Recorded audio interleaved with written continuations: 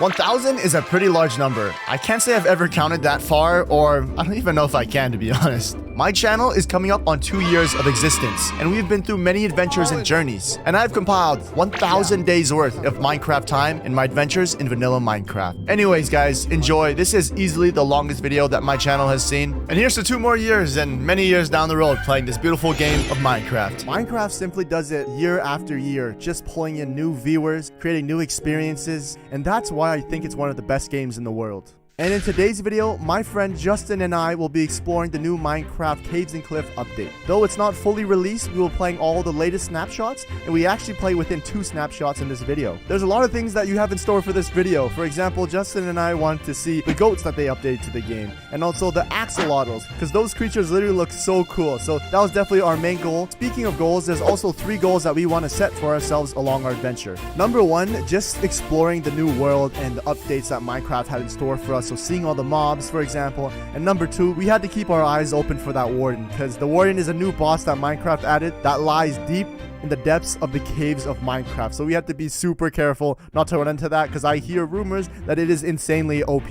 With all that being said, you guys know videos like this take a long time to do, and you guys know that I'm in a huge battle with the YouTube algorithm, so any likes and subscriptions that you guys give me will help me come up on top. It's your boy Swidge, and today I present to you Surviving 100 Days in Hardcore Minecraft Caves and Cliffs update.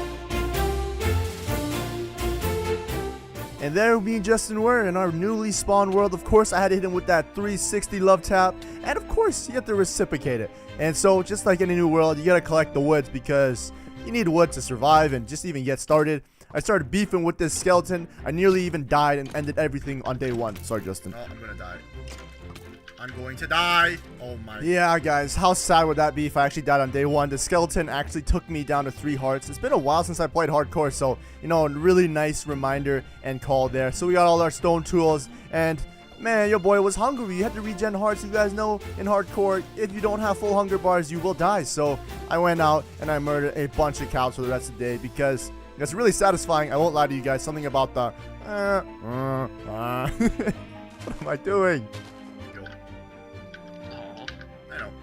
I know. Oh, there's 2. Oh, this one just hopped over here. Alright, let's see. Dude, he jumped so high. Sometimes they jump so high. Look at the beard on this guy, man. He's got a goatee. Oh, he's okay. Do a trick. Speak. Alright, I'll force it out of you, buddy. Maybe a little bit too forced. Oh, there's Trex over there. These are some high altitude. Oh, there's high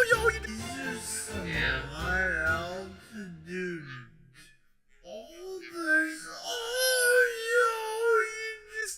You just missed it. You just jumped like 3 blocks distance. All right. Oh. Alright, it's getting dark. Oh! What was the reason for that? I'm over it. Yeah, jump up from that, idiot. Yeah. Guys, are you seeing what I'm seeing? That's literally goats in Minecraft. That was so lit. That was literally my first interaction with goats. I saw them on snapshots and photos and here and there, but I never saw one for myself. So seeing that for myself was literally so cool. And at that moment when I saw them, I knew when we had our base, I was gonna get our own. Wait. Oh, what the drip? Oh. This guy's kind of in his Christmas suit. Look at the ice. Sheesh. Sheesh. Yeah, I've never seen llamas this color before, and let alone put a carpet that makes them look this cool. So I definitely thought it was so cool. Oh, Justin, look. Come here. Look in the water. Oh my god. Oh my god. Oh, it's these things. Axolotl. Right. An axe. A hatchet. How do you actually pronounce this? Axolotl? Axolotl. Axolotl. And on day 2, I also found the axolotls, and I learned how to pronounce them. As you guys can see, I went on Google. I actually didn't. It's a shame, guys. It's an interesting word, so I had to search it up and make sure I was saying it right to you guys. And I didn't think I was going to find it this early in the actual 100 days. So as soon as we had enough iron, I went out to go find the axolotl. And I saw this glowing squid, which is also a new mob. And I killed it because I wanted to see what crafting recipes I could make out of it. I kept looking around the water to find the axolotl, but he had disappeared and it was getting dark. And this slime right here, he almost finished me, guys. I realized I'm in hardcore. I keep forgetting, and I have no armor, and the slime literally hit me so hard, and it was getting scary, guys. I needed Justin's help. I was screaming and asking for Justin's help because look at all these mobs. I thought that was going to be it on day 2, but Justin came to my rescue, and he showed me where he was caving, and then I shacked up with him, and he threw me one of his shields because I definitely needed one. And from day 3 to 9, Justin and I spent our times within the caves. We wanted to see all the new textures. As you can see, the iron that I'm mining looks completely different. Seeing some copper ore. There's a lot of new textures. It looks like everything was retextured.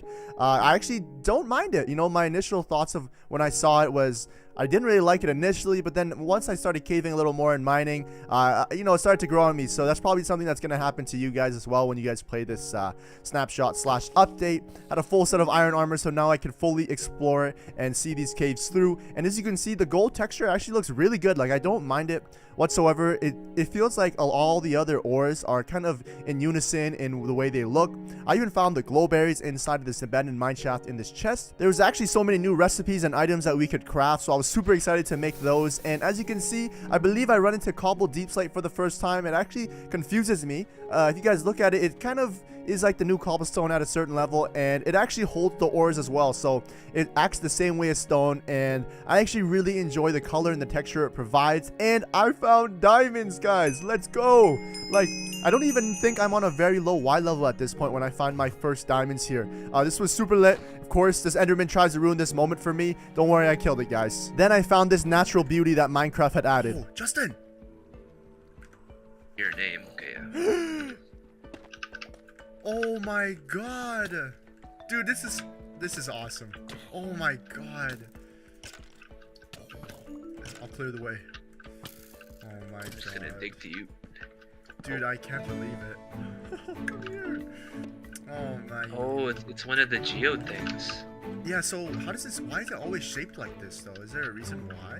No, it's because this is what they look like in real life. Like if you search up like an amethyst geode, like that's what it's supposed to be.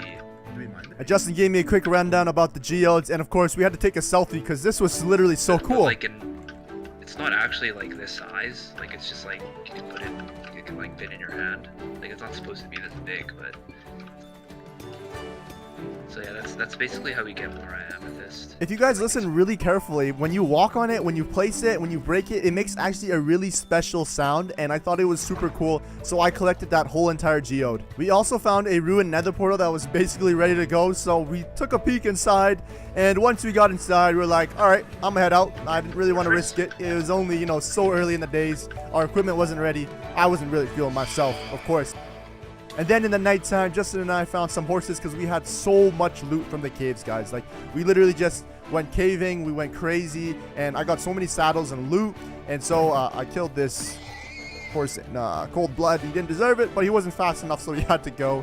So we started exploring the world. As you can see, the world generation looks so good. Like, there was a glacier right beside a mesobiome, and this mesobiome was literally so big. I explored as much as I could. I found a abandoned mineshaft.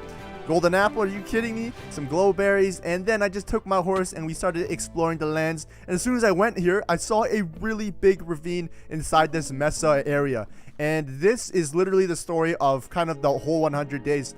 Basically, what Justin and I wanted to do was we really wanted to embrace the full caves and cliff update and live underground. So we were trying to spend all this time looking for the right type of base. And I almost killed my horse here. And I don't know what it was. Maybe in the snapshot, it was a little bit glitchy, a little buggy here. But it created a dark patch right here, which was kind of like a mob spawner. We even found a sand temple along our journey. Like, we were traveling for days, and as you can see, my inventory is so full. So just think about Justin's as well. So we have 2 full inventories, and we have nowhere to shack up. But we had something in mind where we wanted to live. Like, we really just wanted to embrace the Cave and Cliff update and just kind of make a base revolving around that to showcase to you guys. So it's kind of informative, but it actually ends up being so beautiful at the end of the day. But because we were on the road like all the time and we didn't have anywhere to shack up quite yet, Justin and I were literally so hungry on food, desperate for food. So I raided that whole village for all the hay bales, and all these little pork chop guys, they had to go because the boys had to eat. We were just trying to look for a really good base, so we spent a lot of our days just exploring, and this was actually pretty good because we got to explore the whole entire, new update in the world's generation. Justin and I got a little fist fight. He usually doesn't let things go pretty easily, and look, he's swinging on my horse. Like, for what reason, Justin? Why are you hurting the horses? What did he do to you? Oh, see ya. Rest in peace. I'm fine. And then we ran into another sand temple, and Justin decided to blow it up and, walk away from the explosion all cool and stuff. But I already know there's probably a god apple in one of those chests. I know one of you guys are already flaming, saying, yo, there must have been some good loot in there. What are you doing? And then finally, though, this is the good news. On day 17, I found a really, really nice area. Justin agreed with me where we can kind of shack up. As you can see, we're deep in the caves. There's some dripstone, some new blocks, and it's just really, really open. And there's a natural pool of water right there. I was just picturing our whole new base here. Nice little pan. I could see it. Our future home was going to be right here. I was super excited. And finally, we could put some things in a chest because our inventory was getting ridiculously full and we had to let go of a lot of good stuff. And on day 18 to 23, it was time to finally make it look really nice around the cave. And I had been holding 2 axolotls that could finally, find a place where they can swim and have a good time in this cave here. I thought it looked so good just because how it would look so natural. It was like a pond within a cave, and I think this is the beauty of the update itself. So we cleaned out the whole area, and I started making a crafting area because we wanted to go to the end as soon as we could and fight that ender dragon. But first, we need to get some decent gear. So I actually used a lot of the glow berries, which are used for really good lighting, and I kept looking over at our axolotls because they look so peaceful and so happy in their new pools. Justin, man, he's always working on the aesthetic. He kind of had the vibe for the cave, so of course, I know if you guys play Minecraft, you guys know it's a struggle to gather animals because sometimes they aren't attracted to the wheat. So from day 24 to 27, I grabbed some cows, I grabbed some sheep because we were going to need food down there because we didn't really want to leave the cave too much, only when we needed to. So of course, I rounded up all the mobs, making sure we had enough to eat and survive down there. But as you can see, it's getting really homey and beautiful. And these little baby sheep jumped out of their little area we made for them, and as soon as I stared at them, I gave them that look. They ran back in because they were scared of your boy Switch, man. The cave was lacking some chickens, so on day 28 to 30, we went out looking for some chickens. We brought them back. Justin had cleared out this little area for our animal farms. We kind of had a rough idea what we wanted to do, so I did a lot of clearing. And one downside of a cave is you're in a cave, so it's really dark.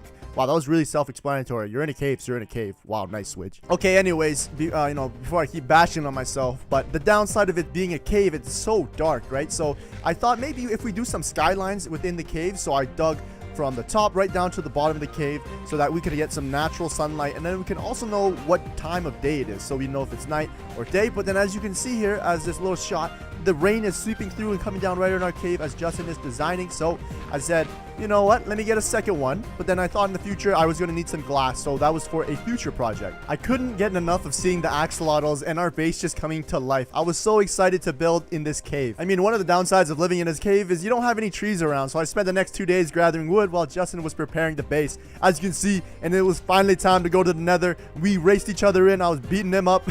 What am I doing right now? What am I doing?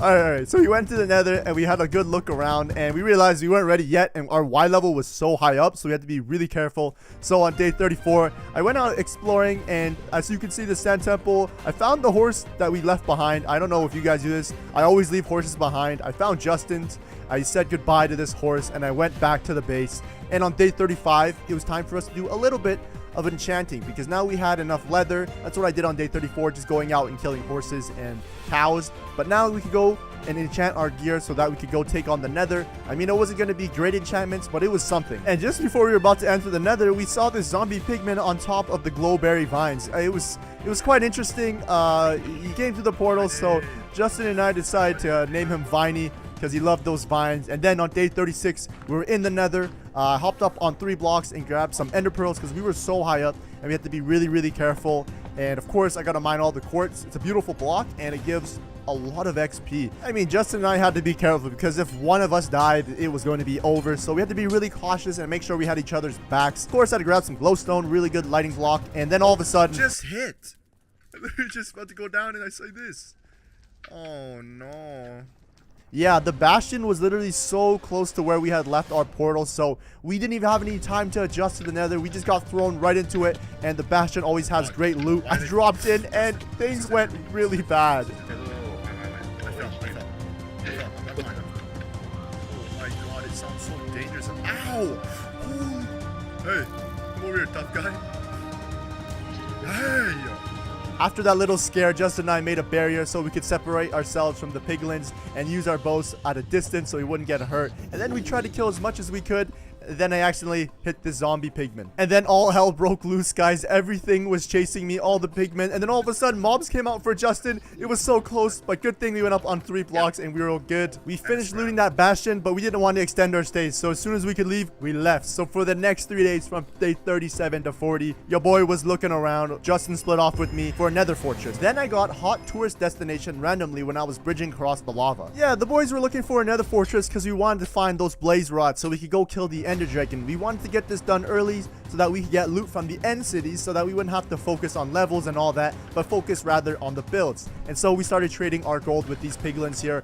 I was AFK eating and Justin had his bow out on me. I don't know why he saw me as a threat, but we had these 2 piglins here and we forced them to trade with us. We just weren't finding our way. We went back to the overworld to see. We were about like 10,000 blocks away, but then we went back in, determined to find another fortress. And of course, all the hard work pays off. They're beefing with the piglin. Oh, he's got white. Yeah, got annihilated. Yeah, then we witnessed some Wither versus Piglin action. It was kind of insane. The Piglins outnumbered the Wither, so he literally stood no chance. I ended up just looting all the Nether Fortress, getting some diamonds, some gold, while Justin was actually, he found the blaze spawner. But I was trying to find, you know, just the loot so we get better gear. I was fighting through the Nether Fortress. I was feeling pretty good. Our armor was good. Our weapons were good. You know, diamonds here and there. The loot was looking good, guys. And then this blaze gave me my first blaze rod. So we were 1 blaze rod closer to go fighting that ender dragon. After exploring all the fortresses, killing everything, grabbing all the loot, Justin and I finally met up after he was like slaving his life away. Look, he has no helmet. I had the splash potions of fire resistance too, so I kind of made him do the brute work. Sorry, Justin, but we finally got back on day 41 because we had been so far in the nether. What are you doing, Jarvis? As you can see, Justin tried to troll me, and you can never troll the switch, so Oh he my nearly God. almost killed himself and fell into the Oh, wait, lava there's a trying. vine, you Don't got a ever friend. test me, Justin. Two. Oh, Wait, Bunny is came mine down. Yeah, as you can see, another zombie pigman went through the portal and joined Viney here. I was so happy to be back at our base. It felt like we'd been gone for so long, and it was nice to see the axolotls again. And I went out to go collect some sand because now I wanted to put that glass dome over the top of our skyline and just really enhance our base, because when you're in the nether for too long, you know, it gets to you. So we started preparing for the ender dragon, but we also cleaned up around the base and started making it look really, really good. As you can see here, I wanted to use the cobble deep slate and a little bit of glass, and I thought I made a really clean look. As you can see, the chickens could finally roam around. We had a silk touch axe so we could get some grass, and the base was just coming together. I swear, every time me and Justin get into a world, we always one up ourselves. We always do something really special, but this world is the best one, I gotta say, so far. You guys might think differently. Let me know in the comment section below. But what do you guys think of the base right now? You're halfway through the 100 days. What do you guys think? I am personally in love with what you guys are seeing, but wait until the end product, guys. We worked so hard to just highlight and embrace the Caves and Cliff update. Oh, it is so beautiful, guys. As you can see, I'm collecting the cobble deep slate, trying to, you know, make use of all the new blocks and the new looks. There's amethyst here, amethyst there. You know, oh my god, it's too beautiful. And then I came to that realization when I was traveling from the top of our cave that I almost fell down the skylight and killed myself, so I had to cover it up here. And I know you're not usually happy to see phantoms in Minecraft, but I was actually really excited as I got chased around by these phantoms here. But it meant that our Ender Dragon fight was coming soon, because now that we had the slow falling, that was going to be the diff, guys. And on day 47, I baited this zombie down the hole and killed him without even touching him. I felt really good about it, guys. Let's go, boys. Hunter Switch does it again. And on day 47 as well, we found a natural geode that was so close to our base, so we made a nice path towards it. The villager transfer process had also begun on day 47. We were moving him down into our cave because, first of all, the village was super close, but I was also really worried that the villagers may die, so I wanted to make sure if we wanted them at any point during our adventure that we'd be able to access them, because better safe than sorry, right guys? And then I made the mistake of killing the wandering villager because I no longer needed him, and then the llamas were not very happy, so they spit at me and they broke my boots, guys, and I locked them away by the natural geode. But on day 49, if I could take on some spitting llamas, I could take on that Ender Dragon. So Justin and I prepared ourselves. We even ran into these axolotls that were in this river. I grabbed one for good luck before we went to the Ender Dragon, and we traveled. We looked for the end portal. We had all the Ender eyes we needed. At least we thought, okay? But we were traveling day through night, and then we found the location. And when we went through the stronghold here, we looted some stuff, you know, explored, made sure we had each other's backs, and we were just trying to find the stronghold at this point. And of course, you know, you gotta stop by the library, loot all the books. And then finally, we actually did find the end portal, and then this happened. How many eyes we got? 0. Bro, I have 10 pearls. Yeah, the boys had a total of 10 pearls, and you guys know that the portal needs 12. So we did lose 3 in the process while we were looking for the portal, but we thought it was okay because, you know, maybe there'd be 3 or 4 eyes in there, but obviously there was 0. Of course, it had to be that luck. So we crafted another portal, we eyed down all the endermen in the nether, and we had our ender pearls, and we were ready to go. After a nice pep talk, Justin and I were ready to go. This was just going to be practice for if the warden ever tried to show up on us. So we took on that Ender Dragon with confidence, shooting out the healing towers. Justin was feeling himself, as you can hear. What? What are you? Let's go! What happened? I sniped one from like 30 When? light Hey! away. Give me Wait, that. what if I get one of these tall ones? Hold on. He was feeling nice. His shots were in line. But don't count me out too, man. Your boy Switch is nice with the bow as well. I was doing damage to this Ender Dragon. Of course, her loyal minions were chasing Justin.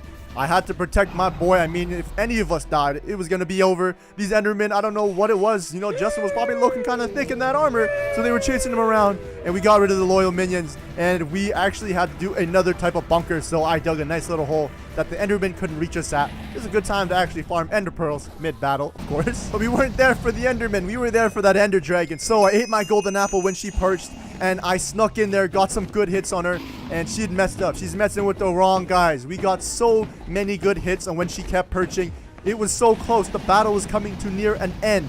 And then all of a sudden, I got hit super hard, and I got really scared. I ran away. I ate a golden apple, and she was getting so low. So I drag scoped her. Bow! Call of Duty style. Another one.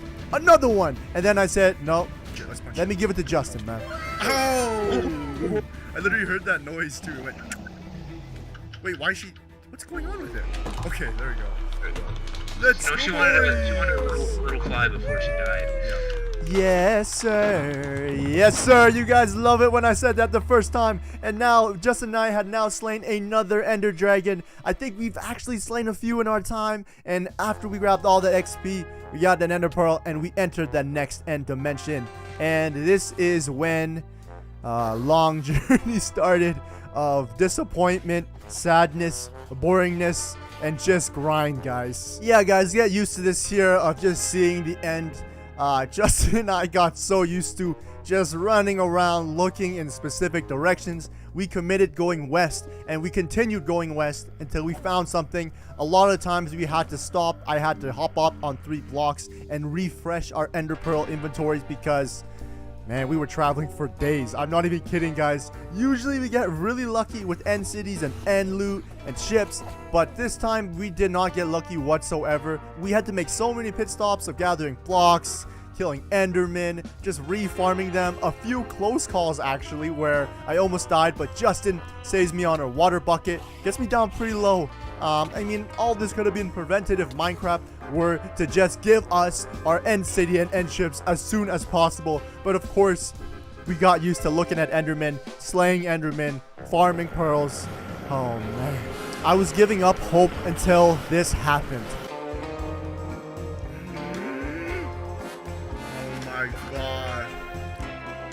yeah, we finally found an end city with an end ship. Yeah, sure, it was only one city towering with no loot towers, but it was finally, you know, relieving to find something that wasn't just end stone. So of course there was nothing to loot, so I ran right over to the ship, ender pearled over, looked in the loot.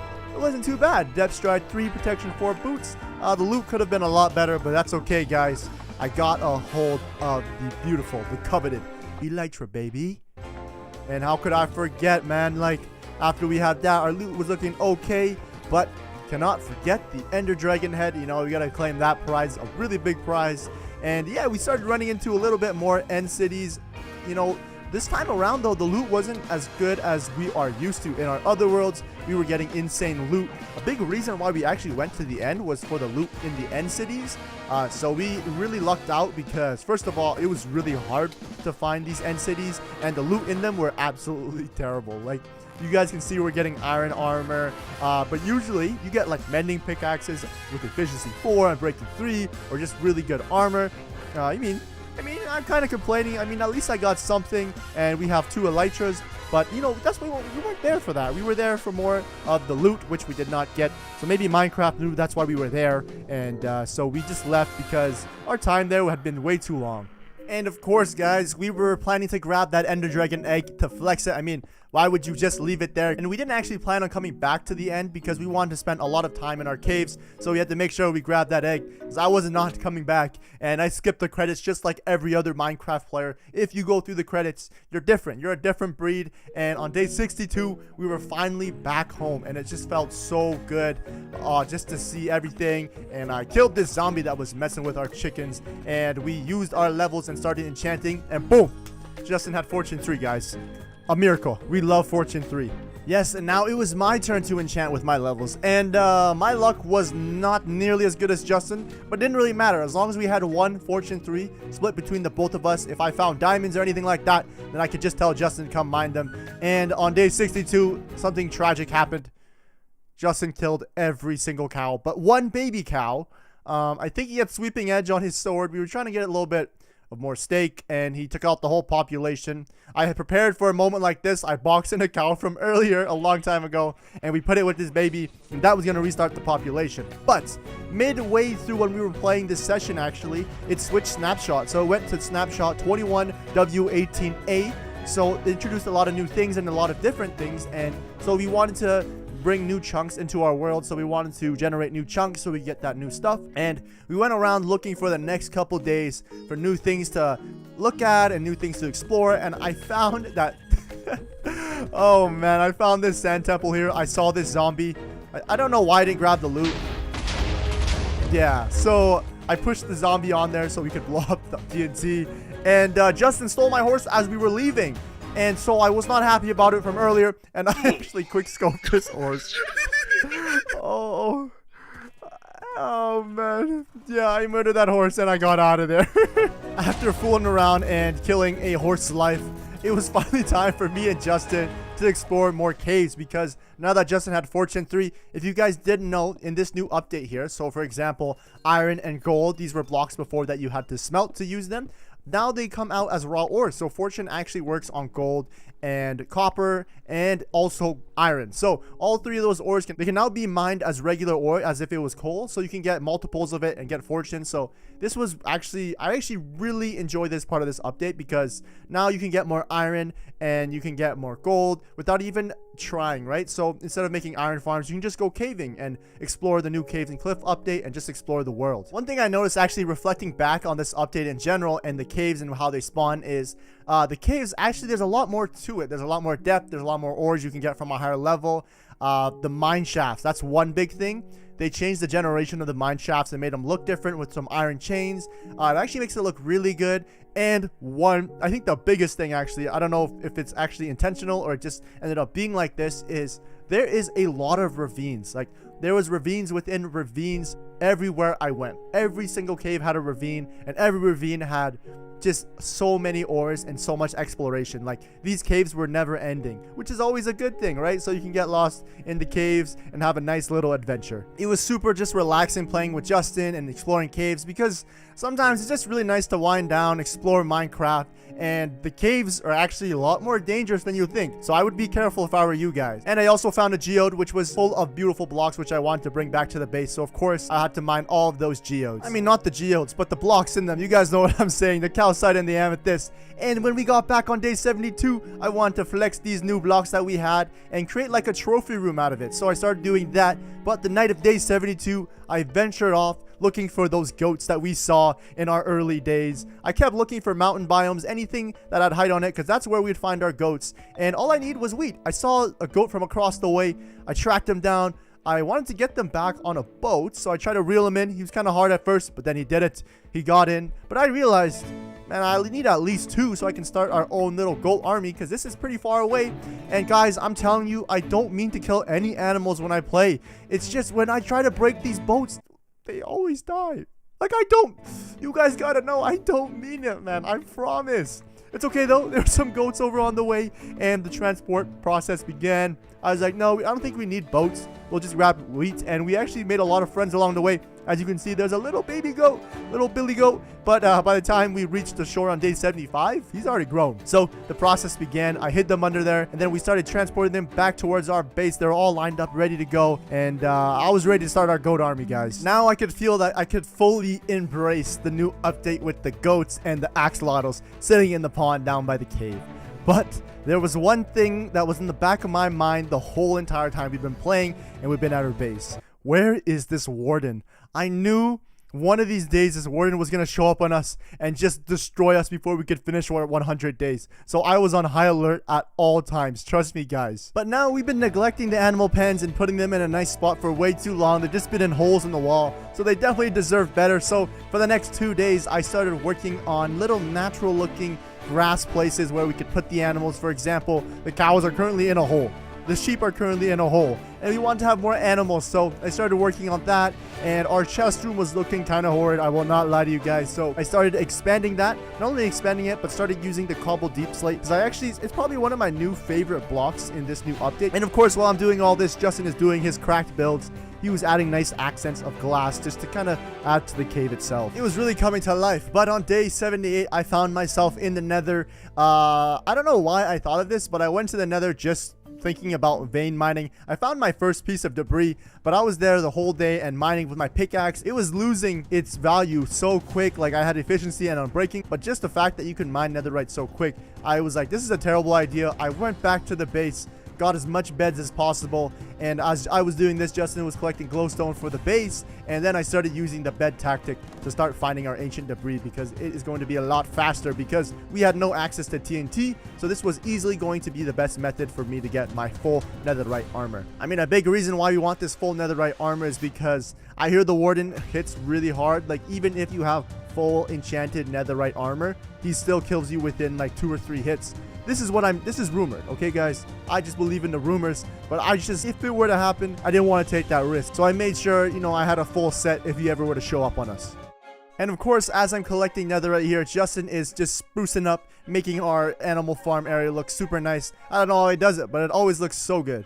But on day 81, guys, I was back and I had a full netherite set. I mean, the enchants weren't the greatest, but at least I had netherite. And if the warden came, I was gonna be ready. Well, not ready, I just wouldn't die right away. But now it was time to start looking for some bees, not only to spruce up the base, but I wanted to make candles because that was a new item.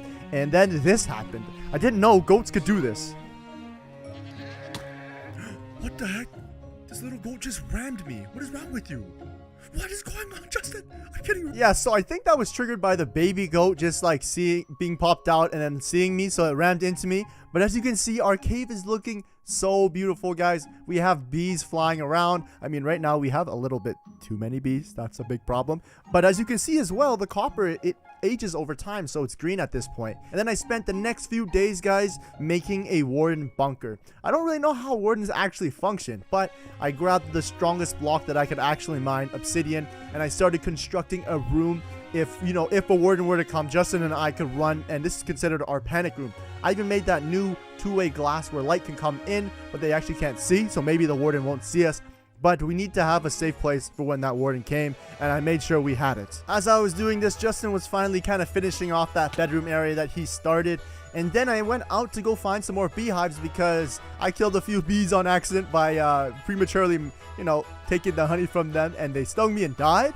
And I also wanted to get some more axolotls because I think there was 3 or 4 in there, and they kept disappearing. So out on this day here, I found 2 lucky guys. I mean, you guys need to name these guys down in the comment section below. All the axolotls in our pond. You guys can count at the end of the video. Put some suggestions for names, and this happened. This was really messed up, but it was super funny. I got Take your hands off my shoulders.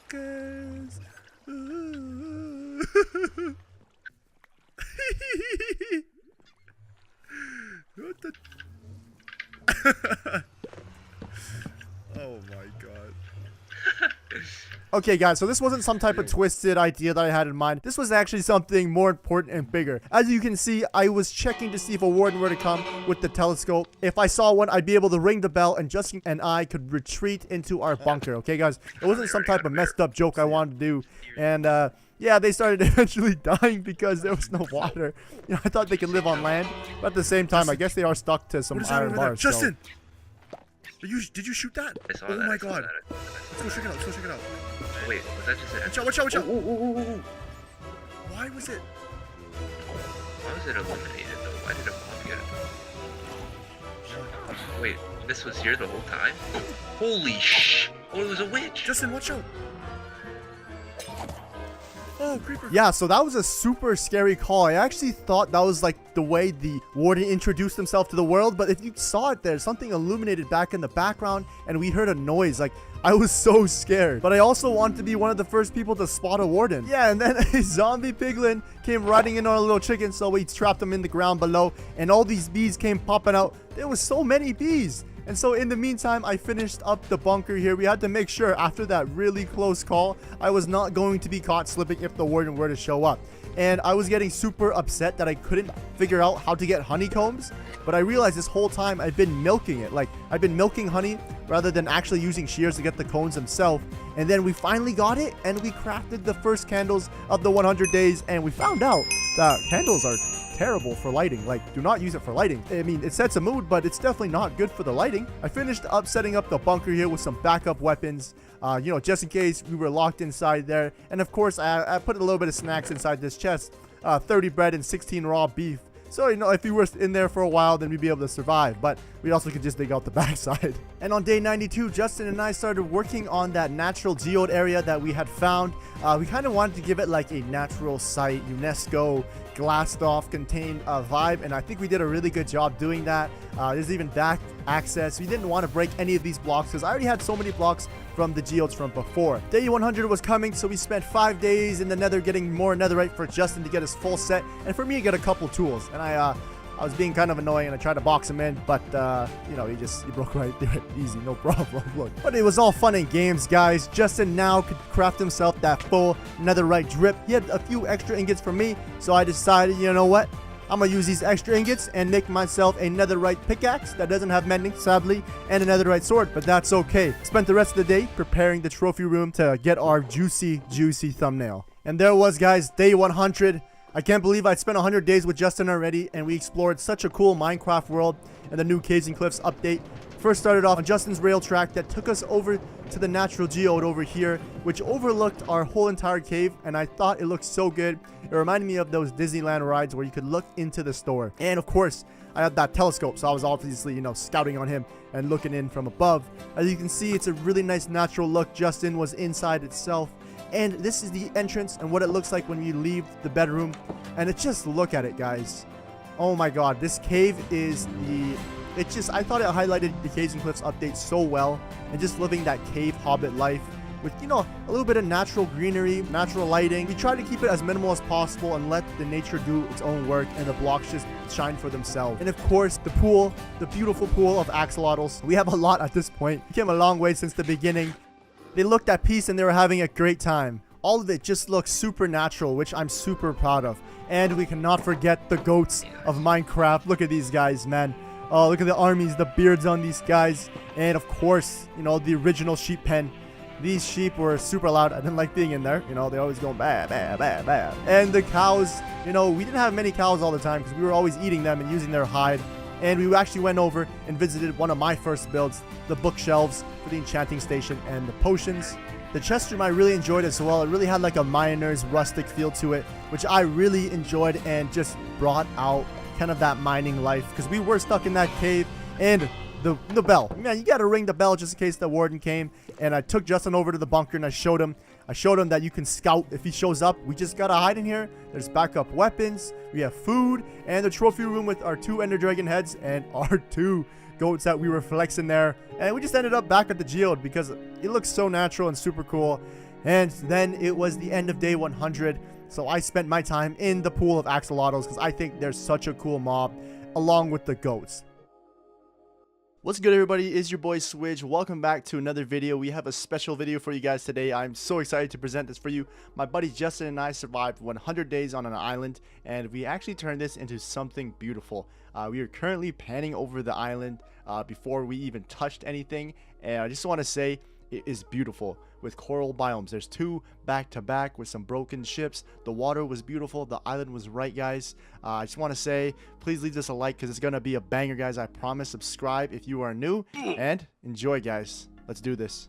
So on the first day on the island, me and Justin kind of had to set some ground rules for ourselves, what we were allowing ourselves to do. As you can see, my health bar is not in hardcore. As you guys know, all these trends are coming up with hardcore Minecraft. But you know, I think the challenge itself in this challenge was seeing if we could survive with each other, because we were going to be on an island with each other for about 100 days. So obviously the first couple days were struggle days. There was nothing to eat. There was mobs. There was no torches, so we had to go caving, of course. So the next day we knew, hey, we're in a coral biome. Let's go collect kelp and eat, you know, burnt kelp, because that's probably our only option for food other than fish. But we made a farm right away. You see, we spent the night in that little cubby that we had to do because we did not want to deal with any mobs. The next day, we started chopping up the wood, doing all the basics in Minecraft as per usual. And on day 2, because this is an original idea that we wanted to do, surviving on the island for about 100 days, we kind of set some ground rules on what we were allowed to do and what we wanted to do. So number 1, we wanted to go to the nether. Number 2, we could go to the end and kill the ender dragon. Number 3 was to get some animals, maybe some animal farms, some diversity going.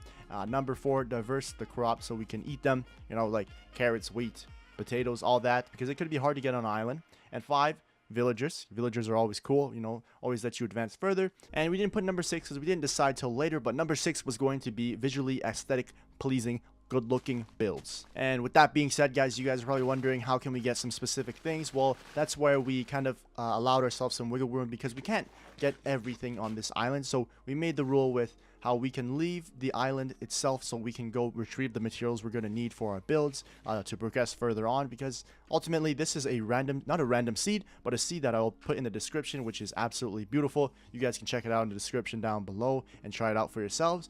But this was a seed that it wasn't a map made to solely survive on the island itself, so we wanted to just bring in a different aspect into Minecraft, because playing vanilla Minecraft is awesome and all, but I thought this, even during this 100-day journey, it really spiced it up, the fact that we had to stay on the island and retrieve our items, and it just added a lot more to our adventure. Yeah, the first couple days, I guess you could say we were pretty down bad because we were just eating kelp, which only restores half a hunger bar. We also didn't have any wool.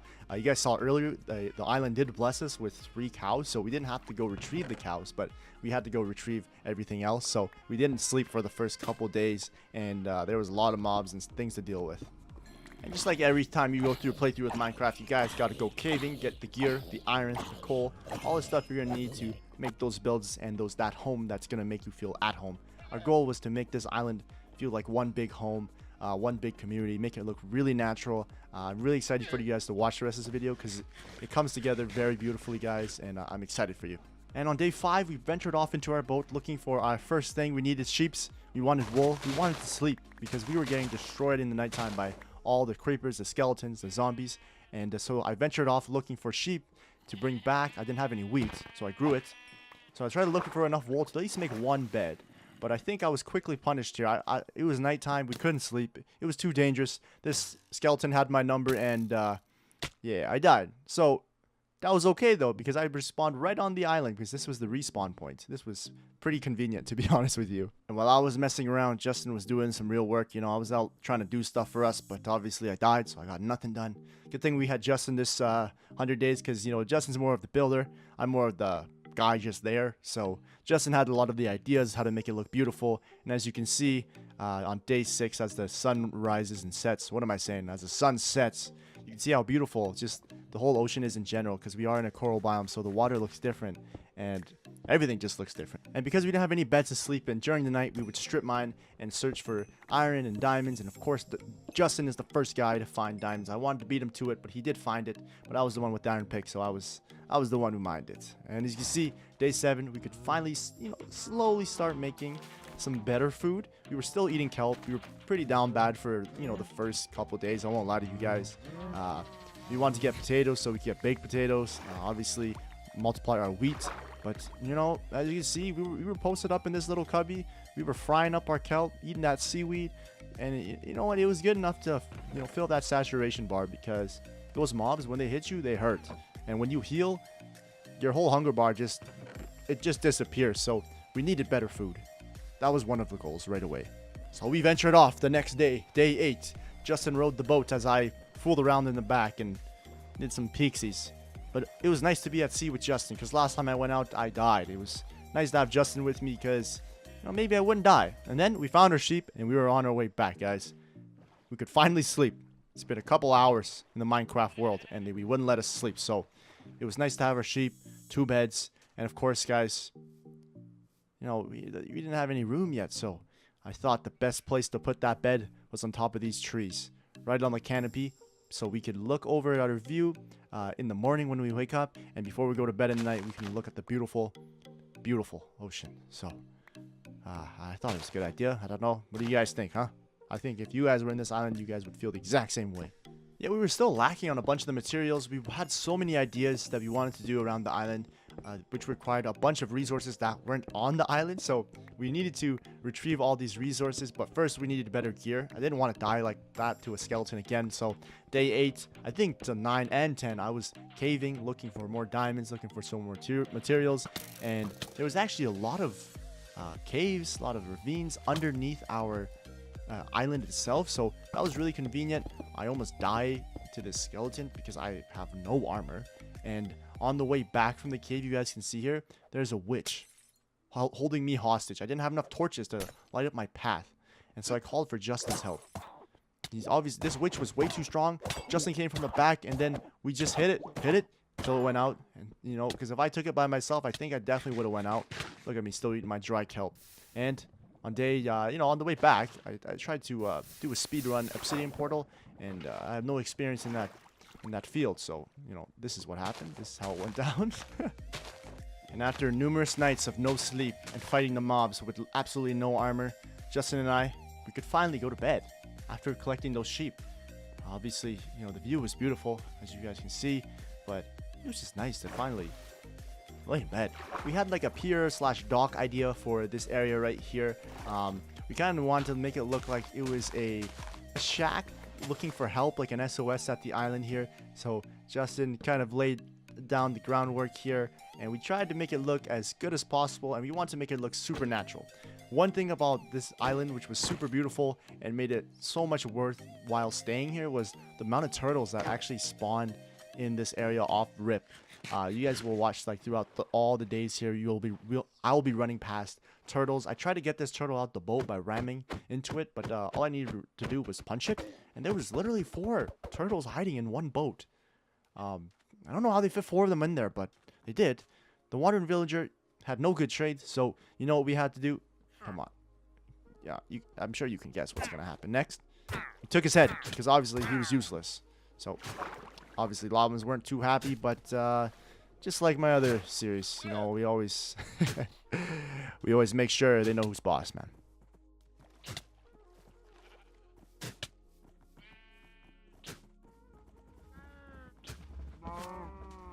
And while I was out fooling around as per usual, Justin was putting in that work. Thank you, Justin, for being such a great builder and such a great dual partner on this Minecraft world.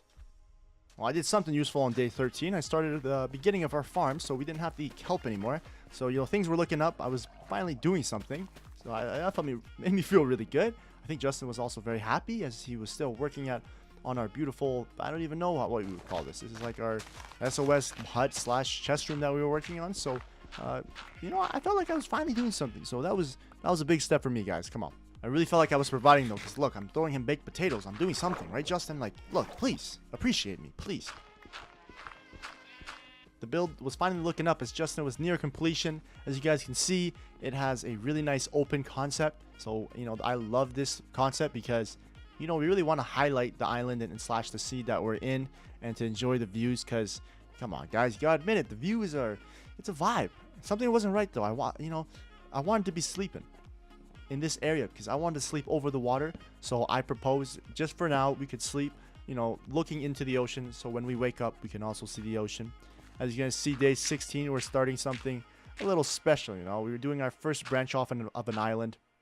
The idea we had for the majority of our builds, what we would do is we wanted to make it look like there were islands branching off of islands. So there's one main island, which was the one that we spawned on, and we would create these man-made islands that looked natural, which contained specific things, as you guys will see throughout. I'm trying to make our bed area pretty nice, you know, the glass bottom bed. Come on, guys, with the sea cucumbers underneath. Like, when we went to sleep, woke up the next day, it was nice, guys. And then, you know, you could see Justin under the glass floor, so we were getting luxury. You know, from where we started eating kelp, things were about to get luxurious. Things were looking good for us. After creating these man-made islands on day 17, working all the way through the night, we made a quick pathway so on day 18 we could easily transfer the cows over because these cows were going to provide us the yummy food, the good food, the non-kelp food, the food that would fill our stomachs. So we made sure they had a decent place, and we were really happy with what we did that day. So, you know, we wanted to make the pathway to all these islands because we did kind of natural islands, pathing off of islands, more like parkour, because we just finished a parkour map and we were feeling nice. And parkour is always fun to do, guys. Justin also insisted that we try to light wood up on fire so we could light up the nether portal, but I got fed up and I said, sorry man, we're just going to use the flint and steel. I kind of broke his dreams, but he was a lot faster than what he had in mind. We were stuck on that island for a couple of days, so we wanted to get a nice little getaway from the island, from going into the nether. You know, the nether is a scary place for me, and of course, as soon as I get into the nether, you know, terrible things always happen to me, so I get out of this situation. But obviously my kelp isn't good enough saturation, and I'm slowly burning to a crisp. There was nothing I could do about it. There was nothing I could do, but I returned to Justin quickly, promptly, got my levels back from mining all the quartz, and we were back to business and grabbing all these shroom lights because the shroom lights were a really nice natural light source that we could see lighting up our island. So while exploring, we got like the best RNG. We found a double blaze spawner. These blaze spawners were literally beside each other. Before we left, we wanted to make sure we had at least 20 rods. What's it called? Blaze rods before we left. So that way we wouldn't have to come back to fight these guys, because these guys were really strong, especially because we only had iron armor and our gear needed to be upgraded. It was pretty close calls a couple times, but we got our rods, and you know, obviously we played it safe. But as soon as we had enough, we were out, guys. What is that? Okay. Okay. What else? After getting back in the nether on day 26, we wanted to organize our living area a little bit more. After having all that stuff in our inventories, we wanted to organize our home base. We made a chest room out of the middle building. I don't even know what we would call this. I still don't know what we call this. But we ended up making it a chest room. And on day 33 here, we started making a mob XP farm. We needed some levels to upgrade our gear. I loved doing mob XP farms. One problem was mob XP farms don't look good and they don't look natural. So we had to figure something out. While I was doing this, Justin was making an enchanting area. One bad thing about the mob XP farm was it was working too well when I was doing it. As you can see, we're getting attacked by a bunch of zombies. Yeah, I wasn't quite done building it, but it was already working too well. I closed it off, and you can see the mobs were waiting for me inside for me to blow up. Like, it was too crazy. I had to get out and figure something out. And of course, when this is happening, Justin's peacefully making a beautiful enchantment station, guys. looked supernatural, like it was grown into the cave. It fit the vibes, guys. So we brainstormed, because it is a mob XP farm and we made it out of cobble. It doesn't look the greatest, but we brainstormed if we were to use birch logs and planks, maybe we can make it look, you know, natural-ish, but not terrible, because it would not fit in if it was all cobble. So what we ended up doing was actually really clean.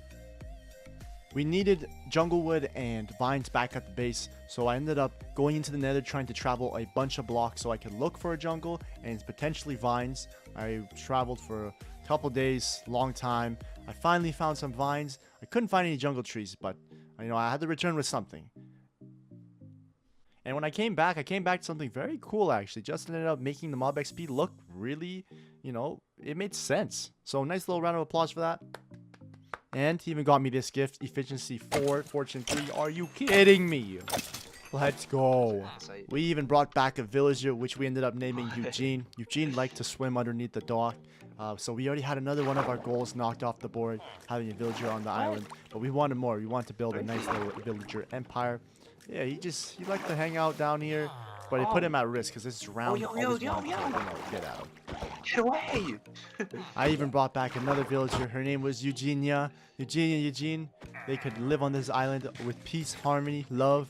And it was kind of cool, though. The first thing to happen when I brought Eugenia on the island, she went straight to Eugene.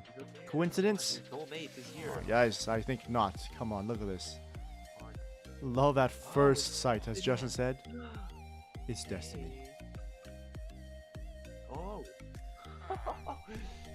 But the work was just beginning. We wanted to make an island that looked beautiful, something we could be proud of, something we could, you know, look down the line a couple years, 1,000 years from now and be like, wow, we did that, you know, and we wanted to be proud. Of course, had to feed the cows because somebody had to eat good. We had to eat good. We didn't want to go back to our kelp diet, so we had to make sure the cows were fed, we had enough wheat, and we had potatoes. Also messed around with these turtles because what are they doing with their arms? You know, they're flapping them things around, like. The construction of another island was already underway. We wanted to make a nice little tree island just because we didn't want a bunch of trees on the main island. We just wanted that to be, you know, aesthetic. Whereas if we needed something for usability, we could go to the tree island.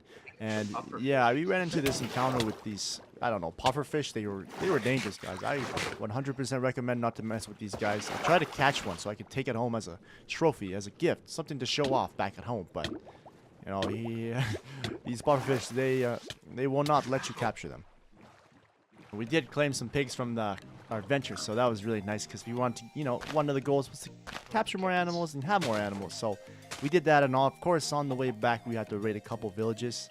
We also looked for chickens because we had 3 slots that we could fill. We had cows, pigs, and chickens. We wanted to fill them out. These chickens were so hard to find. I don't know why. Like, chickens are usually the easiest mob to find, but they were so difficult. We even had to fend off a monument type of thing from these drowns with these tridents. Damn, tridents hurt. I had no idea. We finally put the chickens in the boat, and I was out at least. Justin was wasting his time. I left because I didn't want any more of that. It was a beautiful day when we could take the bees and put them back on our oasis because there was 3 in the hive. I've never seen 3 spawn out of it. Even there was 2 that came out of this one. You know, it looked like they were enjoying the island. They added to the look of the island. It was slowly coming together. It was becoming an oasis. We constructed these 3 pens that looked like floating islands that above glass. One with spruce, one with oak, and one with birch. These chickens, they flew and swam there for a long time. I didn't know what they were doing. They were just staring at me. And then I had to go figure it out. So I went to push them from behind, and that's what got them up on this platform. I was really excited because the island was finally coming to be. Expanded our animal enterprise, so we don't just carry cows anymore. Yup. Got some piggies over here, and then some chickens over here. I think some are in bed. I don't know. Oh, yep. Oh, here's the mending man. Let me see. Right here. Does he not like me or what? Okay. Yes, sir. Now that we were getting comfortable and our gear was getting better, we were now looking to expand our islands. We know that we had one main island, but we wanted to put mini islands as like the whole theme it was in general. So basically we started making a villager island so the villagers could have their own place to live because obviously we didn't want them roaming around an island and I don't think it was very safe for them. And as you can see, You know, they loved it instantly. They moved in and they made their baby villagers. Things were looking good for them. We wanted to make sure it looked like a natural village. Justin did a really good job in making it look natural here. Basically, I try to do as much as I can here, but this island I put a lot of effort in, and it looks really good, and I feel like you guys will enjoy it when it's finished. The whole idea was to make it look like a natural village, so I think we did a really good job in summing it up in an island.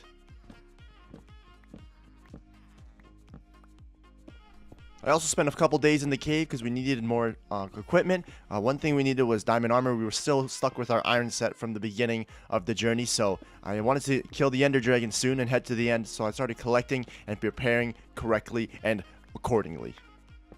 And you know I had to cash out on the diamonds we just retrieved and everything else. Come on, guys. With Fortune 3, it was too free. Like, oh my god, look at this. Oh yeah, I'm pretty sure I only had like 12 or 13. It turned into like whatever. Anybody playing Minecraft, get a Fortune 3 pick, man. It's too free. And it felt so good to just have a diamond set for myself and being able to give to Justin a diamond set. You know, I felt like that made it really bonded us on the island and prepared us as adventure buddies. As the days went on, I basically prepared ourselves for the end fight with the ender dragon, because when we fought her, we wanted to make sure we were ready, because definitely didn't want to die, but also we wanted a memorable experience. We wanted to let her know that we were there and we weren't playing around. So of course we wanted to get these membranes from these, what are these guys called? The phantoms. I always forget these guys' name because they're irrelevant, but they're only important when we need their membranes, so we can use slow falling potion or fixing our elytra. So that's what I did on day 67. Day 68 to 71, I tried to find ender pearls over in the overworld. It just wasn't working, so I found this biome. I can't remember what this is called actually, but they spawned in a lot of endermen, so I farmed pearls the majority of these days just to make sure we had enough ender eyes. I didn't know how many we needed, so I tried to get an abundance of it, so just to make sure, just in case the stronghold gave us 0 in the actual things, then we would have all of them set. I believe it's 12 that will max it out, so I spent, a couple days there just slaying all the endermen, collecting all the ender eyes, so we could prepare for battle. On day 72, when I got back, the village island was looking amazing. I don't want to show you guys the whole sneak peek, but you guys can probably see the majority as I run around, but I wanted to save it for the little tour I give you guys at the end here. But it was looking really, really good. Justin was killing it, and on day 72, our chest was ready to go to the end, and I said, Justin, let's do this. Let's go on an adventure. Let's go get this ender dragon, and let's fight. Too far. Oh, okay. No!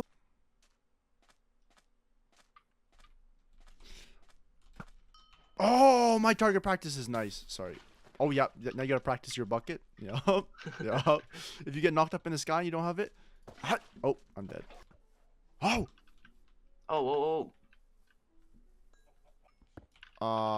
Okay, I have exactly 12. Oh my god. We literally said that jokingly. There's not. Yo. Imagine like doing a speedrun and then running into this. Will you do the honors there, Justin?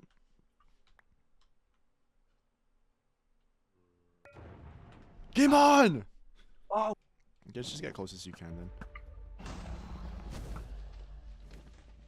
I'm too clean right now. I'm falling. Here. Oh, I got one. Oh yeah. Yeah, I'm gonna throw a head further falling. Nice. Oh, I got another one. Okay.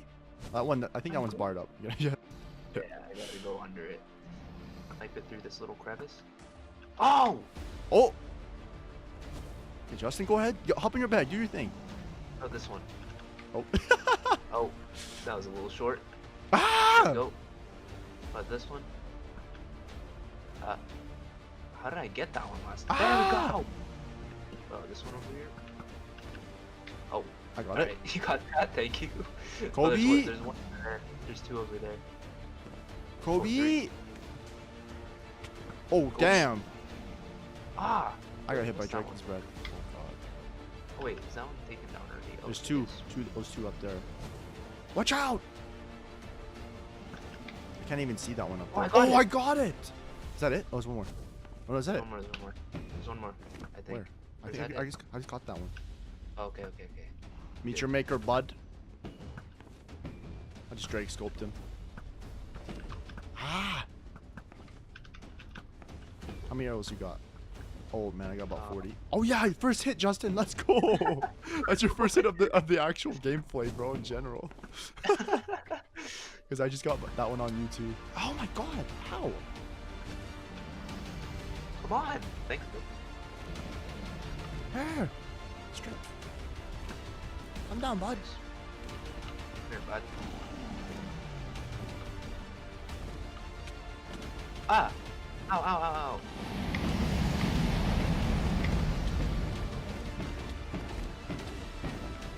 Alright, bud. Chill out. Ow, ow, ow. Kind of hurting me.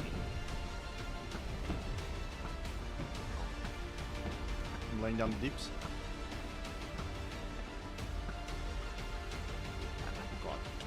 Hey, leave him alone. Oh my god, why is he so strong? He's sorting. Oh, Justin! Oh! Finish him off! Let's go, Justin! Come on. I'm the last hit. I'm coming for the on. last hit. Yeah. Let's go! Oh, this Yo. Henderman. Yeah. Okay, Yeah. I've about 40 levels, so you can take the rest. Go ahead. Hey. Oh, I'm Okay. at 47. Why don't we Evan Enterprise. Ah! Let's go. Let's go, boys! Hey. Would you like to hold it? Get your achievement. Sure. After claiming ourselves as victors to the Ender Dragon, it was too free. First of all, you guys already knew that. You saw it. We wanted to explore the other side of the remote galaxy, I guess you could say, get away. I don't even know what this side of the end is called. But we didn't want to go too far, but we wanted to see if, maybe if we got lucky, we could find an Ender ship or an End city that was literally, right beside us. But we didn't want to take any risks, so we just went back home, and we just wanted to see our villagers. And, yeah, it was good to just get off the island for a little bit.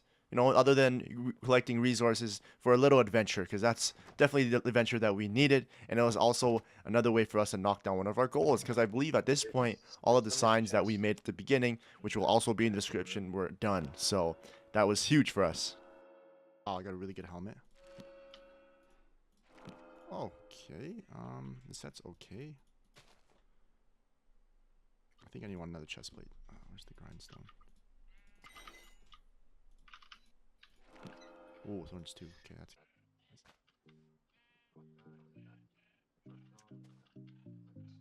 After getting back and using all of our levels we got from the Ender Dragon and enchanting our gear, it was time for our next project. It required a lot of material, specifically glass. It was really cool, and now that we had a trophy to show off, we wanted to make this, guys. Are you safe in there? Are you like no? How do I get in? No. The layers. The build itself was inspired by SpongeBob. You guys talking about where Sandy lives in an underwater glass dome, because obviously she can't breathe underwater. She's not like fishes like the rest of the characters. But we wanted to make a trophy room down under in the ocean bottom in the beautiful coral reefs, as you can see. So as we're in our trophy room, we can look around at our biome in general and just enjoy the views like just like we have on top of the island. So we took advantage of that, and I think it turned very beautiful. This was actually such a long and tedious process because first of all, we had to collect a bunch of glass. You guys know on the island there's not a lot of sand, so I went out, collected a bunch of sand. We also, because we were doing it in the ocean, we had to fill out every single block and get rid of it, so that way there would be air pockets. And then also we wanted to light it up naturally, so I went around and collected sea cucumbers. Not really sure what they're called for real, but that's what I call them. And they have really nice lighting. It looks really natural. If you guys are looking through the tunnel right now, as you walk through, it just lights up the the sea bottom. So it was a super fun project, and I was really happy about it. I spent day 85 to about 89 looking for a, what is it called, a swamp biome, because I was looking for some slimes. We wanted to make pistons that could, like a door system for the villager island where we could push a button and the doors would open, but I couldn't find it. I was out for 4 days and I was like, man, I'm really wasting my time because we're going to 100 days. So I came back with, empty-handed, but that's okay. Justin made do with a nice little entrance. So then we started on day 90 making the sheep island, guys. As you can see, I'm literally dragging the Skittles around with me. Comment down in the comment section below, Skittle gang, you know what I'm saying? You see all the Skittle colored sheep. We made the island and transport them over. It's actually really cool because just the amount of sheeps and the different colored dyes, it just worked so well. So that was really fun. No. The guy just snuck on the boat. Hey, dude, something that still looks like wood, but I guess maybe just birch logs, and then we just like replace the leaves. I pulled them underwater. Eating the sheep. Come here. Oh my, there's one one's under stuck the... under. Yo, what am I supposed to do? Underneath. What am I supposed to do? Yo. Oh my god, he's dying. No. Oh. He's drowning. Oh, Rip. okay, it's fine. Rip. It's okay. Oh, we got some wool out of it though. There you go. Edit that out of the video. Yep. The island took a couple days to make just because we didn't have a lot of sheep and we wanted to make these colored trees. And as you can see, I got bored while Justin was waiting to clip the sheep, so I made a nice little fish tank. There's 2 fish. One represents me, one represents Justin on our time on the island. And I was also farming for tridents, and this is what happened. I've got your trident. Oh yeah. And then we sleep. Oh yeah, look what I did. Look what I did. Yep. Nice little touch. I'm the blue. I'm the red one. You're the blue one. Oh yeah. On day 94 to 97, we wanted to upgrade our equipment a little bit. We were trying to look for netherite. We obviously didn't have a lot of wool because we just used all of our wool for the sheep island, but we were just trying to find enough pieces of ancient debris to make at least one piece of netherite equipment between the both of us. So I guess that's the good thing about playing with 2 people is you can share the tools, because now looking back at it a lot, me and Justin shared the majority of our tools. He had the more OP ones and I had a decent sword, but you know, that's just the beauty of playing with 2 people online. So you know, really fun. I suggest anyone to play just with somebody else. That way you're not even playing alone. Sometimes you can play alone, it's fun, but sometimes, you know, it's nice to have a friend. So thank you, Justin, for joining me on this journey as we're almost on day 97 here. Oh, dude. Nice. Oh, really? Nice. Yeah. Oh, let's get 1 piece. That's literally our last explosives. Oh. What's the thorns? Idiot. What is that noise? At this trident. Loyalty 3. That's it. I will not lie to you guys, I spent the majority of the last couple days just throwing around my trident because I had loyalty 3 on it. I also put mending on it, so you know, I was having so much fun with the trident, and I feel like it just felt right, no? Because we were on an island, we were surrounded by the sea, we both had tridents, you know, it was just destined for both of us to get those tridents and to rule these islands. It was pretty awesome. What do you guys think I should name my trident? Comment down in the comment section below.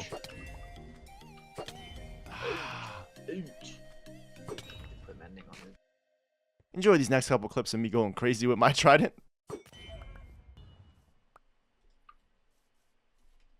Looks kind of cool when you're throwing it too, like the charge up animation. Yep.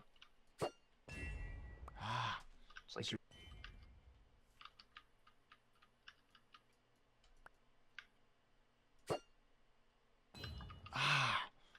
one tap. After fooling around with my trident for a little bit, we decided on the night of day 99 it was time to make a watchtower.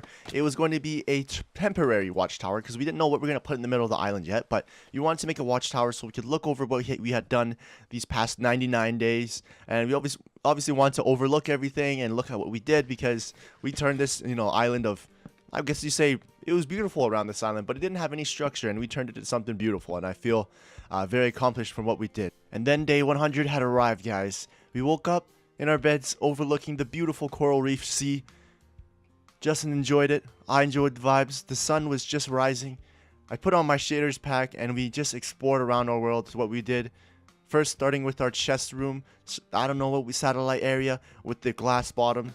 The port walkway, of course, and we even walked over to our sign that we set initially because we did set ourselves 6 goals, which we all did. Number 1, the nether. We did that for sure. Number 2, we went to the end, we killed the ender dragon. Number 3, we killed, we weren't saying killed, we made animal farms. We had a bunch of crops. We made villagers, a whole island for them, and a visually appealing build. So we were accomplished on that end. We were also super proud of the mob XP farm that we made because usually these things look terrible from the outside because they're made of cobblestone, and we made it look really good on the outside. So I was really happy that we could achieve levels while having these views of turtles, you know, establishing themselves on these islands, hanging out with us, and so I was really proud of this. Moving on, we walked down our natural looking pathways that we made on the island to make it look supernatural. We walked into this little shack where I brewed the potions, and this open a space right here, which was part of the original shack that we made on the first night here. It took me back to when we were eating kelp. Llamas, of course. And of course, the beautiful parkour that leads to the Sheep Island. With the beautiful view looking out into the coral reef, with the birch logs being stripped with the wool on top. It's so beautiful. I mean, the sheep look weird when they are shaved, but you know, it looks beautiful when they're grown out. And our 3 floating islands that hold our chickens, our cows, and our pigs. I mean, chickens weren't populated quite yet. Cows, you know, you guys see it right now. Definitely kept this populated because we needed leather and beef. So, you know, watch us poke these guys with our tridents because we have them. And of course, the 2 pigs. We kind of didn't get around to them. And my beautiful fish tank we made to represent Justin and I. Walking past the turtles, we enter Villager Island, a man-made island that looked like a village, where we could see happy villagers, any age, any height, any happiness, guarded by the Iron Golem, who watched the grounds. Oh my goodness, this was probably one of our top favorite builds on the island. I mean, all the builds on the island had the same amount of love in my eyes, but I feel like for Justin, this was his special build because he spent a lot of time on this build. And you know what? The villagers are probably the only people that we communicated with other than each other. So we made sure that this was a beautiful place, as we have a backyard that looks off into the ocean. I think that's one of the best things about all the builds on this island here. It was all of the builds overlooked the beautiful coral reefs. One of my personal favorites, the glass walkway that led into the trophy room, which was on the bottom of the ocean floor. We didn't have much to show off yet, but we had an armor stand with iron armor, gold armor, and of course the egg that we had collected from the Ender Dragon. And our tree island, which was missing, you know, 2 trees. But you guys can see, we just wanted to make an effort to put in different diverse islands so we could also get a look of just different things. And of course the farm that got us off eating kelp. The baked potatoes were yummy. And let's not forget the beautiful enchantment station that we have that looks like it is naturally spawned in this little cubby here. You know, enchantments were awesome. Why not get a view while you do it? And it was nice to be on top of the watchtower to actually visually see what it all looked like together. I thought it was beautiful. And I'm talking about Justin right now as I'm looking at him. It was really nice spending 100 days on this island with Justin. It was lots of fun, lots of projects. I'm excited. If you guys are excited for another 100 days potentially, let me know down in the comment section below. We spent the rest of day 100 actually just messing around with our tridents because we had them. We kind of did like a tournament. First person to hit the other person 3 times won. So that's how we spent the night of day 100. It was the perfect way to end it, you know, just enjoying the island we made and using it as a battle arena. A message from both Justin and I. We really hope you guys enjoyed this video. Day 101, me and Justin, we just kind of stood on top of that little watchtower that we made, and we enjoyed the views. And of course, you guys know I'm enjoying Justin's view. You know the vibes. The first thing that we wanted to do, just like the first 100 days, we wanted to set some goals and things that we wanted to do throughout the next couple days. So what we did was, number 1, we wanted to get a light trust. The movement would be so much easier for us. Number 2, we wanted to get netherite planks, tools, armor, equipment, all that stuff. Number 3, we potentially, I don't know, we weren't sure yet if he wanted to fight the Wither and retrieve his star so we can make a beacon. Number 4, I believe it's just keep building around the island, make it sure it looks good. Number 5 was slime/jungle tree supply. We wanted more things on the island just so we could have more things to use and things to see. So number 6, obviously, come on guys, we gotta get more things to flex in the trophy room. You brought the silk touch, right? Yep. So as soon as we set on those goals, we wanted to get the first one done. We wanted to get our hands on the elytras. We love flying in the air. You know, it would change the movement between islands and things that we need to get. Because we are on an island, it's really hard to get things. So the elytra would change the speed in which we could do things and then the pace that we traveled. So definitely one of our top goals as I mess around with these endermen here as per usual.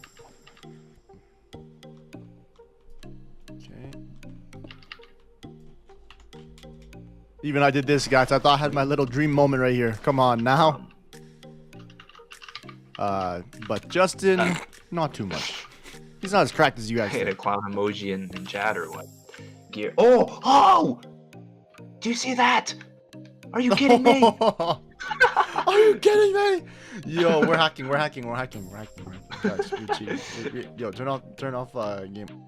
Yo, get off creative. So we spent the rest of this day, you know, just looting up this end city. We were trying to get as much loot as possible and obviously get as much of those shulker shells. Why is that word so hard to say? Shulker shells from the shulker boxes because we wanted to have our own extended chest. See the chest now. Oh! Yo, are you kidding me? Is it nice or what? fast. Oh my. It's too Oh, look at the pick. Oh my god. Oh my god. Let's go. Let's go, boys. Let's go, boys. Please make it. After I infiltrated the end ship, obviously I had to kill this shulker shell. What is this mob called? The shulker dude. And I killed him because we were trying to look for all the pieces. And of course, guys, you know, Justin let me grab the head for the content. As you guys can see, the Ender Dragon head was patiently waiting for us and patiently waiting to be put in our trophy room, because that's exactly where he was going. But it felt good to be here, guys. You know, it was a long time coming from the island eating kelp to being on top of an end ship, guys. Like, are you kidding me? We've come such a long way, and this elytra was about to change everything, guys. So Justin cleared the room. I went, looked at the loot, nice little mending helmet, couple diamonds, you know, for our troubles, and of course, the elytra, guys. Wow, sky's the limit. We, as you can see, unlocked the achievement, and that was just the beginning, guys. Once you had the elytra, guys, whenever you get the elytra, it opens up so many opportunities. And obviously, there was an end chest that was waiting for us in the end city as well. So we for sure took that and stored all of our goods in there because we didn't want to lose any of it. And to be completely honest with you guys, we did not even look very long and hard to find that first end city and ship. So we decided to just keep looking and test our luck throughout days 104 to 106.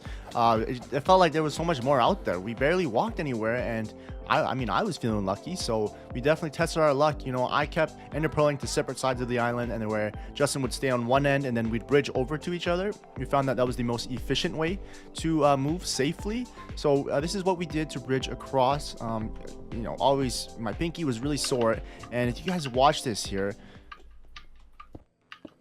Oh, there's Enderman. No.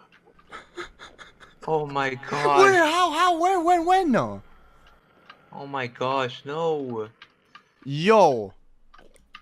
I couldn't believe it, so I had to run it back and watch what happened. But I was slowly running across the bridge, about to start bridging onto the other island, and not even a millisecond, you know, probably 5 milliseconds, I look at the Enderman. Like, I barely look at him. And oh, there's I Enderman. draw aggro, and he knocks me out. And there I go. Like, no. Literally so unlucky. So for the next 3 days, I will not lie to you guys, I was very, very sad. So I spent my time with the villagers waiting for Justin to come back home.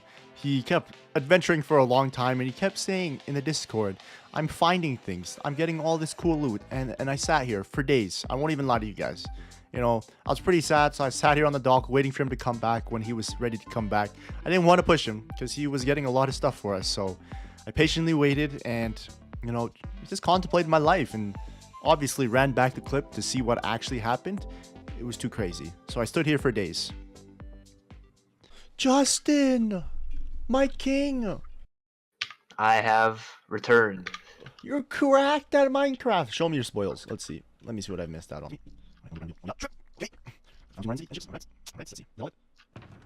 Can I open up my inventory?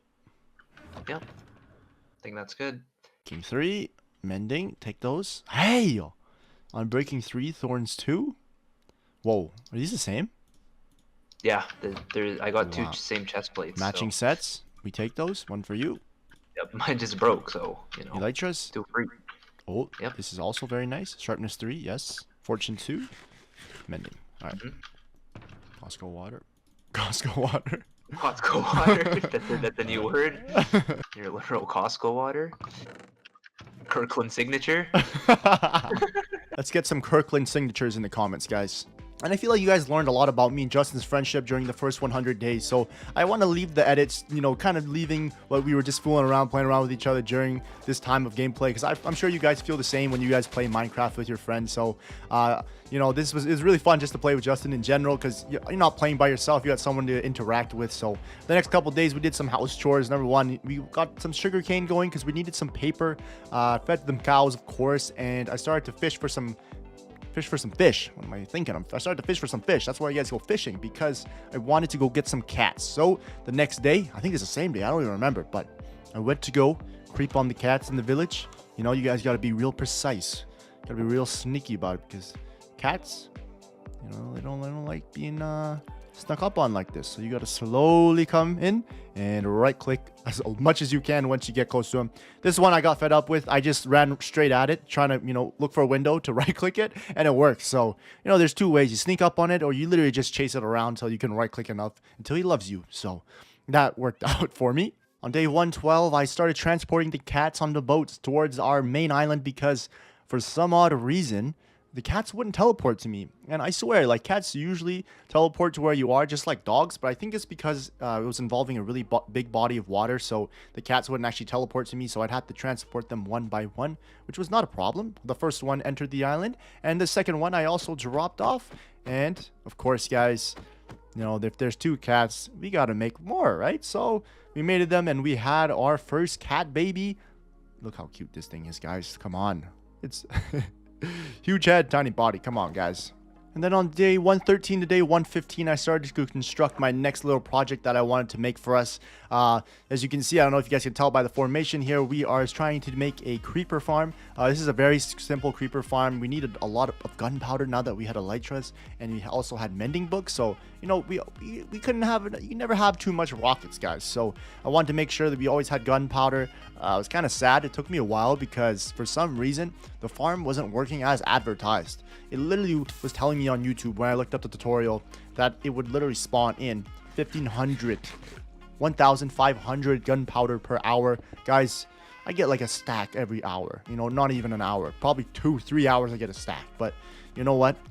Gunpowder is better than no gunpowder, so I took it. On day 116 to 117, I just strip mined and, because I needed more cobble for the build, and it, didn't hurt to have more iron, coal, and all those materials that we needed. Leading into day 119, I kind of started like a bamboo farm area on the island because obviously for scaffolding, you guys were wondering from the last 100 days, but at the same time, you can make sticks out of bamboo. So this was a really good trade for our villagers because we want to get our emeralds up, right? So that's something we were focusing on. That means it works, though. That means it's a slime chunk, so let's go. We take those. Thanks. More, bud. Whoa. Hi. Look at the little guy. Hey, bud. What's his name, man? What's his name? Why does he not hurt me at all? Yeah. It's because it's a tiny one. Oh. This is Sam. Sam the slime, man. This is Sam the slime, the first one. And of course, guys, while Justin was doing, useful things like making slime farms so we can make piston doors, I was throwing around the trident because that's what I know how to do best, guys. Come on. But I actually collected a bunch of sand for a bunch of our projects. We wanted to make a bunch of glass for glass panes because you guys know those are really good for emeralds when you're trading with villagers. So, I made sure to collect a bunch of that sand. It's actually really relaxing collecting sand too and just doing tasks like this. So I didn't mind doing it at all.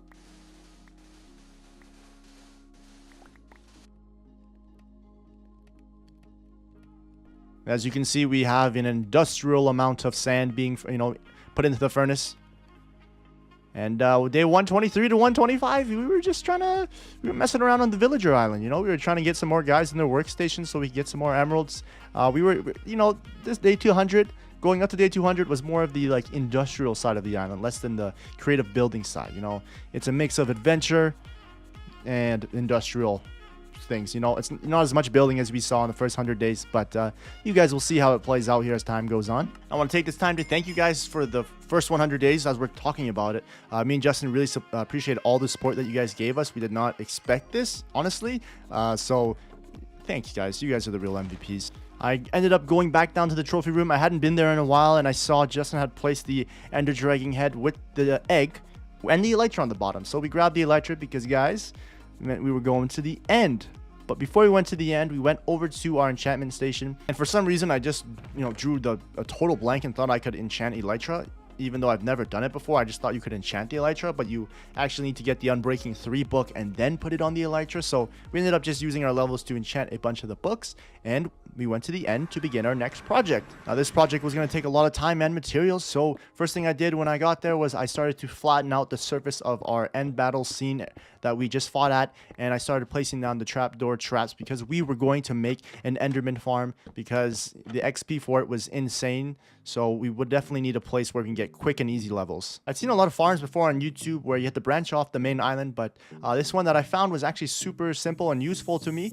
We didn't actually have to do too much. All we needed was endermite and a couple leaf blocks to set up this trap. So I was slowly learning it and watching tutorials as we went, but I didn't have enough ender pearls, sorry guys. So obviously spent a couple days collecting ender pearls and doing the squid special. You know, you gotta attract as much and as many endermen as possible, and you know me. Let's let this play out here. I'm gonna die. Let's cap. No, on God. Oh my God. Let's cap. Have a heart. Oh! Oh! Yo, they're so... I mean, after being sad for a little bit, because I did die to those endermen. Well, not those. There was a lot. There was a whole army of endermen, which I attracted, which is 100% entirely my fault.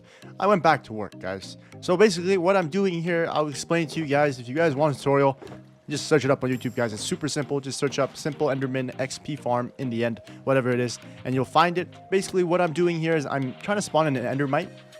And the endermite actually make the enderman really mad. All you need to do is put a name tag on it, name it. I just named them 1 to whatever, 5.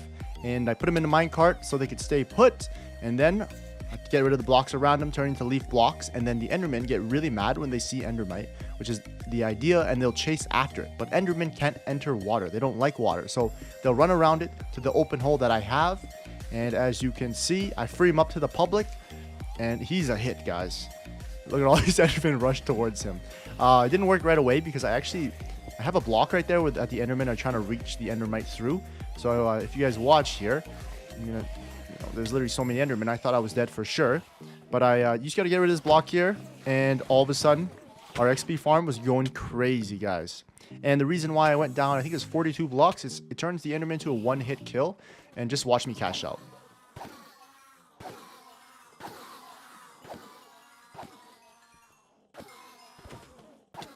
Yeah, as you guys can see, just based on that little demo I showed you guys, the XP and potential on this thing is crazy. So I ended up actually, for the next couple days, setting up more efficient perimeters. So basically, I made it more efficient by making different endermites in different locations of the end, so I would attract all of the endermen.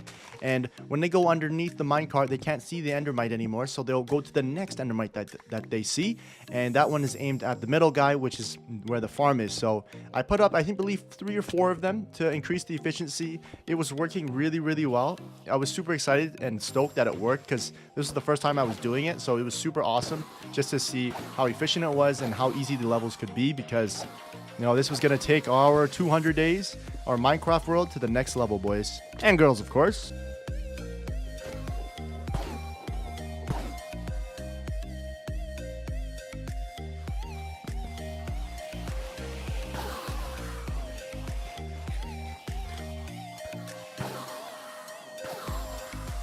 Yeah, I actually stayed down here for a couple days, up till day 140. I told myself I was going to leave when my diamond sword broke, and by the time that happened, I was literally level 53. So this farm is cracked at Minecraft, my guys. Justin? Hey, Okay. I don't have any blocks, but okay, here. Let's try to build up. Do I just go in? If you want to build up here, you can look at like the golem spawning in. And then can I hop in here? Oh, I can't. I probably shouldn't hop in here. Yeah, otherwise you might fall in there. I'm clean. Yep. So is this just one villager or it's 2, 3? No, there's 3. Yeah, and then they just spawn on top, the golems, and they just fall into here. That's because the villagers are under stress, right? So they just spawn yeah, on it's golem. because they see the zombie, so then the golem spawns in. And what's the bed for, so they can sleep? What is it? I think only golems. I think golems can only spawn when there's like villagers with beds. I think. I'm pretty sure. So yeah, because yeah, they actually don't sleep. They're just. Oh yeah, see, there's one right there. They don't get to sleep. Whoa. Oh, the water's so clean too because of our biome. Yeah, it's 3 high, and then it drops the iron. How many iron does it drop roughly? It drops 5 per golem. So. Oh, nice. Yeah. Fire pot 4 on the leggings again. Bottom jeans boots with the Fire pot 4 again? They gave me the same enchantment twice? Yep. Should actually be illegal. Pot 3, unbreaking 3. It's alright. Literally no earnings. Unbreaking 3, protection 3, depth strider. Alright guys, so take notes from me. This is not how you should spend your time at an enchantment table. I got super greedy with the enchantments that I was given, so I kept using the grindstone to get a better enchantment. But at the end of the day, I ended up just getting the same enchantment. As you can see here, I have a decent pair of boots, but I decided to disenchant it, and I just wanted more. And the boots just, you took up about 15-20 levels, and I ended up with these guys. The same boots I could have had earlier, but without the depth striding. And, sometimes you got to take what you get. And obviously, your boy Switch, he can't accept that. He wants the God armor in one go. So don't be like Switch, man. You know what? Sometimes the Minecraft gods, they don't have plans for you, and they're not the greatest plans. But you just got to roll with what they give you. I was obviously very tilted, but, it is what it is, guys. On day 143, I could finally show Justin the Enderman XP farm. As you can see, guys, it looks so much cooler when you're looking at a person get those levels. He's literally getting surrounded by XP and getting a bunch of levels. So I was super happy to show Justin that I did this, as he made the Iron Golem farm, as you guys saw earlier. So we were picking up on the industrial side of things and getting stuff done on the island. So, I guess this isn't part of the island, but part of our island series. We also installed a nice enchantment station so we could just enchant as we catch levels. We didn't have to go back to the home island. We could just enchant where we stood and just keep enchanting to get god gear. So if you guys ever do an Enderman farm, do this, guys. And make sure you make a trash chute called dog water, because, that's where the trash is, guys. Come on now. Oh, efficiency 4 and breaking 3 on an axe, too. We'll take those. And on day 147, we prepared for another trip. Waiting for you. Oh. Where are you? Are you at the portal? Sorry. Yeah, I completely forgot that it was down there. Sorry. What? It just destroyed the portal. Yeah, I don't know if that's ever happened to you guys, but the creeper blew up the nether portal when I was on the other side, and it was really weird when Justin came through and made a brand new portal. But Justin showed me how to use a bed properly and safely. That way I wouldn't die. And we wanted to get the next goal done on our board, which is to get netherite armor and equipment. And we didn't have a lot of resources. I mean, we had a decent amount of beds, but we wanted to come back another time when we had more TNT. I feel like that'd be the easiest way. We spent a couple days down there, and I think I had enough to build maybe 2 or 3 pieces, and I think Justin had enough for 2 as well. We did have leftovers from the last time we went, so we could upgrade our gear. First thing I did, I went for the nose pick, and I made that my first piece of netherite equipment. I mean, obviously we had equipment before that, but that was a shared pickaxe, so something to call my own. I also chopped down a bunch of bamboo, and our bamboo chest was looking super full, which meant a lot of emeralds. Day 155, I checked out the slime chunk that Justin was working on, and Sam had some more friends, guys. Oh, there's a little one in here. What the hell? Ow, ow, ow, ow, ow. That's Sam, no? This one's Sam, no? The little one is Sam, They're right? all different sizes, though, eh? Look at that. Yeah, we got a family. Dog! You might have... Yeah, so the slime farm was most definitely working. I was not a fan of how much they hurt, that's for sure. So the next couple days, I helped Justin out to clear out some of the room in here and to fill out some room, because I feel like I think he overdug a little bit. So we excavated this little cave here to make sure his slime chunk was 100%. And then I left the rest up to him. He wanted to make an automatic slime farm, which I think I'll show you guys here later. But literally, you don't even have to do anything. The slimes will spawn, they'll drop, and then you get free slime. So shout out to Justin, that was lit. And on day 157 to 159, guys, I went back to the end to make it even more efficient. So I placed water around there so that the endermen wouldn't spawn there. So then it would be closer in towards where the endermites drew them in. And on day 160, I checked out Justin's farm that was fully automatic. It was working so well, we would not have to worry about slime ever again. All right, guys, while I enchant my sword here, everybody watching the video, guys, it's time for a water break, me included.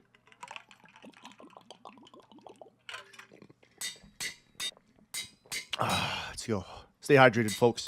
Another one.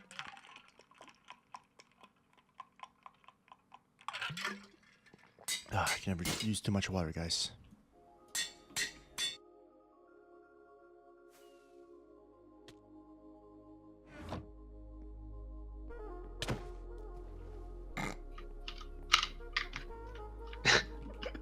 Kind of scared the fuck out of me there, bud.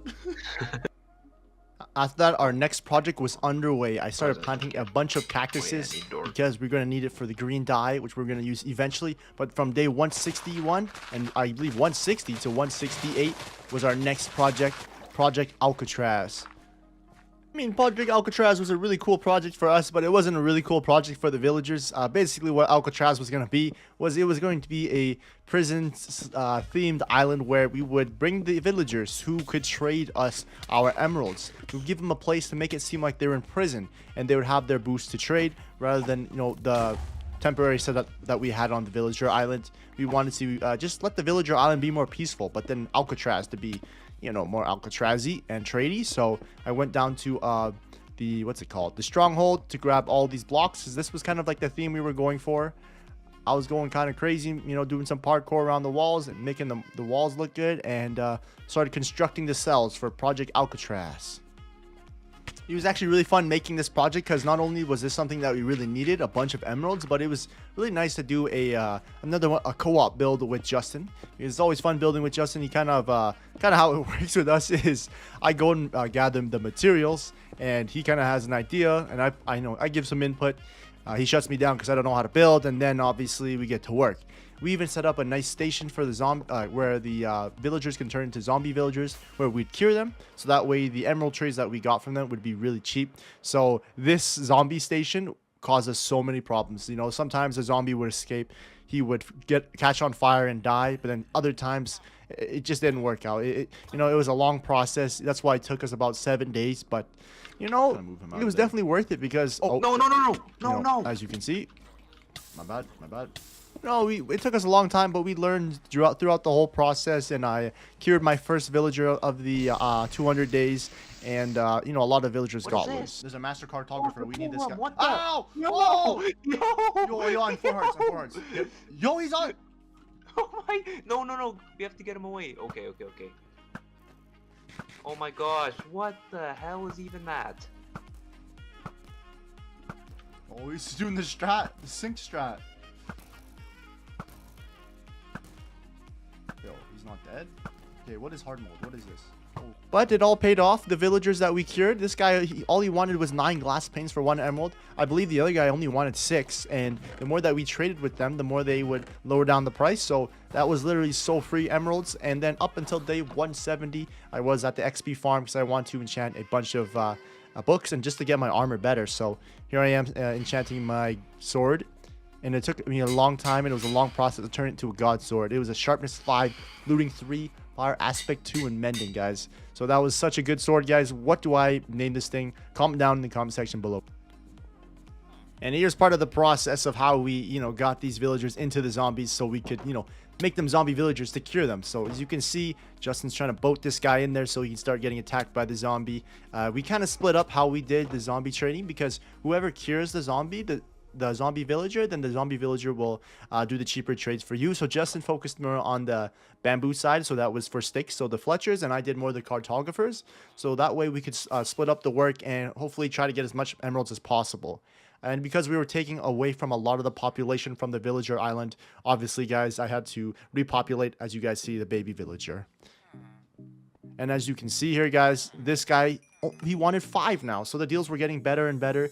The emeralds were coming in faster and faster. You know, as soon as they wanted to replenish, I was ready to pay. So things were looking really good for us. From day 172 to 174, I spent down in the mines because Justin and I, we had 7 diamonds to our name. Literally 7 diamonds. That's all we had. And so I stripped mine. I couldn't find anything. I caved around. I think I only found like 6 or 7 diamonds. My luck was not good whatsoever. But yeah, we didn't need to get any iron because Justin had a really fully operational diamond iron farm. As you can see, I can find this little pocket of diamonds here. It's really nice to have Fortune 3 because, you know, if I only mined one at a time, we wouldn't be able to keep up with our diamond supply because we were constantly enchanting, you know, making new equipment, just trying to get god armor. So yeah, on the night of day 174 is pretty interesting. You know, I kept getting trolled by Justin. He wouldn't let me go to sleep. Thank you, Justin. The next couple days I spent in the nether. I was trying to expand a nether fortress, make the platform bigger so that the wither skeletons would spawn. I figured because I had a looting 3 sword, it would be a lot easier to get these wither skulls, but Yeah, guys, I was mistaken very terribly because apparently looting 3 doesn't do anything. You know, I don't know if it's my luck or it actually doesn't work for the drop rates of skulls, because I know the drop rate's low in general, but I spent a couple days there and I literally couldn't find anything. So I went back to Justin because I was getting fed up. I was spending a bunch of time there, but I couldn't find anything. And so when I came back to the island, Justin was working on his next automated project. As you guys know, he took charge of the bamboo department, so he was making a fully operational bamboo farm. Yeah, I just checked in for a little bit to take a break from the nether, but next thing you know, guys, I was back on my grind after checking out his build for a little bit. It's kind of funny, actually, when I was looking for the way to get back to the nether. You know, it's weird. You always find diamonds when you're not looking for them, but when you're trying to look for diamonds, you'll never find them. So, you know, maybe I'll just stop looking for diamonds, and we'll have 5,000 diamonds in our inventory, because apparently that's what works. And if I go looking, I'll never find them. So, shout out to Minecraft RNG. It can never be me. And so I spent the next couple days in the nether. They were long days from day 177 to 184. And yeah, I basically was expanding the platform and elytraing around to look for more wither skeletons.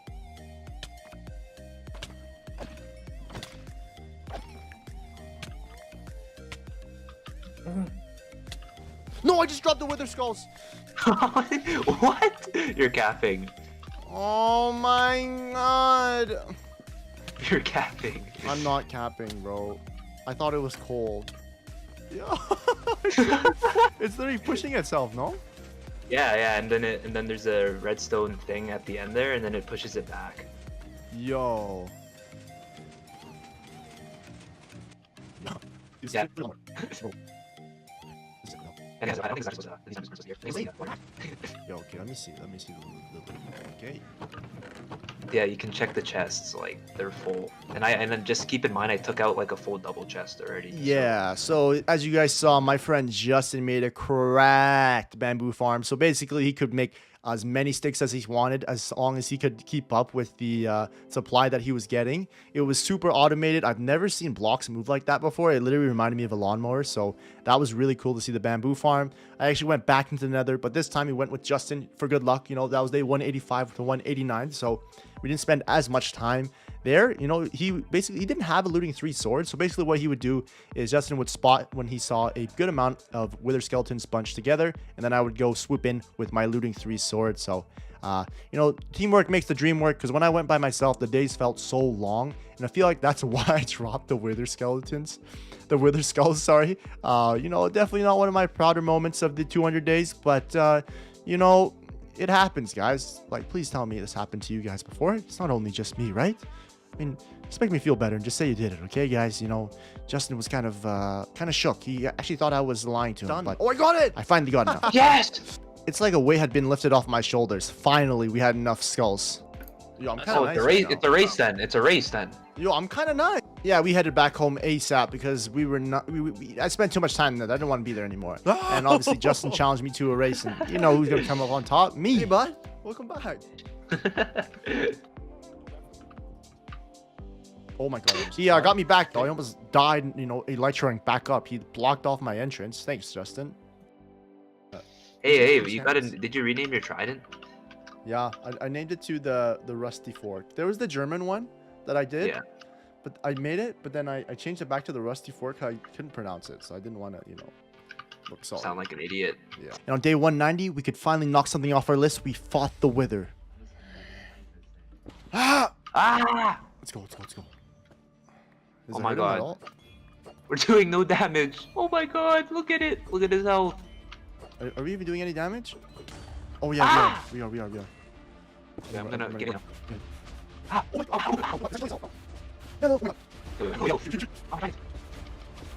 Come here! Yo, he's going crazy. He's literally going crazy.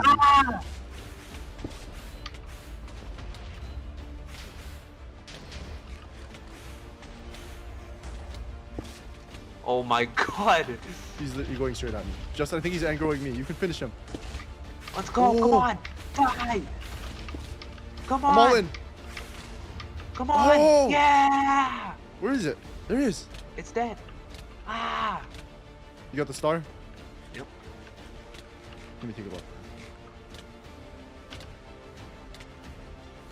As we're both withering to death. Let's go! It's 2 free. Guys, it was only right that we fought the Wither with our tridents. I think from now on, we should fight every mob with our tridents because we are the ruler of the islands. What do you guys think? Let me know down in the comment section below. Shall we fight the Ender Dragon again, but fight him with our tridents? I think that's a great idea. You know, I'm going to suggest this to Justin. You know, if there's a potential 300 days, guys, run up the likes right now, man, and we will fight the Ender Dragon with our tridents. 5K question mark? Come on. 5K? Oh, that's pretty slight for you guys. You guys got 10,000 on the first 100 days. But yeah, day 191 to 195, we just did more housework around the island. I mean, obviously, it was time. We just got the Wither Star, so we could make a beacon. And we also wanted to do our 6th thing, I believe it was on the list, to put more stuff in our trophy room. So we were looking to put new things in there. And so basically, throughout these days, I collected resources that we were going to need for our build. We were going to make a lighthouse that basically wrapped around our beacon. I thought it was gonna look really good. I was excited.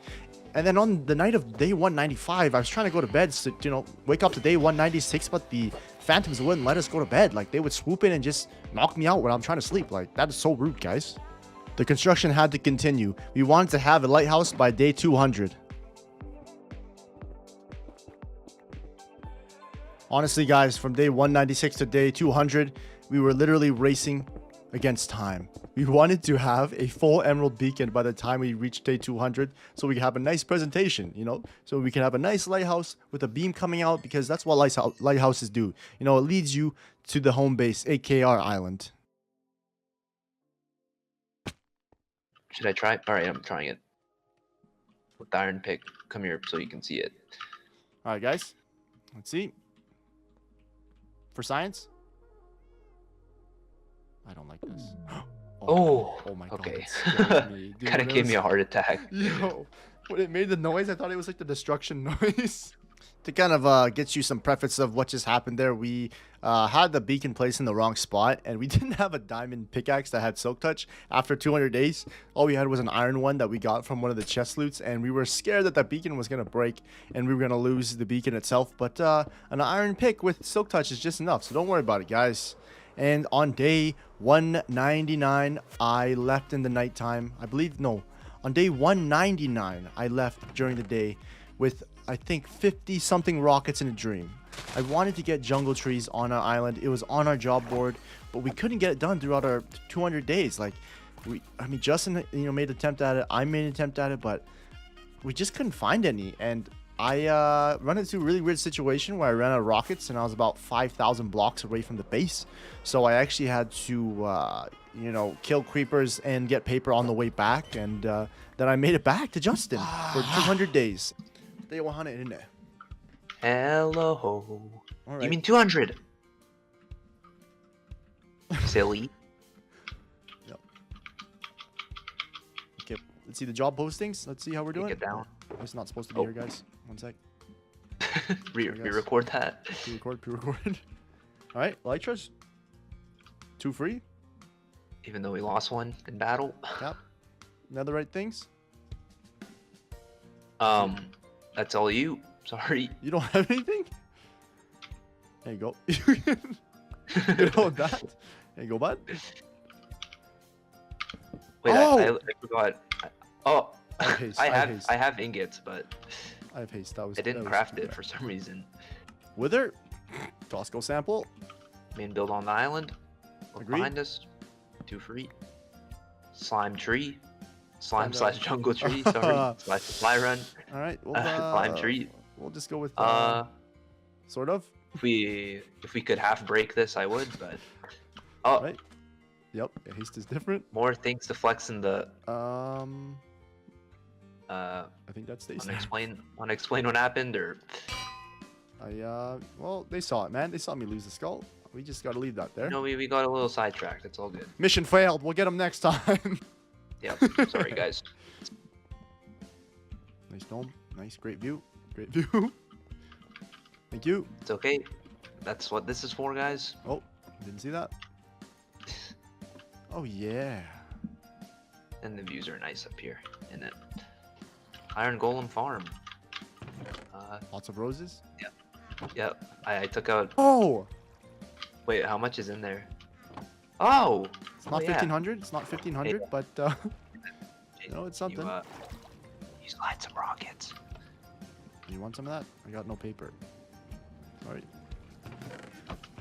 It's wraps. How broke is this? Oh, there it is. Harvesting right now. Back to the main event. Oh, did you go down here or what? Go ahead. Ladies first.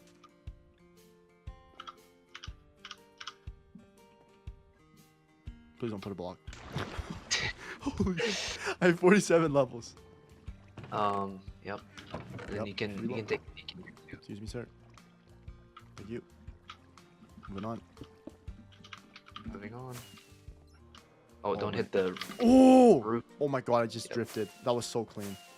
Oh, Same. I mean, the village is not as nice as the first 100 days, but we got a door, guys. We got a door. Come on.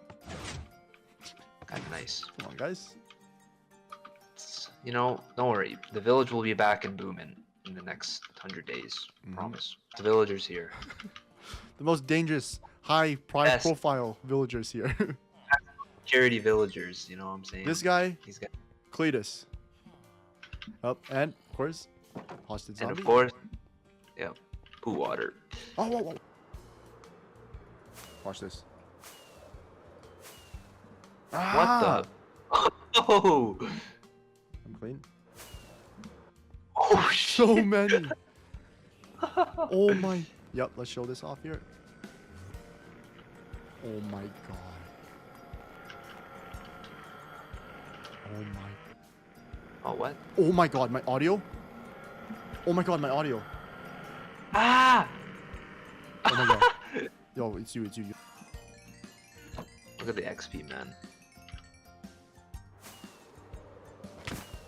Oh, yo, this is something we need to do, man. Is This this is joust? Is this dude, the joust? we should. Yo, we're Oh doing my this. god. Yo, yo, yo. Okay, guys. 300 days. We're doing a joust. Guys, place your bets in the comments right now. I want to see. All right, guys. I want to see bets. Okay. I want to see the odds. Odds that Swidge wins. Odds that Justin wins, guys. Big money on the line, guys. Lots of emeralds on the Yep. line. Lots of diamonds. Run it up in the comments. 300 days What? joust. You know, there's infinite possibilities for things. Oh! All right, guys. Did it count? The real bets start. The real bets start next 300 episodes. You. Oh wait, you had no armor. Yep. Guys, at 48 levels. There we are. Me and Justin were back on our island, day 201. You know, obviously we left off, signing off on top of the tower as we do as per usual. So we kind of looked over our islands, whatever you may call it, and we kind of planned it out. We wanted to see what do we want to do. Of course, we went straight to the board on day 202, guys. Woodland Mansion. Number 2. We wanted to do an ocean monument. We wanted to make sure we conquered it as we were people of the island. You know, we had to let the Woodland Mansion and the ocean monument people know, that we were here to stay and we weren't joking around. Number 3, come on, guys. We need that full netherite drip. I mean, we had little pieces here and there, but we wanted to be dripped out. Number 4, this was much needed. The chest room, it needed to be expanded. It was literally so clustered and crazy. So thank God we did that. Number 5, update the trophy room. And number 6, we just needed more builds. So I got right to it. I went fishing for a puffer fish because we need to get the potion for water breathing, because if we're going to claim the ocean monument, then we were going to need that, right? So between the days of 203 to 205, I made an AFK farm and I AFK'd there for a couple days just to make sure we had enough puffer fish for our potion. And to be honest with you, while I'm doing all this stuff for the potions and the pots, I don't even know what Justin's doing. You guys probably doing something cracked as per usual. So, most of the time, I don't even question what he's doing. He knows what he's doing. So I'm just going to make sure we have the right materials so we don't die out in the ocean monument. So day 206, we were back out looking for the ocean monument, and we accidentally ran into a jungle. I just find it super crazy how we were looking for a jungle biome literally like the 100 days before. We were sent on expeditions looking for it, yet we couldn't find anything. Yet the moment we stopped looking for it, we found it. So, that's just how Minecraft is. You can't really blame it. Night of 206, we ran to this pillager outpost. Okay, let's just stay up here, actually. I'm gonna put my chest plate on. Oh god, I fell. Oh god. What's up, boy? I'm gonna trident them from up here. Long-term exile. So actually, when we were on the way back from the pillager outpost, there's something to be realized. We didn't have any rockets whatsoever. Like, we had gunpowder from the little farm I made, but it would produce little gunpowder, as you guys know from last 100 days. Also, the mob farm we weren't using very much on the island just because we had the Enderman farm. So it just didn't make sense to use it. So between the next couple days, we had the big project. As you can see, I made an auto furnace because we were going to need a lot of stone for our next project. And to be honest, we just needed an auto furnace. Like, we were doing things on such a big scale that we just needed more things to be automated. So, 208 to 214, you see me gathering stuff. We're putting stuff in shulker boxes, and we are creating, yes sir, a big creeper farm so we can get a ton of gunpowder. Obviously, during all this time, we're trading with the villagers, making sure we keep up on our emeralds. And to be honest with you, Oh god, these boots. Oh my god. Oh my god. Oh my god. And I get it for one emerald. Oh my. trading with the villagers was just really good for, getting levels. Justin kept working on the armories. So what he did with the villagers is he get the final trade where he can get the diamond armor, and obviously he'd cure these villagers, so the pieces of armor would only cost, what? I want to say 1 emerald to get 1 piece of diamond armor. So it was a 3 diamond set for 5 pieces of emeralds, which we had so accessible to us. And you can see I made myself a pair of high heels, aka diamond boots. We wanted to figure out where we wanted to put this creeper farm. We weren't quite sure because we knew it was going to be huge. So we settled down in this area outside by the desert, and we began constructing this huge project. I mean, obviously, we had a great template and videos that we looked after to make these builds. I'm sure Justin will comment once again where he got the inspiration and the ideas from, so be sure to check that out in the comment section below. Justin is correct, so I'd let him handle all the redstone stuff because I did not want to mess it up because this was a big operation. There's a lot of things to do and a lot of things you can mess up, so I just handled the labor side of things. And, whatever he told me to do, I did it because, we needed gunpowder. And majority of the next couple days, we wanted to be efficient as possible. So we torched up the surrounding area, which was literally a whole desert. So I think we made I want to say 3 inventories worth of torches between me and Justin. It was insane. There was a double mine shaft underneath the spawner. There was just a bunch of caves, mine shafts. It was just insane. Oh my god. Oh, spiders. Oh, wow. Oh my god. Oh my god. Oh Let's my go. god. Oh my god. Okay, come on. Show me the loot. Oh my. Oh yeah. Okay, we're going back. Yeah, so we AFK'd for the next couple days because obviously we have to AFK at a specific spot for it to be super efficient. So we AFK'd for 5 days and we had an insane amount of gunpowder. Insane. It worked very, very well. Now that the farm was done, guys, we had I don't even know, too many rockets to even count. We had so much gunpowder, and obviously, paper is not very hard to get. So we adventured throughout the day, and we found the ocean monument. Cue the montage music of us taking over this ocean monument. The tridents came super handy against killing these guys, and wow, the potions I made as well were really... Take out these ones, man, on the side. Yeah, we take... And then, obviously, we just asserted our full dominance. We killed as much of these guardians as we could. I don't know what the regular fish are called, but I know the guys who give you the debuffs where you can, the mining fatigue, those guys are called guardians. So there's 3 in an ocean monument. So what we did for strategy is I brought TNT, covered it with sand and a redstone block, and it would blow open the rooms where the guardians were. Justin was, exploring different parts of the ocean monument while I was killing the guardians. I was having a lot of fun actually, but I had to be careful. They're really dangerous. It was a good thing, like I said, the water breathing was in us because otherwise we would be dead for sure. None of our helmets had respiration or aqua infinity, so the potions came in super clutch. Hi. Just put all the stuff in here. The treasures, the 8 block of gold. And since we were already out anyways, before we even left, I got a woodland mansion map as well. Because, if we had the rockets, we had the elytras, we had the unbreaking, we might as well, go check it out and go find it. So while we were doing that, actually, we found into a mushroom island with mushrooms on it. We wanted to take it back to our island, but guys, these things are thousands of blocks away from our original island. Maybe that's something we do in the future, but right now that wasn't on our agenda. We flew throughout 222, and we actually found the woodland mansion. It was just hiding in this dark oak forest. I believe they lie here. So, and this is when another adventure begins. It was pretty fun. We had back-to-back fiestas. Oh, it's pretty nice in here. We Hey, should just what's say, up, oh, yep. Oh! This is where they keep all the... Oh! They hurt. They hurt. On the. Oh, okay. It's just a tree. Ah! The one with the axe. Yeah, he's These kind of ones hurt. strong. Ow! Is there Alcatraz or what? This is theirs is kind of nice. I'm not gonna lie. Before. Yeah. Ah! Oh! It's enchanted! Oh my god. Oh my Like god, 6 that scared me. Sure. Could post it up around our village. This is one of our trophies for the woodland. You're right. Oh! We should be taking trophies. Oh, what is this? Is this a boxing ring? This is where they do the underground boxing. It is! Oh, what the heck? Oh, Oh, what is that? oh, oh, ow! What is Someone, that? oh, these are the fairies. I'm getting it. Oh! Oh, Is it on me? oh, there's one in the air still. Oh, what? They like No, face it's- the walls. That's not Ow! behind you! Yo! Yeah, these No. things hurt, bruh. Yo! Okay, we gotta take them out before we move on. But you know, oh, what's this one? Watch out! Oh! Leave us alone. Another one. Oh, I got one too. Okay, these fairies, they look so funny. Look at them. I know. They're literally wall hacking. Maybe. Hey, what are you doing in here? Hey, bud. This dude would just post it up in the corner. Look at these beds. Oh, yeah. Wait, it goes up again?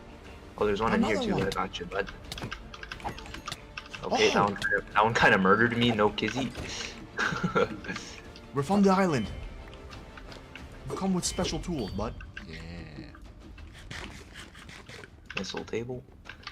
Where? Oh, wait, right there?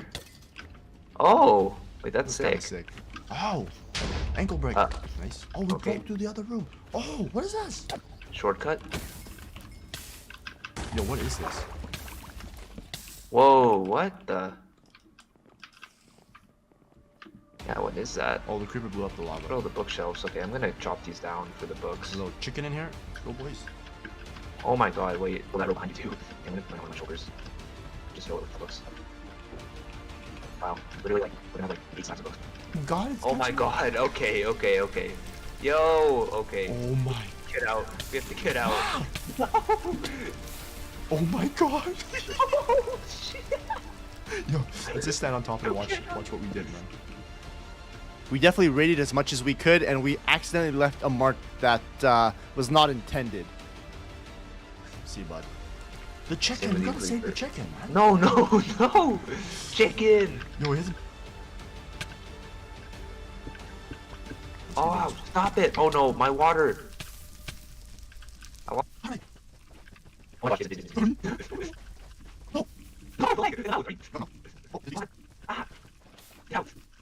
I made it our #1 priority that we saved that chicken. There was no way we were gonna let that chicken that was made out of wool go out. You know, the whole mansion, the forests around us were catching fire, but there was no way I was gonna leave that innocent chicken to burn down with the whole mansion. I mean, we left our mark, but there's no man left behind. I'll tell you that. Oh my gosh. Oh, we've Oh, lost. okay, we've literally. Okay, I was okay with okay. the mansion. I'm not okay with this. Come on, guys.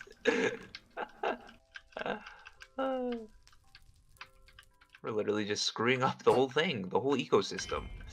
After we returned to the island, we received instant karma, guys. There was zombies attacking the villagers in Alcatraz. I wouldn't say villagers, they're more like prisoners. So, you know, that's instant karma both ways for burning the woodland mansion and keeping those guys hostage. But we got to work on our next project right away. This took a couple days to do because it was a big expansion that was 100% necessary because, like I said earlier, our chest room was so unorganized and insane. So we kind of had an idea to expand it below into the ocean, kind of like we did with our trophy room. And the sponges that we got from the ocean monument, they played a really good hand in just doing that. I always recommend to any of you guys, if you're building in water, the sponges are they're just so useful here. Nice little shot of Justin doing his thing, right? I mean, come on, guys. You know me. I was placing down to see cucumbers. I got to make sure the light was right in there. And, of course, it was a big project, so we needed a lot of wood. for more chests. The chest room was going to be huge. It was really nice to have banners from our trophies that we've been collecting slowly. And I also began organizing the chests, which were like, oh my god, guys, I'm not even kidding you. I had the biggest headache. I got dizzy from organizing these chests because a lot of them weren't even organized. And yeah, guys, just thinking about it makes me dizzy. As you can see here, I crafted a bunch of TNT because we wanted to cross another thing off of our list. You know, we've already crossed off 2, not even 3. First was the Woodland Mansion, the Ocean Monument, getting a new chest room, and now next guys on the list, it was time for that netherite drip. So we made a bunch of TNT. I made sure we had the fire resistance potion so we could, you know, not die to lava. And we began our TNT exploration for the ancient debris. Each of us had like, I want to say 3 or 4 stacks of TNT. And I was so happy just to have TNT. I would place them in pockets of like 10 to 15 pieces of TNT, where Justin told me that actually the most efficient way, I think, is to do 3 at a time, because a lot of those TNT explosions are actually being wasted of just blowing up in empty spaces. But it was just nice to just blow things up, because I mean, we tried to get netherite before from using TNT, but we just didn't have a lot of gunpowder or TNT to do so. So now that we had the farm fully working, having loads of TNT was just, oh my god. And of course, guys, just a quick advice now. I'm looking at this clip right now. Always save a fire pot potion for when you want to leave. When you're going for netherite scrap, because when you want to leave, you can just drink a potion and climb through the lava. And on day 234, yes sir. Oh, let's go, boys. Big drip.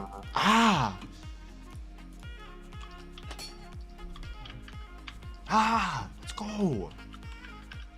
Boom. Oh yeah, look at mine. Oh yeah, you could never. Look at me, dual wield. Yep. Come on, my sword is literal garbage right now, so I need to get a good sword. Now that we were dripped out, guys, our next project began between days 235 to 239. It was time for another island. Damn, Daniel, back at it again with the white vans.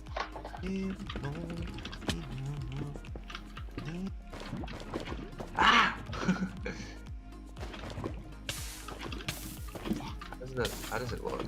Oh, it looks pretty good, actually. Okay, don't make obsidian. There's a little sneak peek of all the foolishness that me and Justin kind of get up to when we're playing. Honestly, a lot of the time we're just trolling each other, but you know, that's the fun in it. So the main design that we wanted for this volcano looking thing was as natural as possible. I mean, obviously it is an island, and you know, it does look a little bit man-made. We tried our best to make it look somewhat natural, with the stone lava coming out, some magma cubes. I thought it looked really, really good, to be honest. I was super happy about it, because before, the nether portal we had was, oh my god, it was... Whoa. Oh, our portal's right down there. It's your old one. Oh, the gas blast came through the portal. I got a piglin over? Oh, there's a piglin! I did it. I'm dead. Oh There's a piglin. Get out. Oh my god. They're overrunning our island. Oh, they're chasing me. Oh my god. They're all chasing you. Oh no. Okay, yo, make a glass. Figure out something and close it. No, I'll bring them over.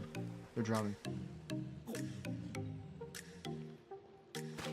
And yeah, so those piglins tried to mess with me, and as you can see, all their loot sat on the ocean looking like that. That's why you don't mess with the Switch and Justin, man. That's what you get.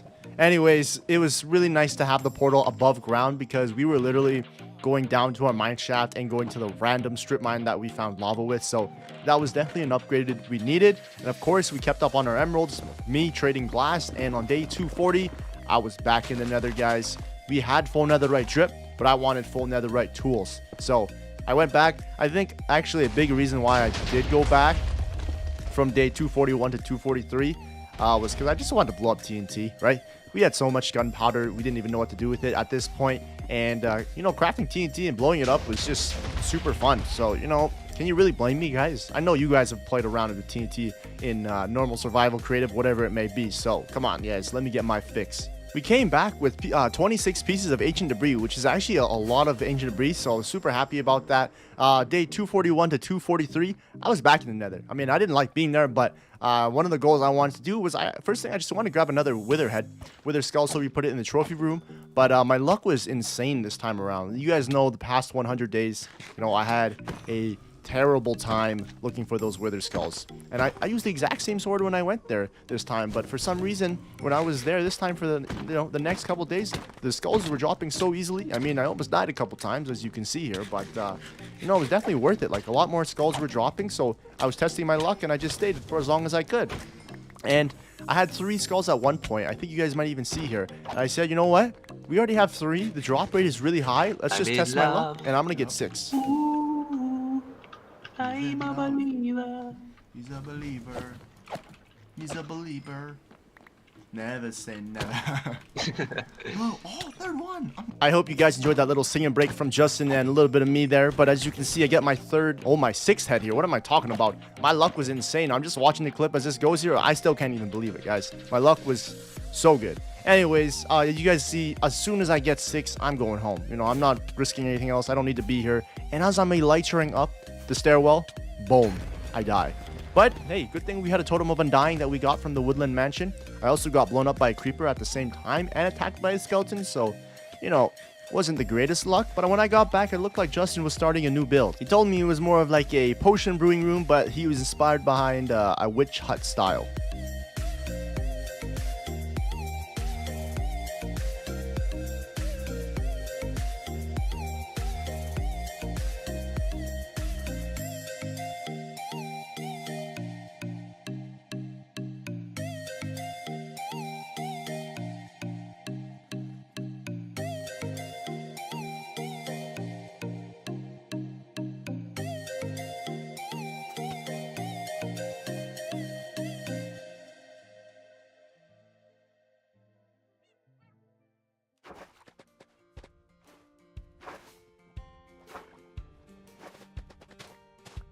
So this is a little subsection to the island. It's just a brewing station, kind of witch hut inspired. I'm not really sure what to call it. I kind of just freeballed it. But if you just walk in here, it's pretty open. Got some window designs. Just came up with on the spot as well. Just got a simple crafting table, furnace, and then some brewing stands with water. Simple brewing station, and then if we head over here to the tower portion, there's just a staircase here leading up, and then there's just sections of nether wart that are just stacked on top of each other. We don't need that much nether wart, so there's only a few levels to it. Yeah. Okay. Shortly after that tour, guys, it was time for the next couple days. It got crazy on the island. I will not lie to you guys. Cue the music. Let's go. Oh my god, line them up. Let's go, boys. I missed. Oh, I did it. Run. Oh, shit. Go to work, boys. Go to work, boys. Get him. Yo, why are they not hurting them? Come on. No, they do not. Ow! Ow! Ow! Ow! Ow! Ow! Ow! Ow! Ow! Ow! Dude, I got one shot. Oh my god. No, the boys are dying. Yo, they can't reach them. Yo, we let them to death. Dude. We let them to death. Oh my god. Oh my. Dude, I literally got one shot. I used my totem on that. Oh my, really? Wow. Yeah, I got that. Oh my god, they're about to reach the main mine. Oh my god. Oh no. It's a disaster. Oh my gosh. No. First. I got him. Oh, it's thunderstorming. Here, come outside. No way. Come here. Oh no. Stop. Bring it back here. Bring it back. On me. Okay, come on. Let it explode. What? Oh my gosh. Oh! Oh my god. Did we do it? Did we do it? Oh, right there. Maybe not. Let's go. Oh, let's go. No, Creeper head, right? Okay. Oh, zombie, right here. Let's go. One more. We need a skeleton.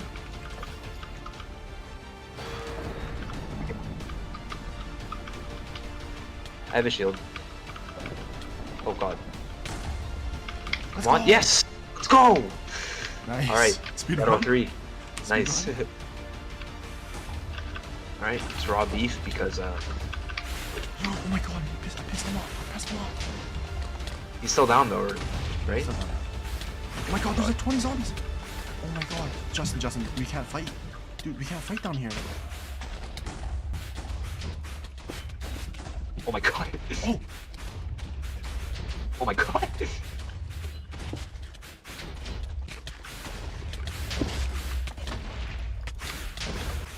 Oh my god, that was pretty insane those couple days. What do you guys think? And before I get flamed while you guys watch the clips, I'm gonna give us a rundown basically what just happened, okay? So we spawned in 2 withers at the same time. We wanted to beat them solely off of using iron golems, but the wither outsmarted the iron golems, so like 20 iron golems died, you know?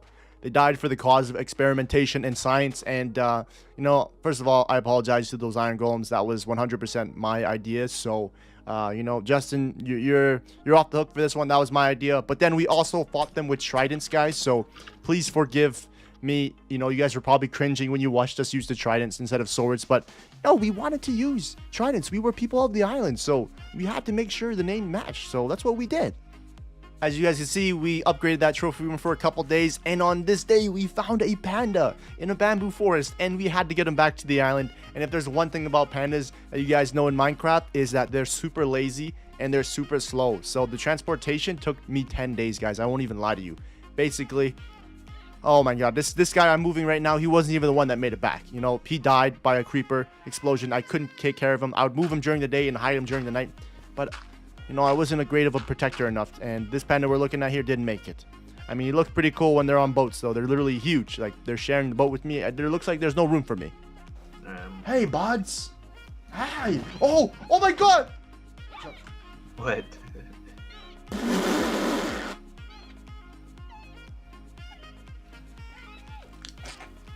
Okay, there's only one. There's only one. Oh. I'm not coming to you. Did one explode again, or what? What happened? Yeah, so I accidentally lit that guy on fire. I'm not very proud of it. There was food in my there was not food, there was lava in my other hand. If you guys didn't notice, that was my fault. And while I was transporting the next round of pandas home, we found these foxes.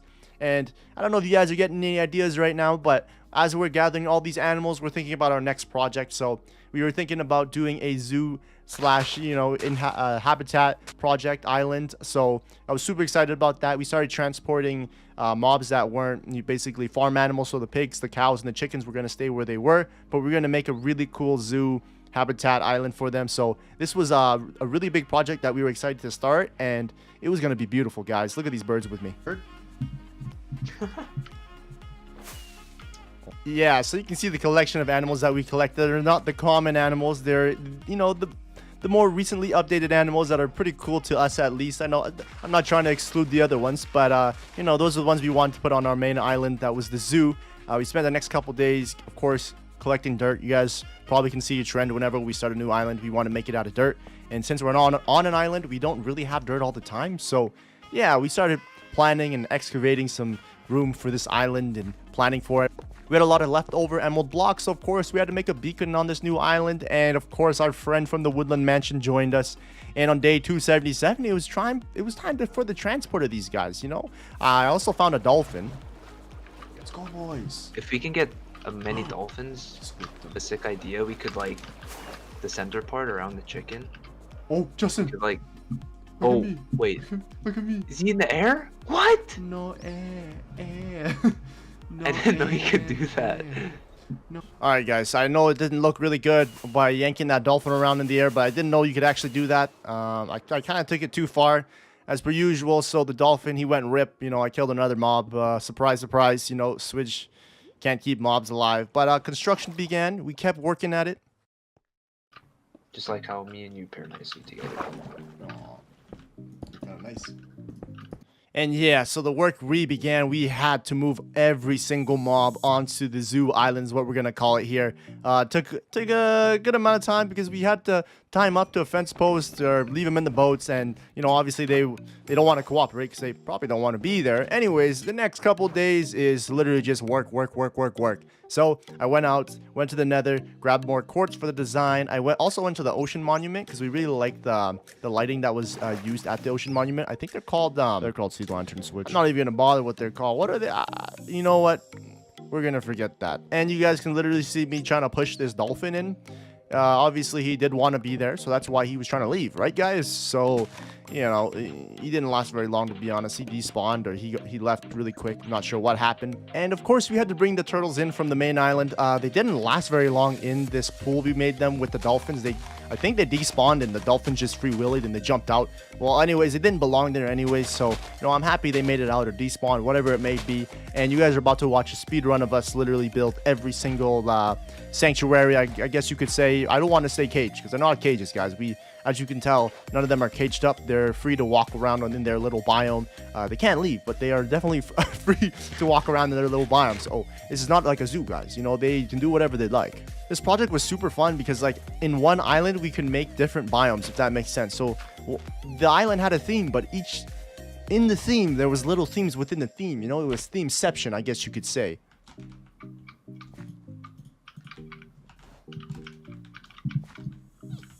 Yo, they're sharing the same boat. Are you kidding me right now? Look at this. What the heck?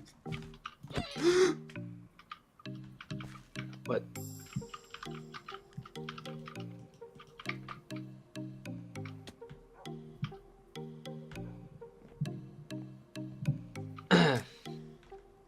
Where's the other panda?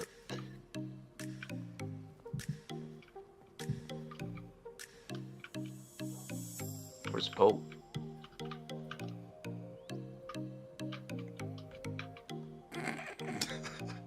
Did you kill Poe? Oh my, dude, how was I supposed to break the boat? They were both inside. I was quite ashamed, guys, because, you know, that's the second panda I did kill. You guys know my intentions are right. You know, I didn't want to kill that mob, but you just know I just can't take good care of them. I don't know what happens. It's, don't put your mob's care in my hands. It's not a good combination, guys.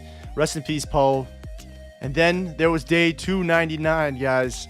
From the last 100 days, the last video, you guys know, a lot of you guys commented, we were having the Trident War. I was Team Yellow, Justin was Team Blue. Come on, guys, run up the bets. Who's gonna win this fight? Let's go. Ladies and gentlemen of the island, welcome to the first annual POTI, People of the Island Classic International Invitational Trident 1v1. In the left corner, we have Justin. Wave to the people, man. What it do? And of course, the reigning champ of the first international battle switch. You. Winner takes all. Alright. How cap is that? The rules are flying the elytra, you got it, and you can only throw. That's it. First one to die loses. Ready? Game on. Yes! Oh! Oh my god. He starts off strong. Okay.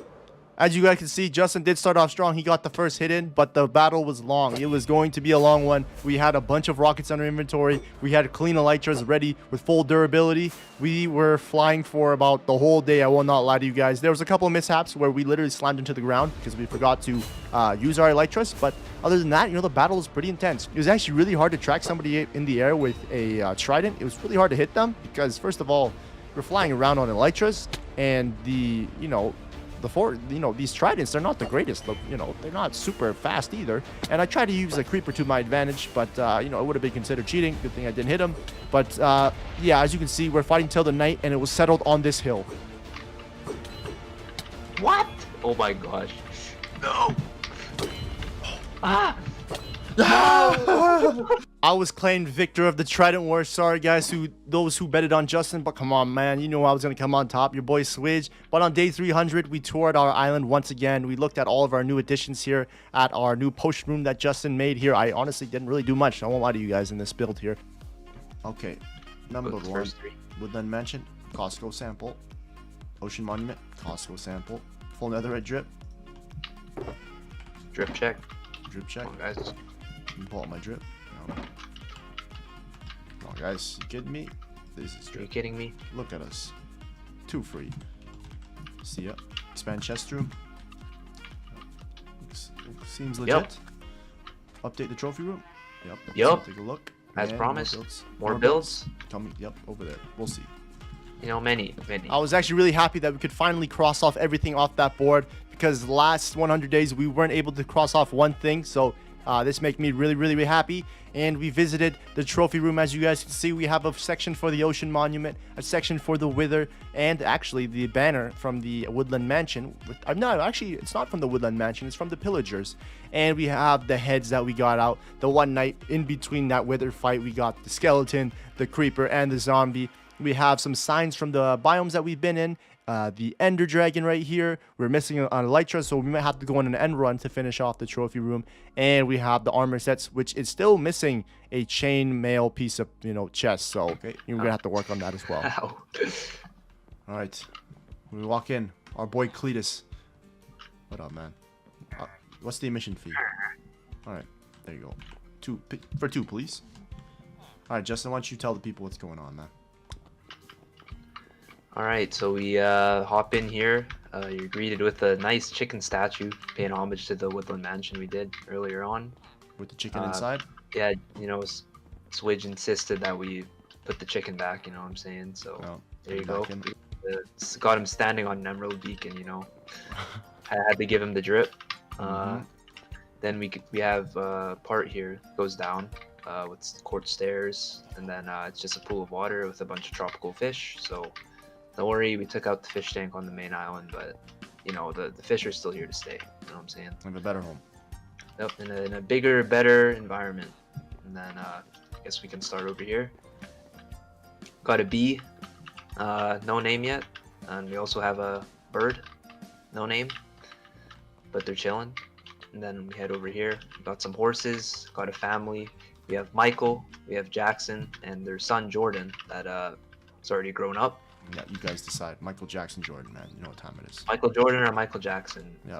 Pick your poison. Then here we have a family of dogs. Just simple green collar, yellow collar, red collar. Let us know in the comments below what we should name the dogs. Agreed. We haven't decided yet. Wanted to leave that up to you guys. So. Yep. Man. The main attraction. There should be a two here, but you wanna explain what happened, or? No, I'm good, man. I'm good. I think they saw what happened, unfortunately. No. I had to leave it in the edit, man. But of course, pay. And of course, rest in peace, Poe. Don't worry, we'll get Pay another companion. Don't worry about it, guys. Moving on. No, sadly. I'm over it. Here we have kind of a desert-themed exhibit with two cats on top of these things. What are these called? They don't have names either. Not actually sure. Yeah, unnamed for now. And then we got a nice little stone mountain here in the midst of taiga Look at them, forest. they're standing back to back. Oh yeah. They're just chilling. Larry and Wallace. They're just laid back. They just like chilling on the mountain, sitting around, enjoying the views. You know what I'm saying? Larry and Wallace, man. Larry and Wallace are just always holding it down. Head over here. These foxes, they like running around. I don't know if they enjoy it here, but they don't have a choice. But here we got the two parents. We have Finnick and Felicia, and then we have their son Phineas. Phineas and Ferb. Yep. And that's it, guys. Make sure you pay Cletus on the way out. Give him a nice tip. You know what I'm saying? Yep. And of course, with the island that we made here specifically for another portal that is like volcano, mountain, nethery themed. You guys watched us fail parkour a couple times, But yeah, I was really happy about this build as well. Like I said earlier, now we didn't have to walk down to the mine shaft to use our nether portal. It was really accessible to us on top of the island. So really happy about this build as well.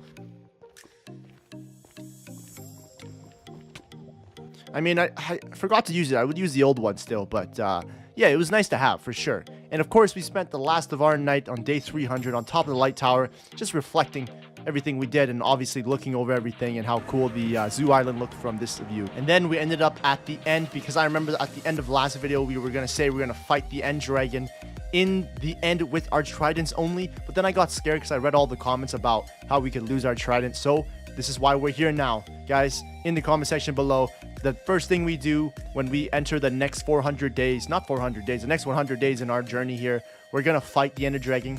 based on your guys' comments. What weapons do you want us to kill the Ender Dragon with? We're not going to use the Trident. Otherwise, the Trident and the Fist are off limits. Otherwise, any weapon is good. We're up for a challenge, guys. And, you know, that's kind of what your reward is for watching till the end. If you guys are watching till the end, of course, you know, let's throw people off in the beginning who are reading the comments. Comment, Switch is goated. There we were, boys. Day 301. Justin and I were back on the island. We took a couple-day break from the island. You know, sometimes you need a little bounce. But the first thing we did, we went to that board and we did our objectives. Number 1, we're going to kill the Ender Dragon with a netherite hoe. What you guys... Okay, we'll talk about that later. Number 2, we want to do a nether build. Number 3, we want to do an end restock because we only had like literally 2 elytras, 1 each, and our shulker boxes, we need more of those shulker shells, so that was something we need to do as well. Number 4, we wanted to upgrade some of the old islands. For example, the tree island was, you know, not the biggest fan of it, so something we had to do. Number 5, I know we did a pillager raid, but we wanted to do a raid on a village. And number 6, guys, I see in the comments, guys, I'm a murderer, I get it. We need to make a graveyard for all the animals that Switch killed, aka me. You know, you guys know it's not on purpose, but the graveyard is definitely necessary. Bro, check that out. Oh. Oh, it's an achievement. Yep, so I got all the tools now. Oh my, how are we supposed to? Look, like, if I can't even damage you with this thing, like, how are we supposed to kill the Ender Dragon? Yeah, I took no damage there. Yeah, so Justin and I didn't think it was fair. You know, obviously you guys know we read the comment section, so that was definitely a number 1 suggested thing we should be killing the Ender Dragon with. But we quickly realized that netherite only does 1 attack damage, so we didn't want to be there for 50 days. So we decided to fight with wood swords, and I hope you guys, I hope that's a good compromise, because the wood swords were kind of a tough battle as well. But come on, guys, netherite, it did 1 damage. So we spawned in the Ender Dragon once more, and she was ready to catch these hands. Oh! Okay, now what? Put the egg on top of the pillar. Wow! Oh! Yep, the other towers are gonna spawn. Oh my goodness. That was kind of cracked. Oh, this is actually... Oh, you see coming up in the middle. Oh!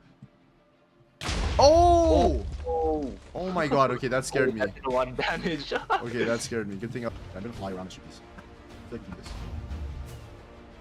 What are you shooting? I know. Dude, it feels so cool, like shooting it while you're flying though. Oh my god. Yo, I'm being aggro. I'm being aggro. Oh god. Okay, I'm getting off of that. I'll get that. Oh, you came down. I can't get any hits on him right now. Ow.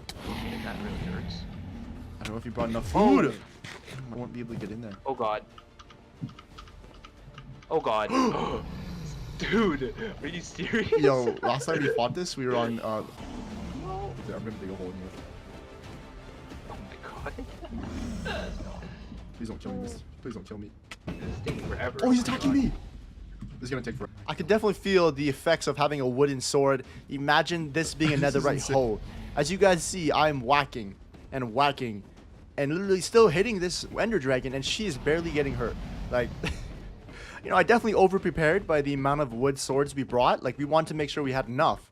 But you guys see, these swords, they do no damage. Imagine if this was a netherite hole. So this was already a challenge in itself, as you saw Justin get taken out. Oh my god, this was too good, man. Oh! Oh god. You have none? I swear there's some. Oh, he's coming down. Okay, endgame. Avengers Endgame. No. What?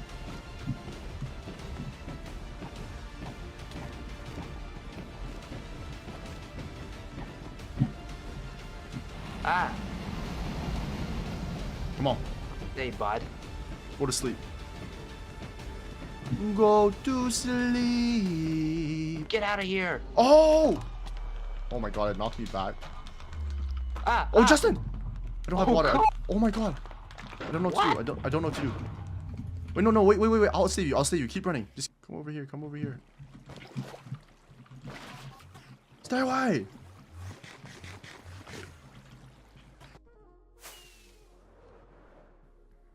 Right after we destroyed the Ender Dragon with our wooden swords, you know, took a couple hits, but we did it. We ended up on another portal spawn in so we could explore another portion of the, I believe it's called the end. It's just like the other side.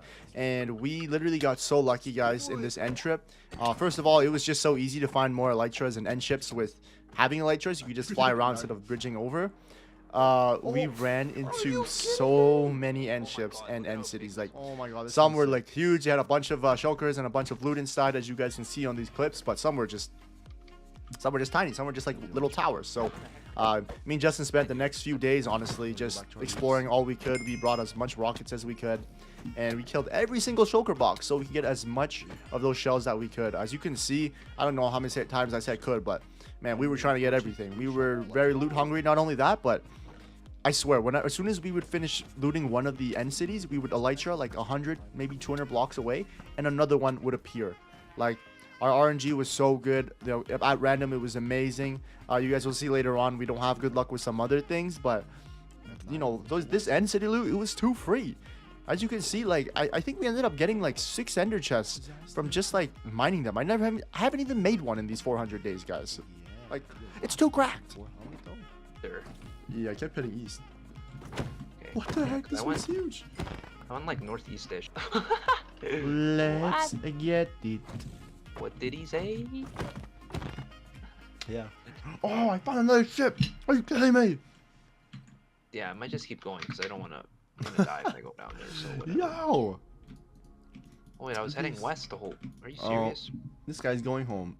And on day 316, when we arrived home, if you guys can see in this chest, you can see our loot. We have like 5 or 6 elytras, 2 stacks of shulker shells, and of course, guys, the popular comments. What am I saying? Banana, strawberry, kiwi, the 3 dogs on the zoo island have now been named. I now have a silk touch pick called No Break, No Buy, and 317, we dipped our toes into the nether. Yeah, believe it or not, guys, this was the first time out of the, you know, couple hundred days as we've done that I dipped my toes into the bastions, because you guys know, if you've watched any of my videos, I do not enjoy this biome in general, in which we call the nether. So maybe I should dabble and get more experience in it. As you can see, I'm wearing full netherite armor with a golden helmet, so that's a little weak link. But these guys with the axes, the brutes, I think they're called, they're just too cracked. They do way too much damage, like way too much. And there's some snipers with crossbows. There's ones with axes. Like, you know, definitely not my comfy space. As you can see, there's so many of them on this other side. Like, if I did not bring my bow with me so I could gun them down before we got here, man, I would probably be in dead or in lots of trouble. Justin would probably have to bring back my loot. And as you can see, this brute literally jumps me and takes me down to 3 hearts. And I accidentally aggro an enderman, which takes me down to 1 heart, I believe. And yeah, I should definitely be dead, guys. Like, oh man. So, you know, we just started flying around in the nether, trying to find as much bastions as possible. Our main goal is trying to find the bastion that had the main gold area with the magma cube spawner. We want to get as much gold as possible, of course. And you know what? We actually found a lot of ancient debris in the chests, like in the loot. The loot in these things are amazing, actually. And then this interaction happened. There's a lot.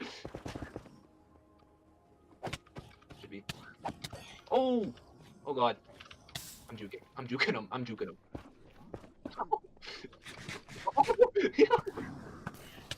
Yo, behind you! Behind you! Oh, what? Oh, they're on you. Ah! Come off of me! Oh, whoa, behind you! Dude, these... As you guys can see, my King Justin has always got my back, letting me know if I'm getting stuck up on or anything's happening. But as you guys can see, we found the main bastion with the magma cube spawner. We found a bunch of loot. No. It was super, like, the trip was definitely worth it. We got a bunch of ancient debris and just like random loot that we needed. And so back on to day 326 or 329, I was upgrading, making it more efficient, our end farm, because actually what me and Justin initially thought was when we killed the ender dragon, everything was going to disappear and to give us a new end. But actually that didn't happen at all. I don't know if you guys noticed, I also placed down the ender egg, so it's now forever lost. We don't know where it is, where it went, and we don't know how to get it back. So if anybody knows, let us know down in the comment section below. I know they only spawn 1 in ever, so, you know, quite sad about that because we want to use that dragon egg for the trophy room. So, you know, let me know, guys. And Justin is doing another cracked contraption as he usually does. He connected the bamboo farm into my what is this called again? An auto furnace. So the fuel was, never needed once again. And day 331 to 334, Justin and I, we started to build a nice nether build like we said on the board. And this is right outside the portals.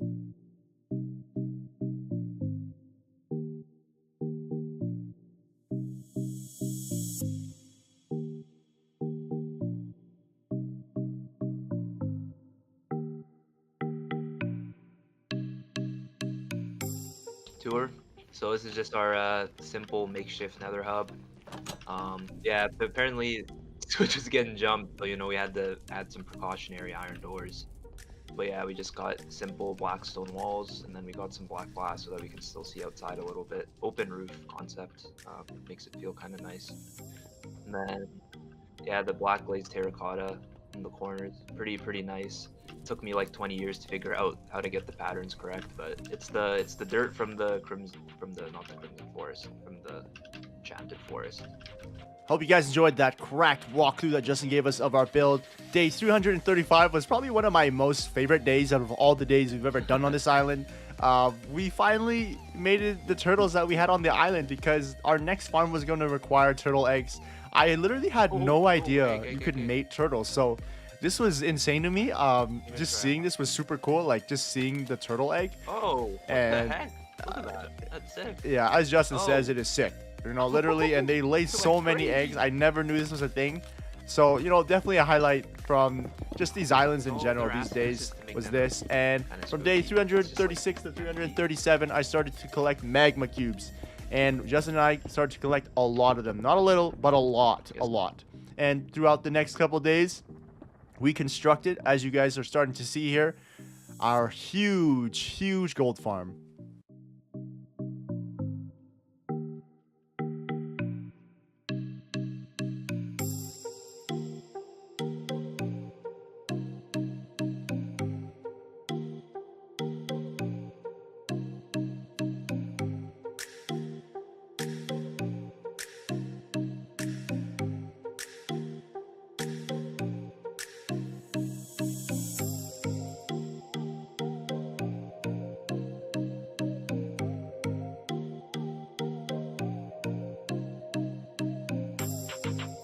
Holy crap.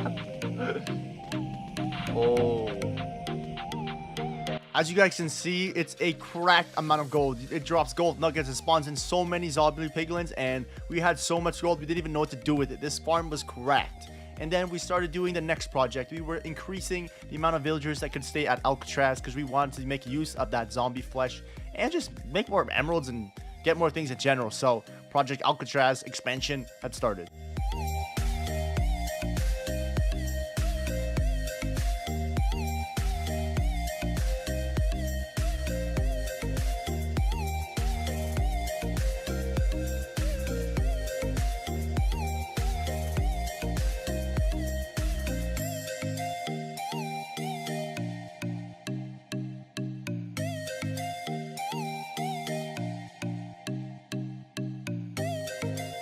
And as you guys can see, we had the next round of villagers, aka prisoners, ready for Alcatraz. They're all lined up on their boats, and Justin finally made this contraption to make it 10 times easier. This thing's not I didn't unpack it and he just got dripped out. Are you kidding me? Yeah, so not only do we have a bunch of gold, but we had a lot of zombie flesh, which if you had a bunch of clerics, I believe is what the villager trade is, you can just trade them zombie flesh for emeralds, and we had so much of that, so we were drowning. If we weren't drowning in emeralds already, we were doing it even more. We were literally dying in emeralds at this point. And so it was really nice to have this, and we were now eating golden carrots, guys. Come on, golden carrots are probably the best saturation food in the game. We come a long way from kelp to golden carrots.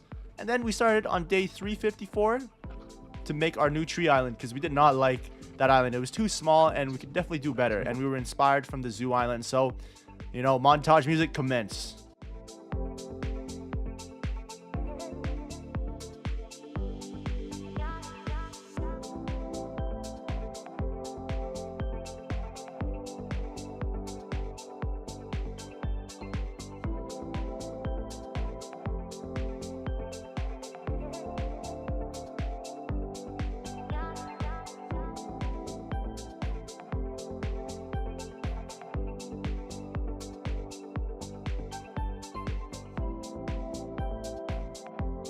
And here are our islands, guys. So what we ended up doing for the theme is we wanted to do each island to have one type of tree biome. So this one here is the jungle biome.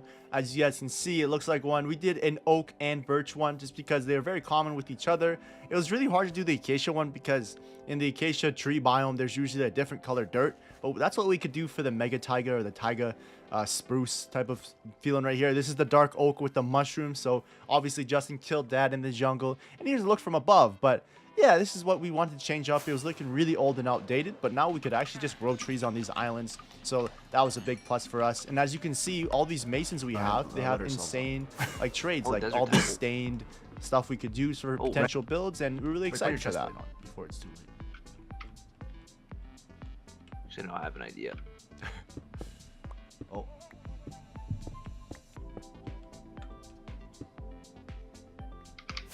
Oh yeah! That was kind of cracked. Yep, the comments are gonna be pissed that we let it blow up. Yeah, they're like, what about the loot, guys? What about the loot? Screw the loot, guys. Yeah. Wait, polar bears anywhere? Oh, yep. Three. Hey, guys. Oh. It's not too far. Bring these back. Yeah, they're Okay. gotta bring this back one day. Whoa, it just popped out. Yo, it just popped out a baby for no reason. Chill. All right, I'm leaving. We'll be back for you guys. Oh, yeah. You're cracked. There's hella polar bears. So the reason that Justin and I were kind of venturing out and just flying around everywhere was because we were looking for that pillager outpost that we could not find. Like, it was literally impossible. I don't know how we did it the last 100 days. We accidentally ran into it. Look at these tiny little villagers, by the way, guys. They look so funny. They're like, in their little outfits. Anyways, yeah, we were looking everywhere for this pillager outpost, but we could not find one. Like, last time we weren't even looking for it. It just popped up in front of us. We spent a bunch of days just like looking for it, but we ended up finding a mega taiga biome, which we could bring back for the trophy room. So we just kind of settled by trying to bring back these polar bears. I mean, obviously you guys can see me struggling to put this big boy in, but we quickly found out that baby polar bears can get put in the boat. It's not the big ones because obviously it doesn't fit. Yeah, I got a baby. Okay, the baby's different. Hey, bud. Oh, he's with his mom. That's funny. See ya, bud. Ah! Give me out. Oh, absolutely. I'm getting bodied. I'm getting attacked. Oh, she's on me. Yo. Dude, she chases you for like a while. Dude, but I'm breaking the glass so I can get out. What'd you put up, Justin? Whoa, my boat is sinking. My boat is sinking. It might be because of the portal. The magma blocks like pull you down.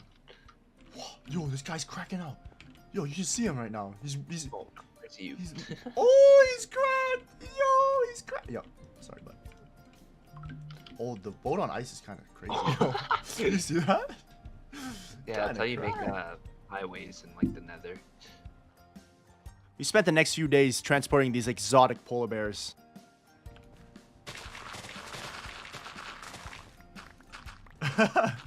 Look how you're still on there. Look on that. I like my seat here. You like your seat there? It's pretty warm. It looks so funny. You know, it was really nice transporting this polar bear because, you know, at no point did I injure her. Her name was Polly. We named her eventually, but, you know, it was really nice to sail these seas with Polly. I mean, obviously, we took her out of her element, her biome, away from her mother. But, you know, Polly was going to have a better home back on the island, right, guys? Well, at least that's what we tell ourselves. And you guys can literally see Polly grew up in like 2 seconds as soon as I got outside the boat. And then we finally reached the zoo island. And that's when I started to construct a nice little... You know, we couldn't really move the polar bears anymore because they wouldn't be able to get in the boats after, so they grew up in them. So there was Dave. That was Justin's polar bear. And, of course, mine was Polly. So we prepared their little igloo ice area by the zoo. And as you guys can see here, I accidentally swung on Polly, as per usual. And you guys can watch the process where I'm trying to put Polly into the cage. She was really mad at me, so it helped. So whenever she saw me, she wanted to hit me. But that wall saved my life. So, you know, guys, you know I didn't mean to hit Polly. Stop playing with me. Dave and Polly were there. They're going to live a happy life, guys. On day 370, I started to construct the beginning, the blueprint, the idea of the cemetery / obituary / you know, where we're going to pay respects to all the dead animals that have sadly passed away. So we you know, Justin didn't really like the build because he likes more crack builds. So I had to make some adjustments, and I started literally just collecting wool from sheep as Justin was adventuring around, looking for another pillager outpost. I've seen every biome. Damn. Yeah, he literally saw every single biome, and you know, in the middle of it, while I was collecting wool, Justin was like, "You know what? Let's respawn the Ender Dragon in, and let's speed run it." Okay. And so this is what happened, guys. That's kind of jokes. Ow. Oh my god, my game is so loud. Oh!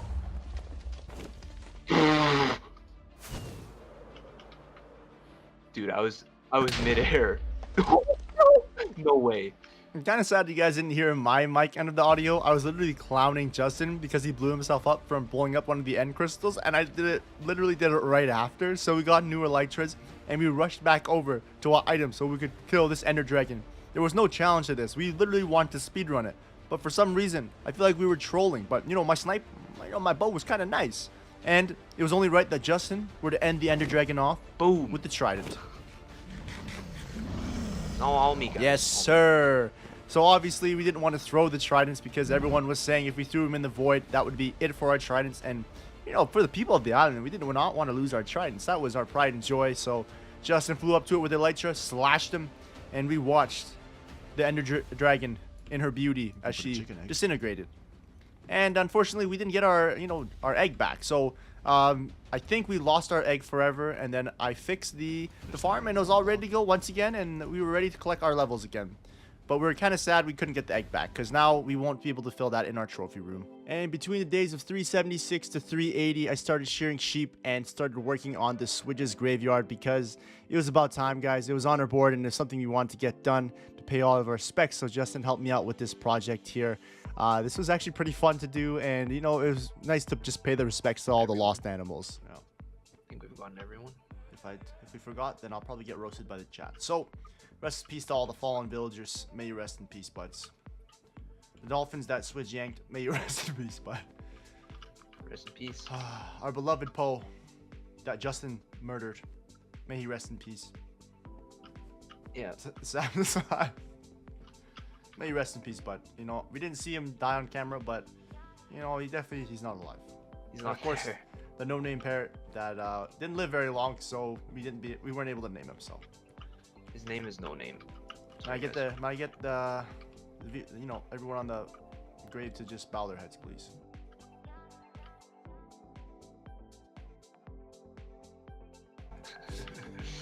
On day 381, Justin brought me out to the Badlands that he saw on his way back one of those days. We wanted to do a duel out in the Badlands, Wild Wild West style. As you can see, Justin's preparing the battle by killing a squid. You know, I'm not quite sure what his training tactic is, but he definitely was scared for the battle that was going to come about.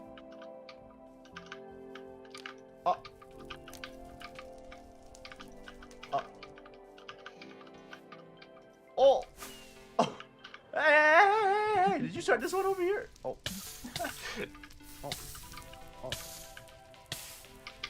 So what we were preparing for was we made those netherite hoes that you guys wanted us to kill the Ender Dragon with, but we couldn't do that. So we wanted to make use out of it with an epic battle in the Badlands. Cue montage music.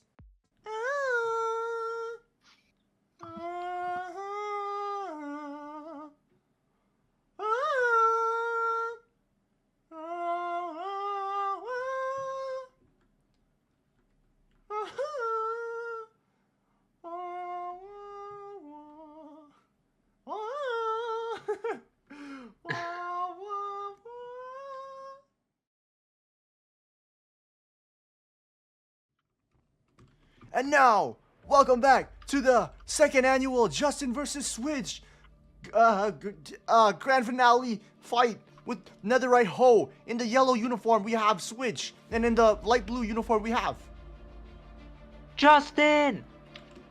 Go! Oh my god, this is epic. Okay.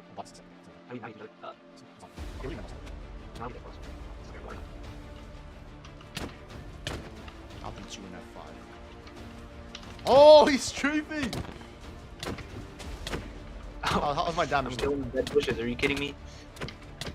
Yo, you're hacking. Turn your client off.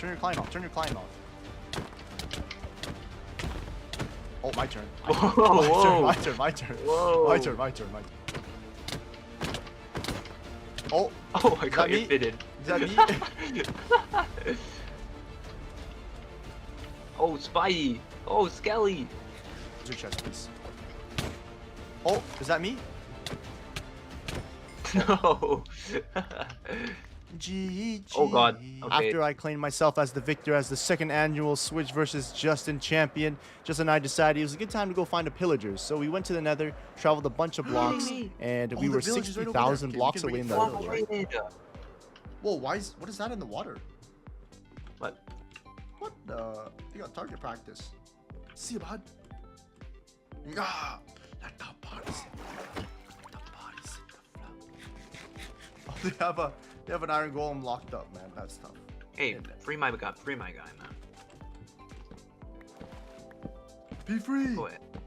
Be To free. die. Oh! Oh no, we're gonna die. Yo, he literally just like... Oh my god, the back. Oh, I actually sniped him. Let's go, boys.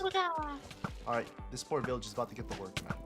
This poor You get village. Bad Omen? Yeah, I got it. Let's go. Side, guys. They even have a horn.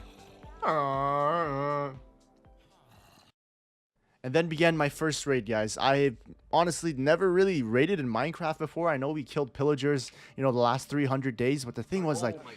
I never had to defend a village from That has... attackers. You know, there was Oh god. these rhino-looking things charging at us, coming for the villagers, and they were blowing things up. And there's guys with crossbows and magicians. I don't even know what was going on, guys. Like, I was so lucky that I had the totem of undying that these guys were dropping, because these guys hurt. I won't lie to you guys. You guys see here, we lost our first raid because we weren't ready. Like, the villagers were just running around with their heads chopped off. They didn't know what they were doing. They literally ran out there to die. So the second raid, we did a little bit better this time. We made sure that the villagers were inside their houses, and we locked them inside. That way they couldn't, you know, they couldn't get out and die. So Justin and I, we, you know, devised the game plan, and the second time around, it was a lot easier. Not only that, but we had totems of undying, so that really helped us, because I actually died once, and it saved my life. And as you can see, we were the heroes. Ah, let's go, boys. Hero of the village. Okay. After we got hero of the village, we made sure we rushed home so we could take advantage of all those trades the villagers could give us, because obviously after you get the hero of the village, they give you really cheap trades. So we were trading furiously. Like, we were getting so many emeralds and so many good deals, so it was definitely worth it. And then on day 390, we started constructing and slash upgrading our, you know, original animal farm islands, because they weren't looking that great. So it was as a much needed upgrade. As you can see, we're doing like a glass theme, so you can see inside of the structures, and then we're actually putting the animals inside them. So it was actually really creative and really cool.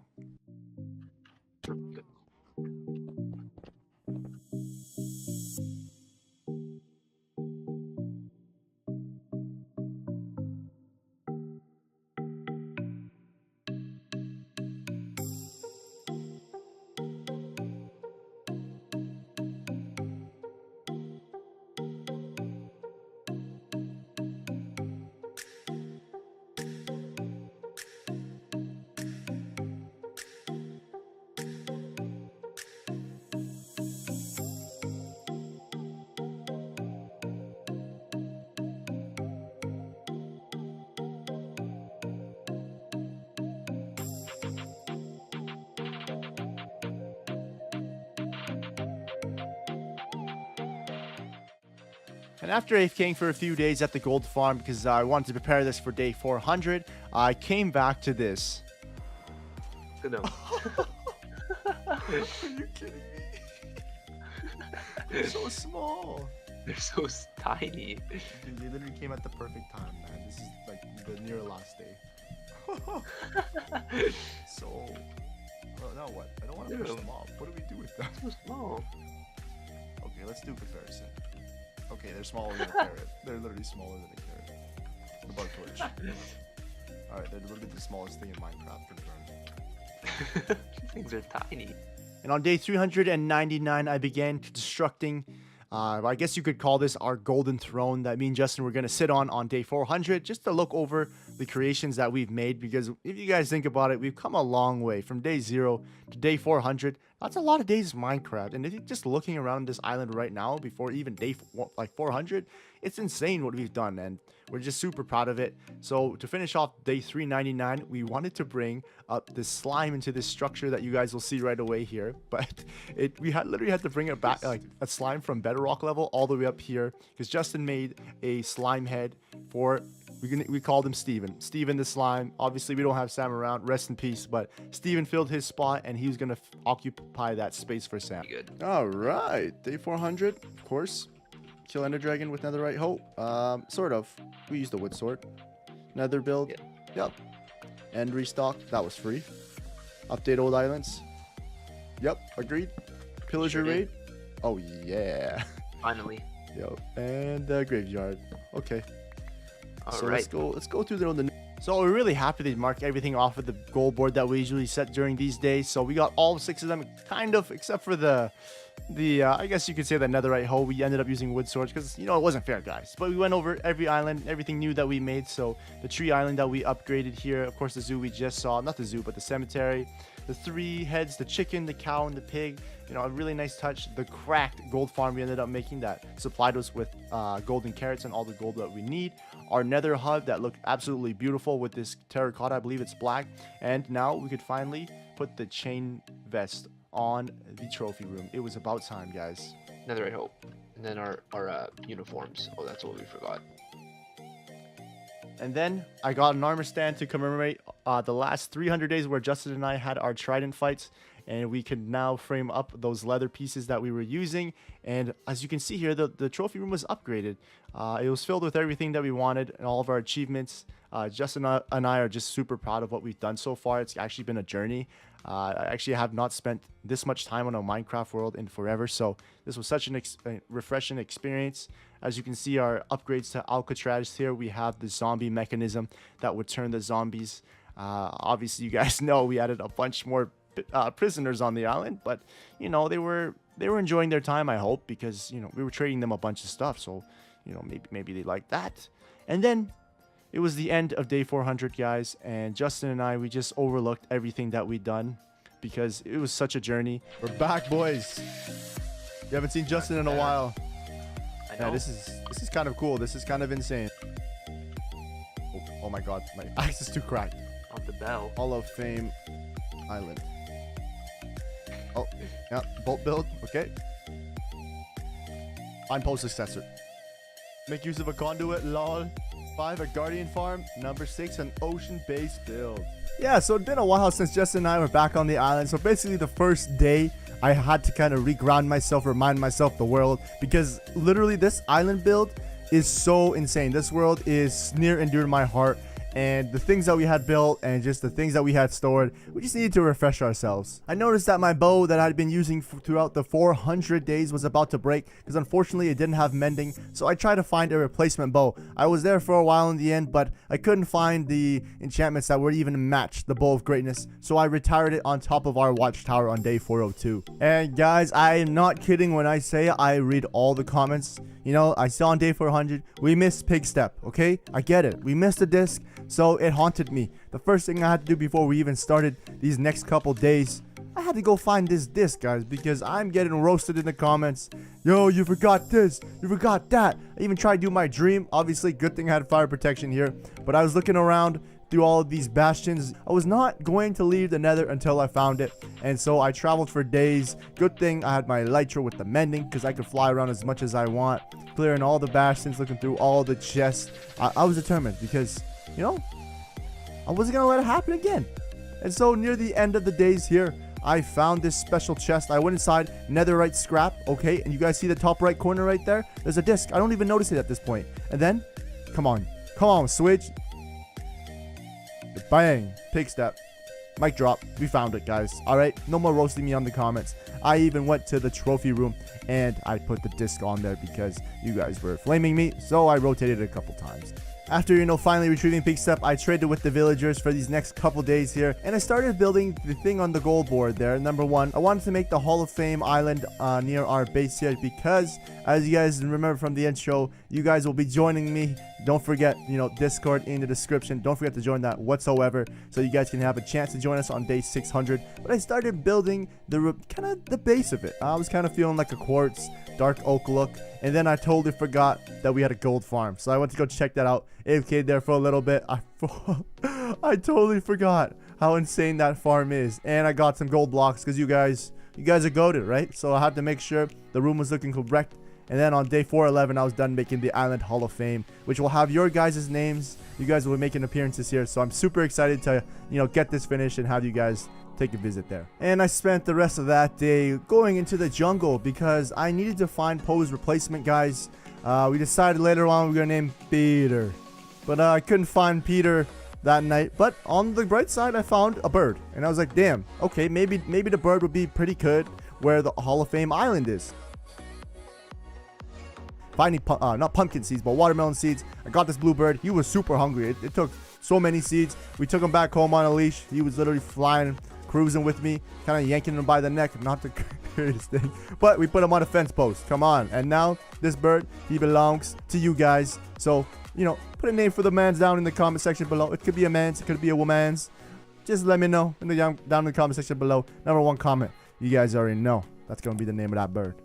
I was trading with the villagers, trying to get as much emeralds as possible, and I started crafting a secret emerald kind of paste for myself that Justin would have no idea about, which he's probably watching right now. But I thought, you know, I could have an own space to myself, because everything that Justin and I have built on this island, it belongs to us. But now I have my own personal space. And the big project began, guys. Justin and I, we wanted to do that big guardian farm. So we started collecting the materials, the resources, so we can get this done. It was finally time, guys. It's been a while since we had attacked an ocean monument, and as people of the island, it was our duty. Right? There's 3, I think. That's what they said.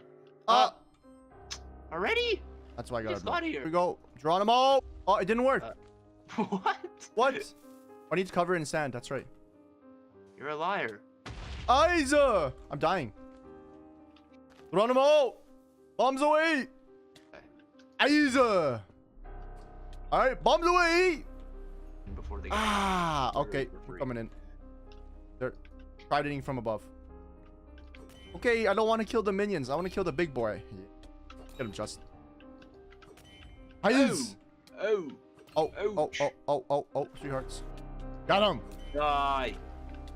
Yeah. Justin and I conquered all the Elder Guardians in that ocean monument, and the farm began. I was super excited because I've actually never made one of these farms before and had no idea what to expect.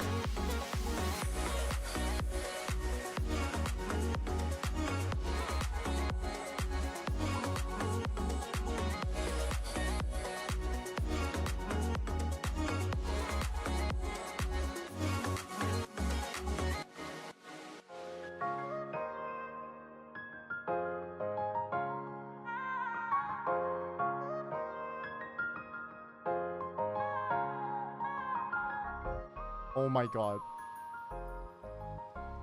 How do I get out? Justin. It literally sounds like a bunch of flopping goldfish thoughts. Like... Yeah, that sounds about right. What is happening?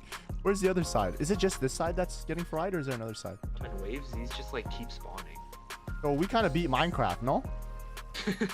It was literally insane. We AFK'd for 2 days, and this is what happened. There's like 30,000 fishes dying in front of me. I feel uncomfortable. Oh my god. What?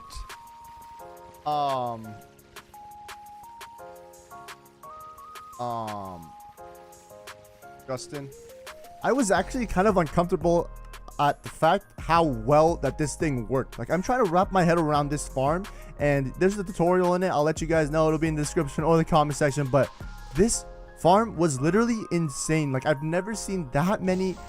mobs in Minecraft literally just get destroyed. Basically, they would drop in from the ocean monument into the nether portals where we could farm them. It was literally insane. So we spent the next few days, because as you guys could see, we had so much fish we didn't even know what to do with it. We had raw cod, and fishermen could trade raw cod for emeralds, so we found another emerald mine. So as you guys could see in the clips here, I was trying to transport a fisherman villager over there so that we could just trade emeralds, but we couldn't get it over to that ocean monument. So Justin was like, yo, Switch, let's make a nether highway. So that requires ice, a boat, half slabs, glass panes. As you guys see, we're crafting. This was a huge project that took us 7 days to do. But look how fast I'm moving. I'm literally on a boat and I'm going, like I'm literally a race car, guys. Are you guys looking at this? I kind of took it too far and doing 360s and giving myself a headache and probably giving you guys one right now, but it definitely worked. We had another highway and we transported our first villager. His name was Bob, and he was in the collection system, so he could eat cod for the rest of his life, and we could get emeralds for the rest of our life. Day 448, it was about time to go looking for that conduit, and there was an issue. We didn't have any nautilus shells. I read that you could get them out of the sea. It was super rare. I feel like I've seen so many nautilus shells throughout our playthrough, but I always just skimmed through it. So that's kind of my fault. But now that we have this conduit challenge, Justin and I spent the next few days just scrambling around looking for these shells, because you need literally 8 shells and just one heart of the sea to make it. But all we were finding was heart of the sea, and we couldn't find a single nautilus shell. Like, I'm not even kidding. Went to so many buried treasure maps. We got a bunch of diamonds, a bunch of good loot. I even tried my AFK fish farm. I mean, obviously this is well, Justin told me that they actually nerfed it, so we definitely weren't going to find anything. As you can see in the clips, like, the loot is insane. And I even ran into a jungle temple. Like, I remember I used to play Minecraft a long time ago, and I remember when the jungle temple was brand new. But like, I do not remember the loot in jungle temples being this sorry. Like, even like bones, rotten zombie flesh, what is the lore behind this? And all the switches to open up to this and that, you just break through the blocks, guys. As you can see, like, I'm going through every single treasure chest that I could find, and the loot is insane, actually. Like, it would be so good if you were starting off. I was kind of getting tilted by the fact that I couldn't find a single nautilus shell, let alone that we needed 8. So I went over to the pillager tower. I killed the boss. I started the raid. Justin. I'm curious. Oh my god, they're on the island. Oh No. Port? No, we're on the island now. We run this. So much harder and we're harder. not scared of anything, guys. No, not on this world. Ow! Oh, literally did half part. What am I doing? Alright, relax, villager. We got it under control. There he is. Oh, okay. Edit that out. Edit in? Save us. Hold on, I'm gonna 360 off of the watchtower. Hold on. No way. Okay. Oh my god. 720. Ice. 2. Wait, this is so slow. 3. Ah! Are you kidding me? Oh, trick shot on you too.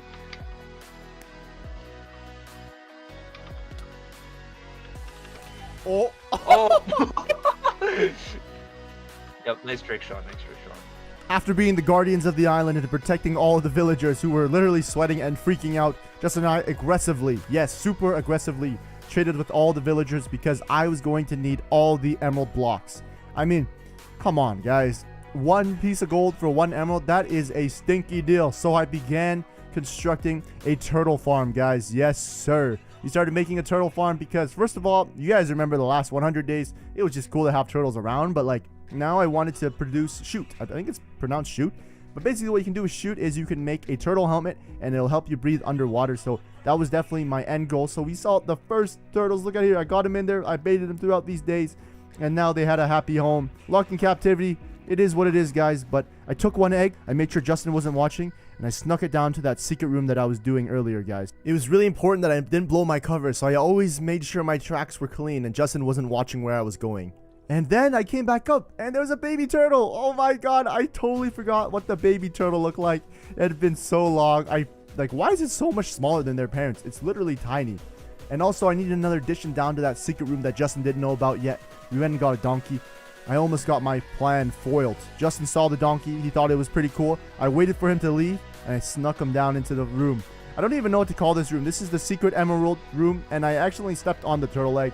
Rip that baby turtle. I'll take the blame for that one. So I I boxed it up just in case so I wouldn't step on him again. So that's what I did.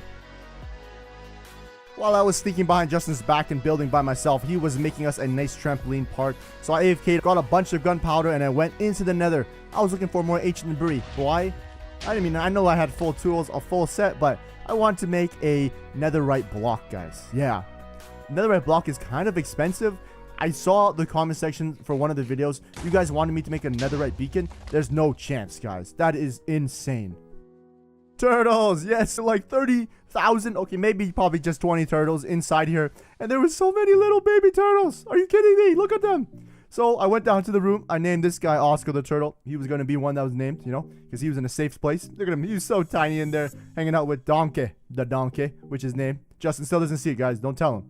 And I named the place Turtle Beach, the Turtle Sanctuary.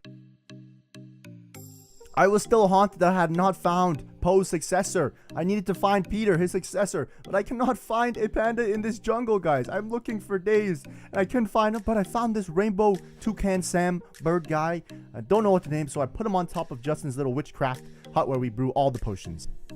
And on day 466, Justin had given me the rundown of the parkour wipeout kind of structure he was doing. He gave me the rundown what he wanted to see, what he had in mind. So I started kind of taking notes and making these little wipeout inspired balls. If you guys don't know what wipeout is, it's like a TV show where you try to beat an obstacle course. It's pretty funny. You watch people fall and get hurt. So I think it was inspired by this for our parkour style section that he started. We want to do a parkour section on the island because we knew that there was going to be guests coming soon. Yes, aka you guys. All the information is in the channel memberships. I will mention it at the end of the video. But for day 600, you guys can join us. But yeah, we were just constructing this parkour thing. As you can see, Justin has another wipeout inspired obstacle made with pistons. So usually the contestants run across here, me in this case, and they get pushed off. Unless you can time it properly or run fast enough. So this is a really nice touch to the parkour. After you have to do window pane jumps, which are not my favorite.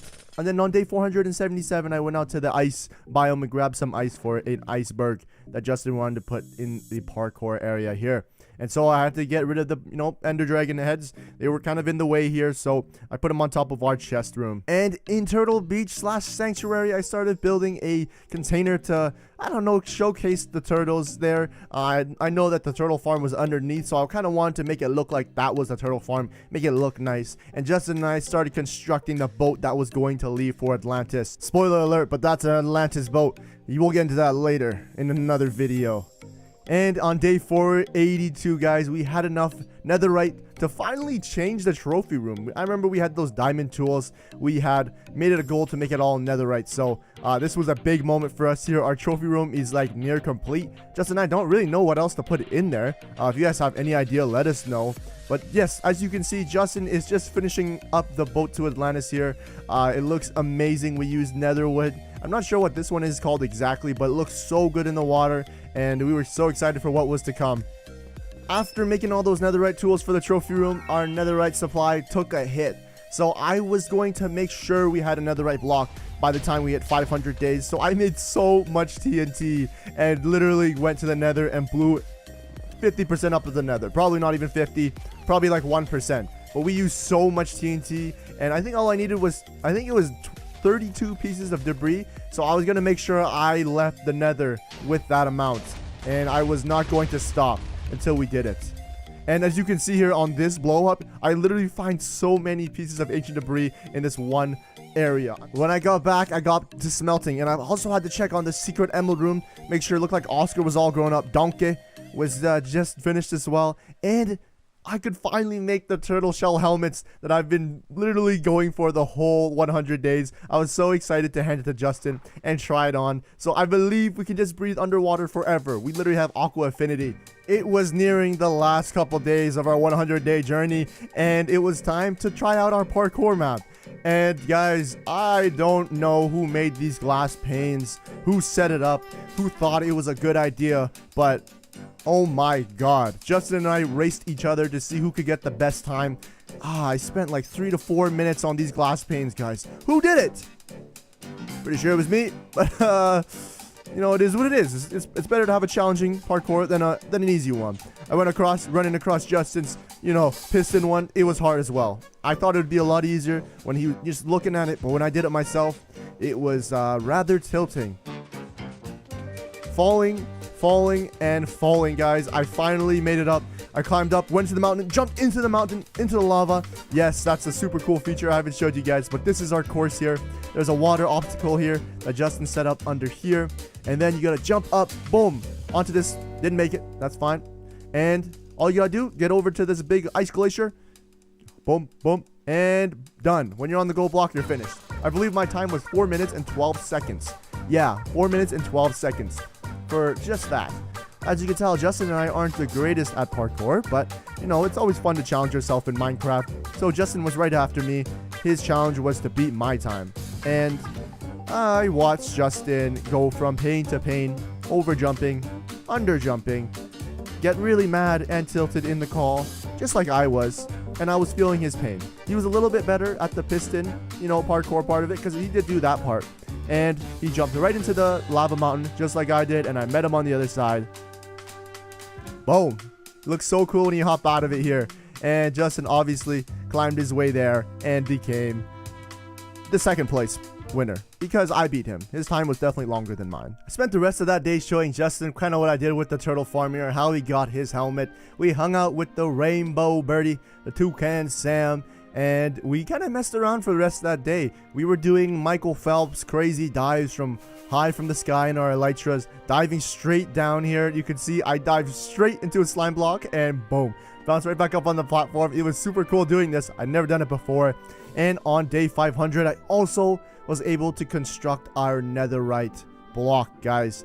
We had done it. Our first netherite block. I placed it by pay because I couldn't find Poe and I felt really bad that I couldn't do so. And that was one of the challenges we couldn't complete besides the conduit. I spent the rest of that day just preparing the island for visitors because you guys will be joining us soon here and looking at the boat to Atlantis. Oh, I swear I see something in the distance. What is that? Is that a village? Okay, I'm getting absolutely destroyed by this cow. Like, chill. No, he needs to relax. Oh, some ruins. Wait a sec. Fishing rod. Yes, sir. Just like many days when you start in Minecraft, on day 0, we were literally just, you know, having a feel of where we were, the biomes around us, and Justin found this, I don't even know what this is, a chest out by the sea. He found this insane fishing rod. He was punching the, you know, the trees as I was trying to kill the cow, but as you can see, he was kind of nice and finessing me.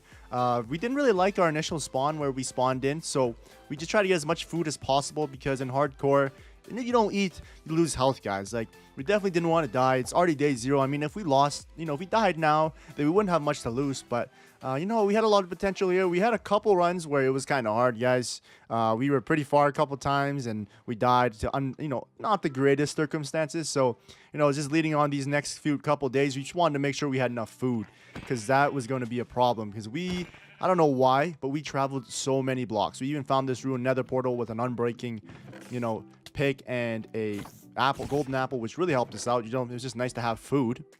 Because I'm not even kidding, guys. We traveled for days. So after our first day, you know, we were just slowly moving along the Minecraft world, collecting the resources. We found a desert temple, which, not a desert temple, but a desert village, which is super awesome. On day 1, as you can see here, you gotta loot wheat blocks every time, guys. Like, you take all the food you can get off rip, guys. So we found this sand temple here. Of course, you gotta break that pressure plate. You don't want to die to it, you know. So we looted all of that. Nice saddle. It's actually really nice to have a saddle early game, so you can move on horses. You know, a little bit of horse armor and another saddle. So we had 2 saddles, a book, a couple of emeralds, gold. You know, it wasn't bad for a start, you know. And obviously some TNT, which we probably wouldn't use till later. But then we ended up just spending the rest of day 1 looting all the rest of that village, and then we were back out to sea, and we, you know, even rode past this coral biome, which reminded us of our island there. So, you know, that was pretty cool. Day 2, we're still traveling, guys, and then we ran into this witch hut. There's nothing in there ever, is there? No. It's got to be one of the most useless structures ever made. Oh! You know, there is a witch there, but... Ow! What is this? Oh. Hold on, poison. Wow. Looking back at it now, I don't know if I need to kill this cat, but you know, after we killed the witch, we took the cat with us. You know, it's a rare cat too. I don't know why I killed it. We should have taken him, but yeah, we had to let her know. we had to let her know that we weren't playing around for the rest of the world. So then we ended up just running into more villages, and we got some bones. I tamed my first dog. Are you kidding me? Like, day 3, you already have dogs? Like, oh, it's lit, guys. It is too lit.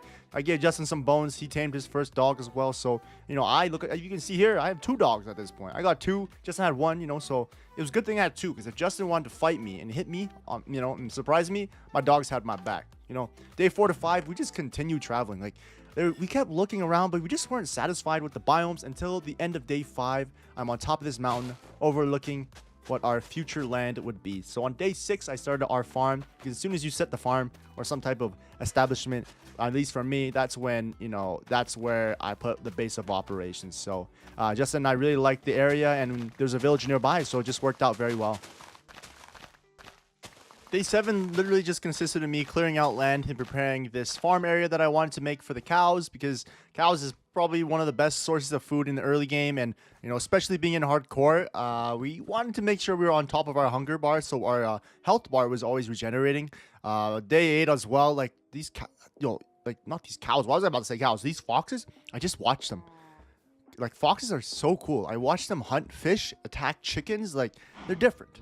On day 9, I finally got my first cows into the pen here, and food was finally arriving. So day 10 to 14, you know, guys, we didn't do any caving yet. We had to get some iron. We wanted to get full sets of armor. We needed coal. We needed all the basic, you know, resources that you need in the beginning of Minecraft. Something about just mining in general in the beginning of playing Minecraft is so peaceful and relaxing. So, you know, I have no problem doing that whatsoever. I ended up finding like this insane ravine that had like ravines in the ravines, like it was a ravine-ception. Diamonds! And of course, you know, I found diamonds eventually. It was being gatekept by this skeleton, as you guys can see here. You can literally see you take 1 arrow from the skeleton, and it was like 1.5 hearts. So it really hurts. I really wanted to get diamond armor as soon as we could. I mean, me and Justin were both mining at the same time, so with 2 people, you know, the load is a little bit easier. But I finally made a shield, guys. I know in my other videos you guys keep roasting me for not using shields, and yeah, we definitely needed shields. So great suggestion, guys. You guys are the best. You guys' comments always help me out.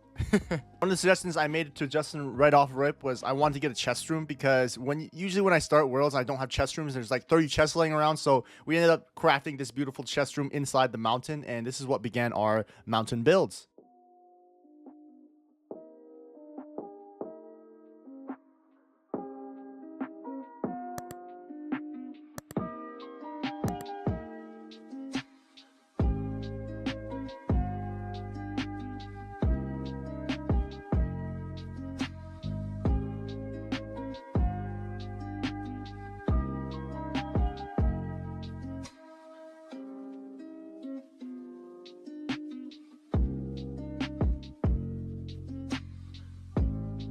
Yeah, so you want to make it look like it was in the mountain, but it was a glass enclosure. But there's a lot of chests, which was really important because we're going to have a lot of stuff to store.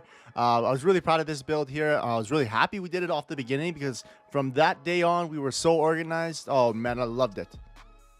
Spent the rest of day 20 just organizing the chests and just trying to figure out where we wanted to store things, because we had a lot of chests and very little items. So I finished out the day organizing off those chests and transferring our first chickens into the chicken coop, guys. Day 21 just consisted of just doing the little things around our world, like collecting wood. You know, it was really important to collect a lot of spruce wood. First of all, you know, we were near a spruce forest, so that really helped the builds that we want to do in general. We wanted to base it around that look, and working on some farms. And I started to begin the foundation of a horse barn that I wanted to make. I feel like the horses usually don't get as much recognition as they deserve, guys. Wait a minute. What? Okay, hold on. Come here, buddy. Wow. Yeah, guys, I couldn't believe my eyes. Like, I am not even kidding you. I found a pink sheep, like, naturally. I didn't dye it or anything. Like, honestly, I couldn't even tell you how to make pink dye right now, but I naturally found this is supposedly one of the rarest mobs in the game, as you guys said in my other videos. So, you know, it's a sign, guys. You know, this was a special world. So I named him, you know, I locked him up and I named him Pinky because he was pink, guys. Come on, you know, I'm basic. I'm not very creative here. And with all that spruce wood I had, we started constructing our nice little horse barn that we were speaking about. As you can see, it's made out of raw wood, spruce wood. So, you know, that's why we need so much of it. I feel like horses don't get enough attention in Minecraft. Obviously, people use horses to ride them and get places. But, you know, why don't people make horse farms? Like, why don't they breed a bunch of horses? I've never seen that before, you know. So I told Justin, you know, I think that's a good idea. Let's just give it a try and this would be different. So on day 23 or 24, I ended up mating these horses. They did their thing, which was kind of weird, but they had a baby horse, and there was the first horse to be born out of the first two that we had. We don't even have them named. Like, we haven't even named that many things on here, guys. So be sure to leave in the comments what we should be naming all these mobs, and I will be sure to do it if we do end up doing another 200 days, if we even survive. Anyways, day 25, as you can see, we are collecting obsidian. Why are you collecting obsidian, Switch? Well, Switch wants to get to the nether. Why Switch, you know, talking in third person? Switch doesn't know. But on day 25, we saw pillagers in the distance. And, oh man, I gave us some flashbacks. Sorry, this was day 26. Because we had a world before this. You guys, you know, I was mentioning that earlier.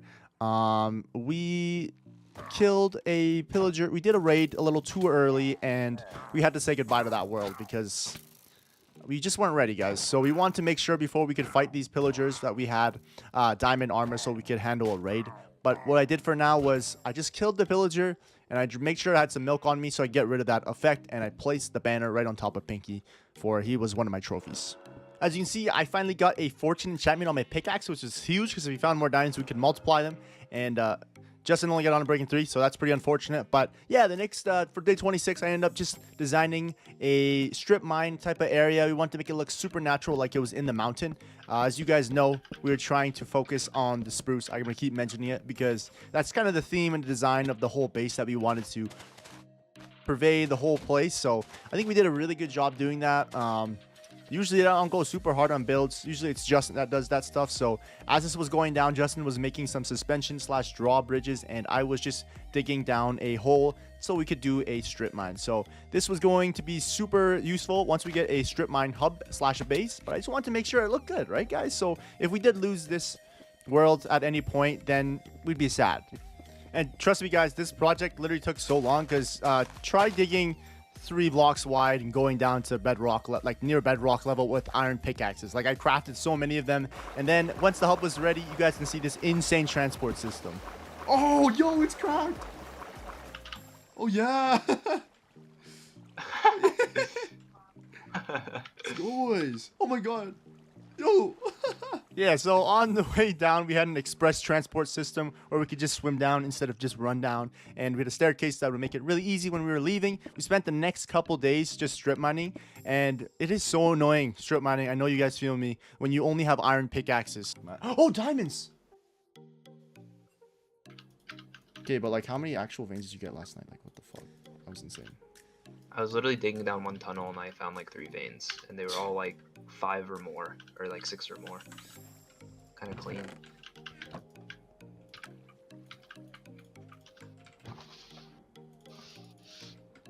Here you go, Justin.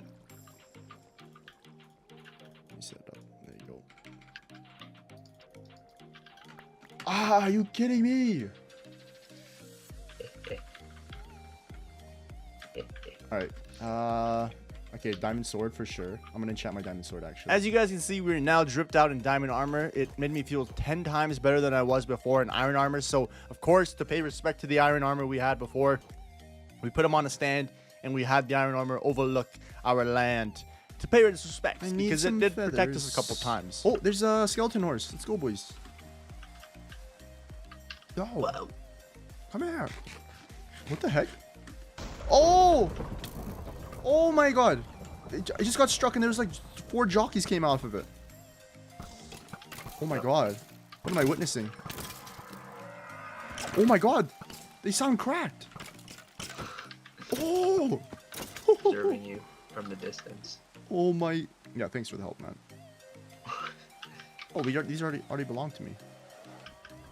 Yeah, as you guys can see, I literally saw one horse get struck by lightning and it multiplied into a bunch, and I had to fight these skeletons on them. I don't know what the name of the mob specifically is, but that was literally so cool. So Justin and I locked up those horses, those skeleton horses, and we went into the nether. You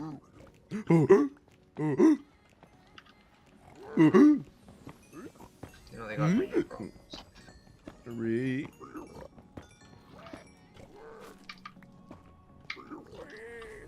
Oh. What are these guys doing? Oh, hey bud. Return to center. See ya. Oh!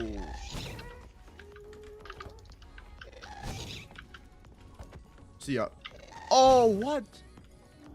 And as you guys can see, Justin and I just spent the next couple days in the Nether just exploring, collecting materials, things that we would need, and messing around with the local wildlife, aka this ghast. It wasn't aiming for me, that's why I couldn't return it to sender, guys. But yeah, Justin and I, we had our gold helmets on. We did not want to die to any of the piglins. We found our first Nether fortress. It wasn't too far away from our base, and we ended up looting as much as we could. As you can see, a saddle and a diamond horse armor. Are you kidding me? And yeah, the Nether fortress was huge. We ran into a couple of scary instances with mobs and blazes, so we had to be pretty careful because, I mean, we're in hardcore, guys. But we had our diamond armor that we just crafted, and we just put, you know, random enchantments on it just to keep us safe in our adventure in the Nether. I spent a lot of time in this blaze room. Justin and I, we just farmed as much blazes as possible. Believe it or not, guys, this was like a double blaze spawner. So there was one, the one that we're standing in now, and across it, not very far. I want to say like 30 blocks away was another one. But yeah, we spent our time here collecting as much blaze rods as we could. We wanted to get as much blaze rods as we could, you know, a little bit over 30 so we can make the Eyes of Ender so we could go to the end, and also for crafting and fuel. So we stayed here for a while and we tried to farm as much blaze as we could. So the shields came in super handy here because I would have taken so much more fire damage than I did if I didn't. So shout out to the shields, man. And of course, because we had all those blaze rods, we were going to need some ender pearls so we could craft those ender eyes. So while we were there, we just visited the warp forest because you guys know there is a bunch of endermen that just spawn there for no reason. Actually, I guess they lived there, but we were disturbing the peace, and I got into a couple close calls with the endermen. Just looking at it now, I should have died, guys. These endermen were not happy that I was around, and you know, that's fair. Justin and I were invading their property, so they had every right to try to smack me to death. But luckily, I had this shield, I had Justin, and that was just enough. There was, oh my goodness, it was too close. Oh my god, I'm at 3. I'm at 3. Here. Oh! Oh! Oh. No. Shortly after collecting all the ender pearls that we needed, we did not want to extend our stay or even risk the chance of dying, so we left, and I spent the majority of day 48 lighting up the area around our place because I didn't want to die from a creeper or a skeleton just creeping up on me. So I made sure it was well lit. Justin started to work on bridges, tunnels, enchantment stations. He was just working around the house. What am I calling that house? The compound, the mountain, the everything, guys. He was working around while I was preparing the materials and just getting ready for a wheat farm that we're going to make because we needed to make a lot more animals. There wasn't enough animals in our world, and obviously wheat is also bread, but the main purpose was for steak. And yeah, so this required a lot of wood, so you can see me in the forest getting my lumberjack in, and yeah, I started clearing the land for where we wanted to set it up. We wanted to do like separate areas of the mountain for specific things, and on day 52, guys, Looking kind of funny at us, no? Yep. They're kind of sit up. Look at them. Why don't we take care of the trash, guys? Yeah. What y'all finna do, huh? No, I got the leader. I got the leader. Yep. Get See ya, him. bud. Get him. You're still wearing a gold helmet, by the way. Oh. we spent the rest of day 52 preparing for this raid that we were about to start. Last time they got off lucky, we had iron armor, but we were now ready to fight them with our new diamond gear. So we made sure we had enough food. You know, we just ran around because we were going to need a lot of food. We were about to get hurt a lot, and we wanted to make sure those villagers that we were going to be the heroes for them tomorrow. And tomorrow came, and on day 53, I looked over the mountain into the village, and we entered the village. Kind of complex. Wow, there's so many villagers. I know, there's a They're lot. coming from this way. This village is pretty big, though.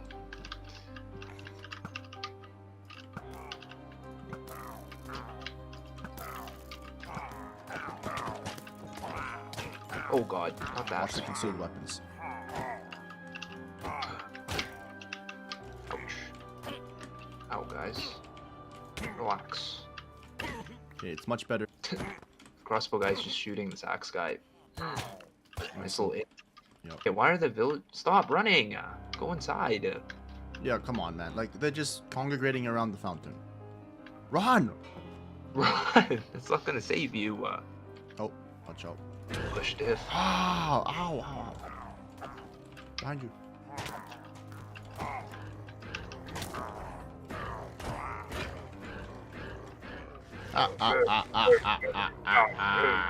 Oh wait, don't start a forest fire. Hey, this fox is stuck in here. Let's go, boys. Oh. Finnick is stuck. No.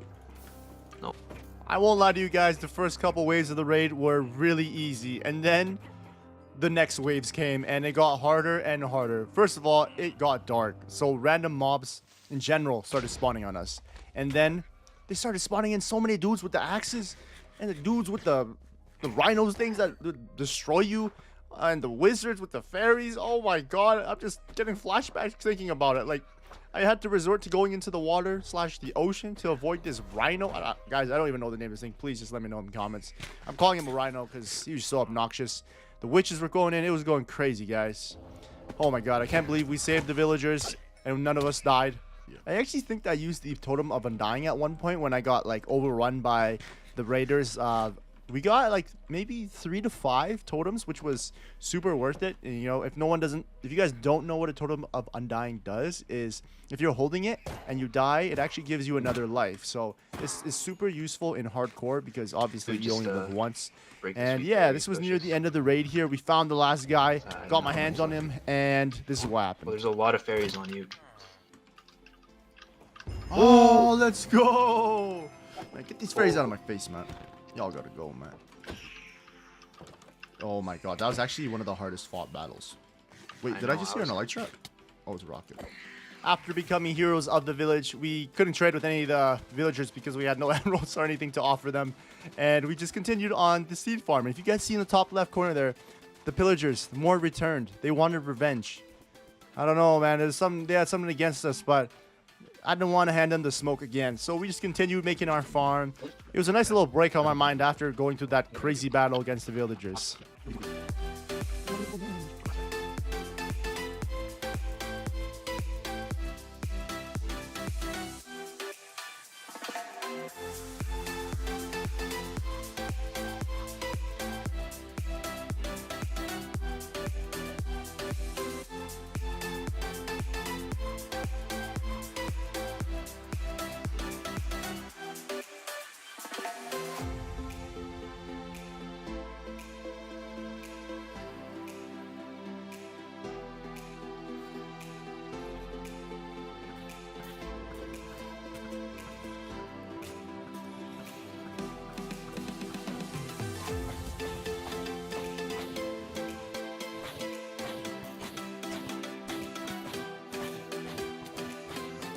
I ended up going to the cave because I wanted to find some skeletons to kill them for their bones or their arrows because we didn't have any type of XP farm for mobs so we get those drops. So I got a few bones and I was eating rotten flesh at that point, guys. We did not have any food readily available, so this wheat farm was huge for us and I couldn't wait. So I had to try out the wheat farm and you gotta make sure it works, guys. I mean, we only had a couple crops that are ready, but you know, you gotta make sure the quality's good, guys.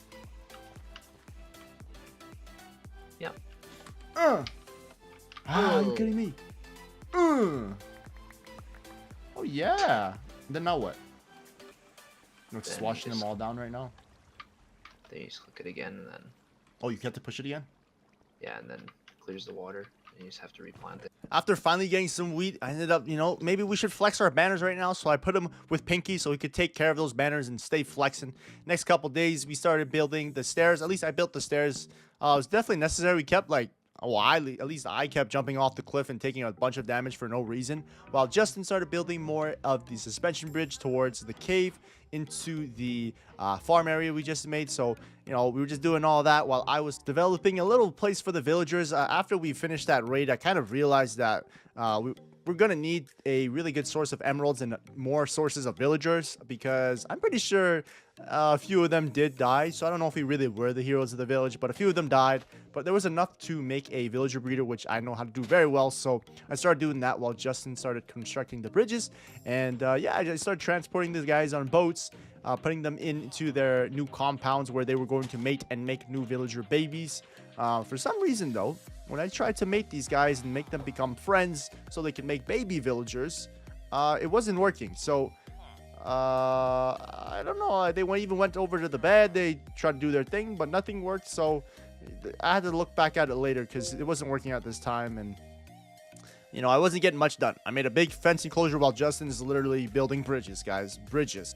So I found a better way to make use of my time. I just made a temporary, nice little, what's this called? Brewing station, so that we could eventually brew the potions that we needed to go fight the Ender Dragon. Yes, sir. The boys wanted to fight the Ender Dragon within 100 days. So it's really important that we had slow falling potions. Literally, that was the only thing that I said that we would need. So we slowly started preparing to fight the Ender Dragon herself. Oh yeah, you want to see what I got? Like, my enchant. This was before Infinity. I put it on, but it's pretty good. Oh, you can have it back now. Yep. There you go. Oh, this looks a little weird, doesn't it? The foreshadow? It's like raining in that It's part, snowing? and Yo, then they're it's trying to tell snowing, us. and then it's thundering, and The world's like, trying to tell us not to go kill the Ender Dragon, man.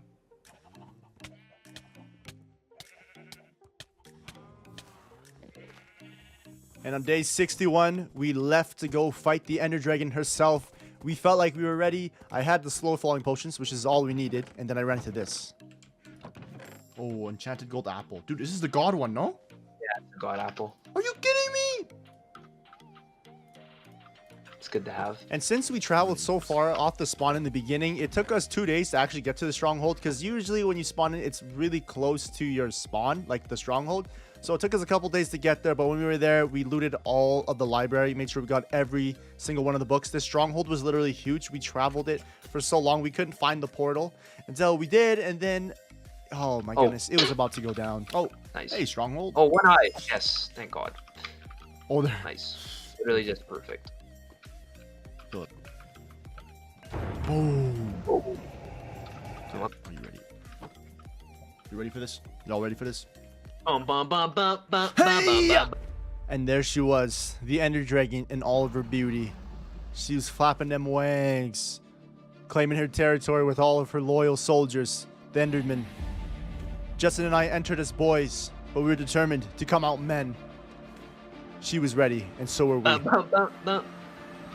Oh, okay. Not a bad spawn. Wow! Wow! Oh, oh, we have totems. We have totems. Oh my God! Get out! what's Get out! going Get on? out! Get out! Get out! Get out! Get up here! Get up here! Get my up here! God. You're in the dragon I breath. can't- You're in the I can't dragon's leave. breath. Get up! I can't leave! Oh! I have no more Okay. totems. Okay, okay, it's fine, it's fine. Yeah, you want another one? Yeah. Oh my God. Yo. Okay. All right. Okay, I'm gonna drink some wine. This means war. Oh, Boom. Oh, he's perching. Oh! Yo. Help. You see? Oh my Oh. God. Yo. more. One more up there. Oh my God. There's too much. I keep getting yeeted. Nice. Joke's on you. You put me in a good position to. Nice. Bow. Oh, wait. There we go. Oh! Yo, You got yeeted twice. Yeah. Oh! Yo, Oh. chill.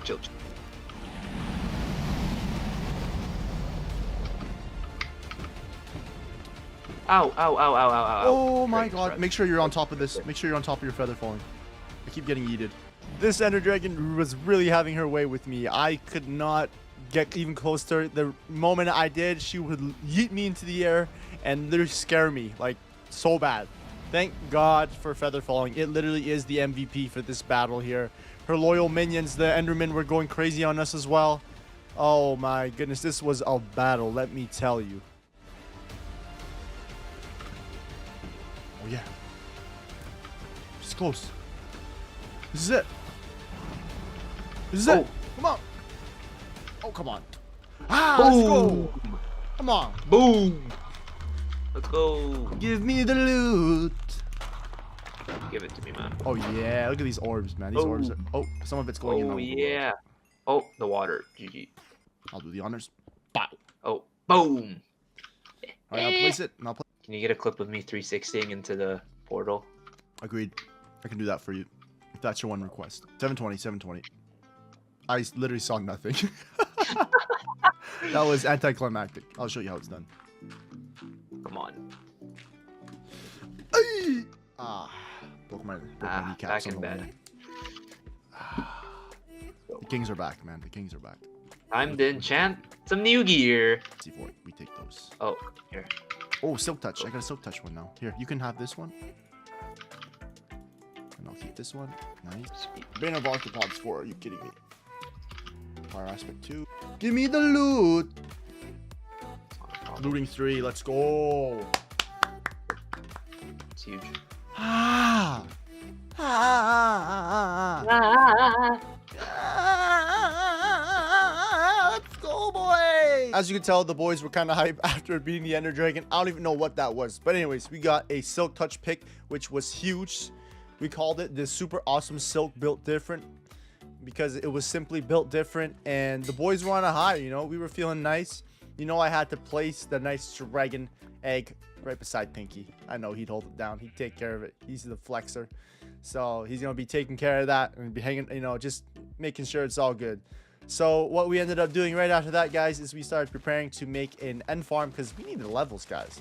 We wanted to make a bunch of enchantments. We were trying to get OP. If we were going to live in this hardcore world for the long haul, we were going to make sure our gear was nice. Then I had a staring contest with this creeper.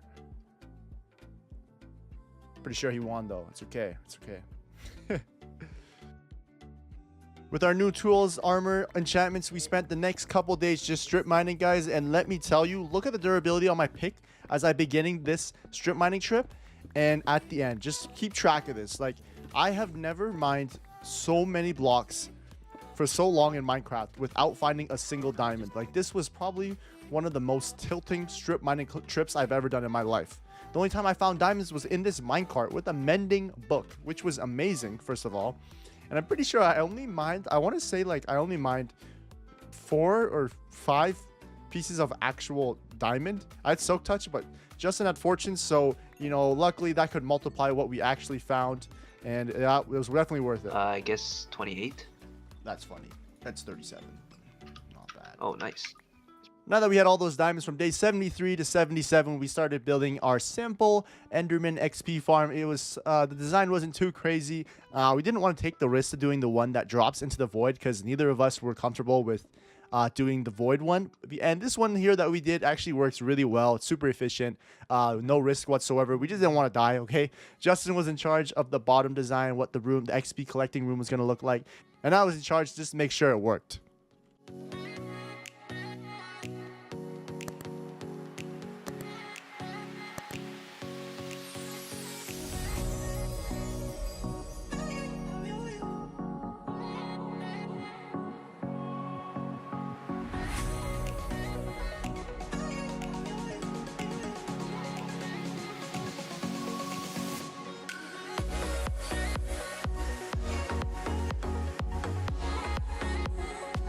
Having this XP farm, I felt refreshed, I felt reborn. So what I decided to do was just re-enchant my whole set. I got rid of all the old stuff that was damaged, and with the new diamonds, I made a brand new set because this was the next stage in our Minecraft world. All right, talk to me nice, Justin. What'd you make here today? Okay, so with this build, I just wanted to follow the theme that we've been going with. Lots of use of spruce wood, lots of grass. So this is probably, you know, the most important part. It's besides the XP farm itself, we got an enchantment table set up here and a grindstone above.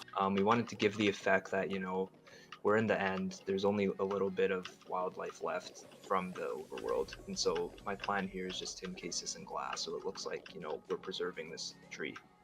Just got a simple workstation, an infinite water source, you know, it's always useful. And then over here, you just have a simple garbage chute. You know, too many ender pearls from this thing, so you gotta throw some out. Then just extra storage over here. And yeah, that's mostly it for now. We got back on day 80, and I thought it'd be a good idea to just pick up one of the horses that we brought to the end portal, because there was 3 of them just stranded and lonely out there. So I decided to take one back. You know, I thought it was fair. The other guys, good luck. We'll get you someday. Probably not. I actually found a pillager outraid slash, I don't even know what this thing is called. The pillager post here, and I got the effect by killing the leader here, but I did not plan on doing a raid by myself. I definitely wanted Justin around. I started a raid in this village I'm passing by. Alright, goodbye guys. Have fun. Good luck. For that reason, I'm out. For that reason, I'm out. Oh my god, there's so many villagers here. They're doomed. Sorry guys. No, let's just hope we don't run into it again. Oh, yeah, I can't fight this. Let's go, horse. No, sorry, guys. You gotta go. And when I picked up the horse on the way back, I thought it'd be just a good idea to adventure around the world, get a couple materials that we needed. We were gonna need some bamboo to make some scaffolding. So I decided to grab some saplings, and as you can see, we're building up the dog army. I had all these bones I was collecting, and one of the dogs was super selfish. He took like 10 bones to actually capture. Oh my god, I think my dog, my dog is glitching out and it looks like a fox. Or is it literally just sitting there? I've never seen a fox sit there and look at me. Yeah, is it near a village? Yeah. Because when they're in villages, sometimes they just sit down. Yeah. Get him! Go! Yeah, run, skeleton. Yeah!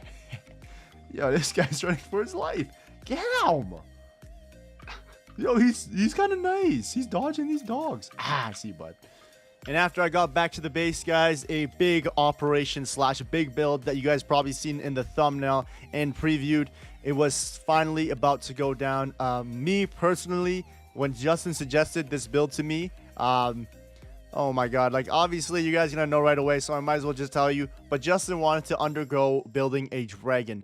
He showed me the picture that what he wanted to do, and I was talking to him on Discord that night, and I was like, "There's no way I can do this, Justin. Like, if you want to do this, you can do it for sure. I support you 100%, but you'll never catch me making something like that because I'll just get dizzy." So, you know, to suffice, I thought if Justin was going to put a dragon on top of the mountain, I'm going to have to do something too, guys. So with my time, I thought Pinky was the main trophy of our world. I had to put the respect where it was due. I wanted to make sure he had a nice spot in our crib. And so I started building a sheep monument. The thing is, I want to build a huge pink sheep and make it look exactly like Pinky, but you know, we don't have that much wool. Like literally required thousands of blocks of wool, which we can probably do if we do 200 days. So I made a baby sheep monument which would pay his respects, and I'll put him up there as Justin was slowly building the dragon, as you guys will see. Justin was hard at work between day 89 to 93, and that wasn't even the end of it. For sure, we should have had elytras. I won't lie to you guys, like this would have made the project so much easier for him. But on day 94, it was time to move Pinky into his new monument slash statue. I glassed him up and he was underneath his little tiny statue. Don't worry, Pinky, we're gonna get you a bigger size statue that is literally gonna look exactly like you in 200 days. If it happens, guys, 30,000 likes.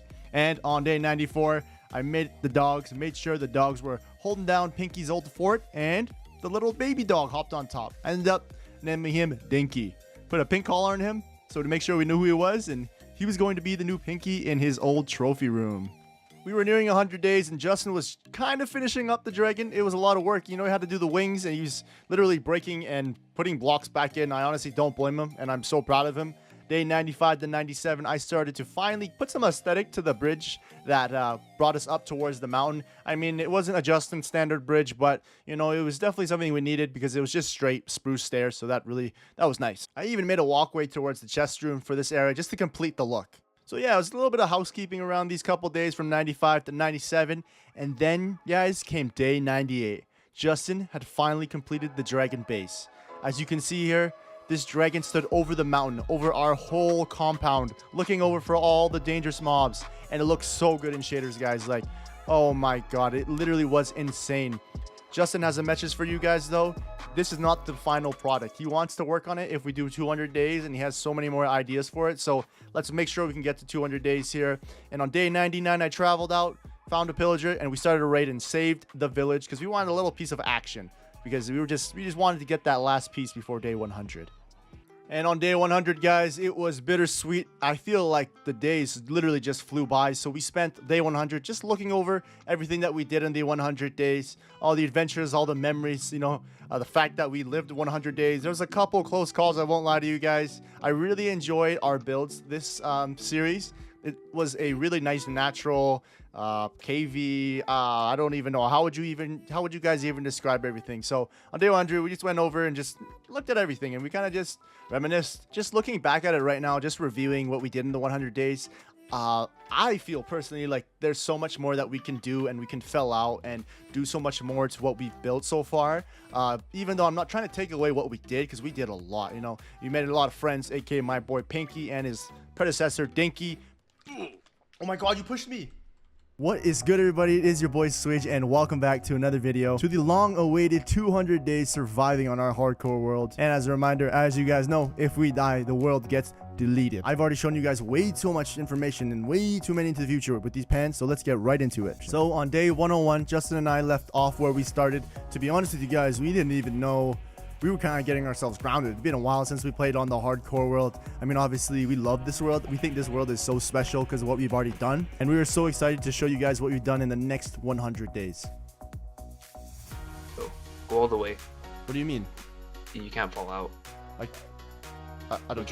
You can't fall into that. Oh, I'm trying to actually. I'm trying to run. Yeah, you can't fall into it. Look at you child-proofing things for me, man. That's crazy. After prepping the first couple days and just preparing while being in the end, we will set out on our adventure to go find our elytras from the end city and the end ships. There's a couple close calls making an enderman mad, as you can see. Definitely don't want to die in the end in your hardcore world and just call it, you know, call it a day there. But yeah, we found ourselves some end cities, an end ship. With it was honestly that was the first one we found, so super lucky.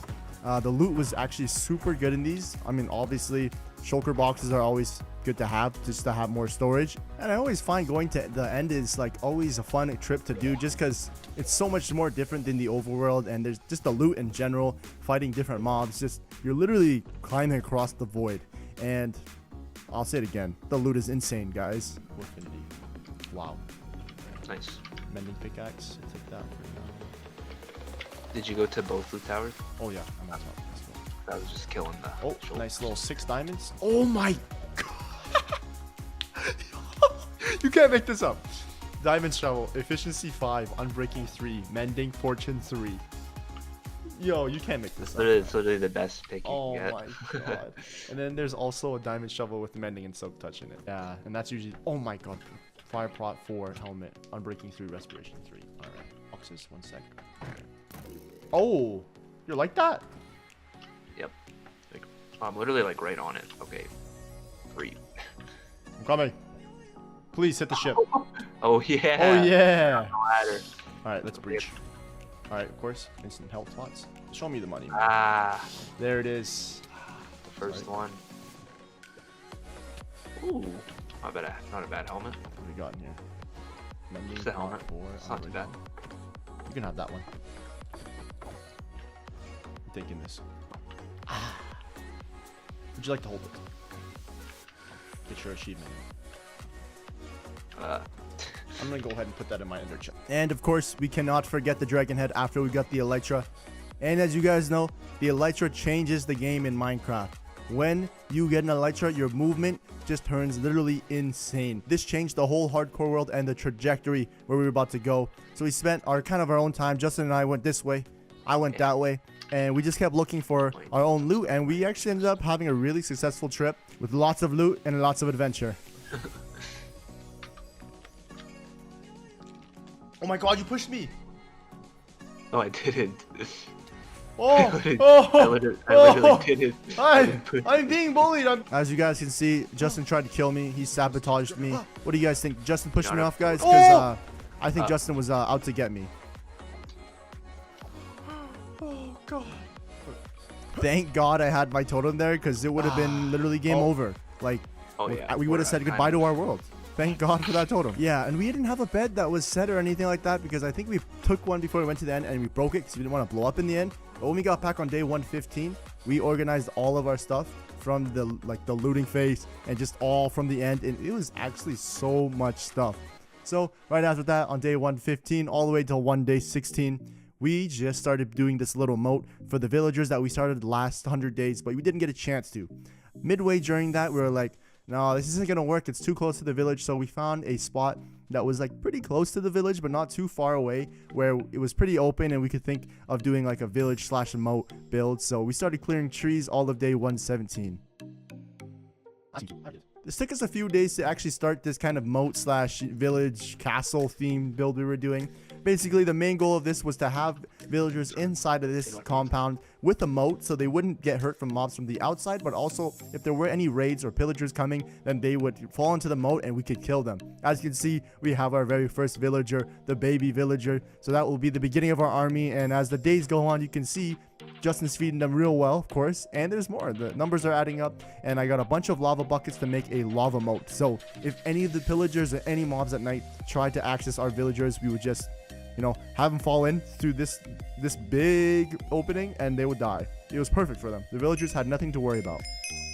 And I know you guys remember from the first video that we met a pink sheep on our compound and we named it Pinky. So that was my #1 goal. I know I made a little monument for Pinky last time, but I want to make a full-blown statue for Pinky to pay respects to her because she was a rare queen and she was gonna rule our land. So I made a little sheep pen right on the mountain where I'm gonna put her statue. As you can see, we made them pink wool so we could start producing all the wool because this project was going to be a big one. So on the night of day 125, I started kind of getting dimensions down and I needed brown dye. So I set off on day 125 to 126 to kind of find a jungle. Didn't really find that, but I found a pillager outpost, which was about 4,000 or 5,000 blocks away from our base. So we could use this to kind of farm the raids and get more emeralds, not only emeralds, but the totems of undying. As you can tell, Justin and I have already used a lot of them, so it would be really important to have these totems so that way we don't lose our world.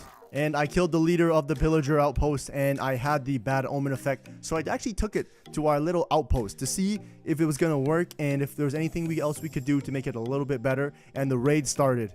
I was scared, so I made sure Justin was there. I kind of scouted from the top of the castle that Justin had constructed, and the bad insinuated this little baby villager wanted to die. I don't know what he was doing up there. Oh god. Did I just hear that? Oh shh. Horse mortal. And the raid had started and it was not easy. Obviously we had protection for the villagers on the inside, but before me and Justin, we still couldn't really handle the raiders. They were really strong and Justin actually had to use one of his totems, so our totem count was going down. So we definitely need to farm these raids to get more of them. Those guys with the axes, oh my god, they did not play any games. They hurt so bad. And guys, I remember from the 100 days, those rhino things, they're called ravagers. Okay guys, I get it. I know now, trust me. The rhinos.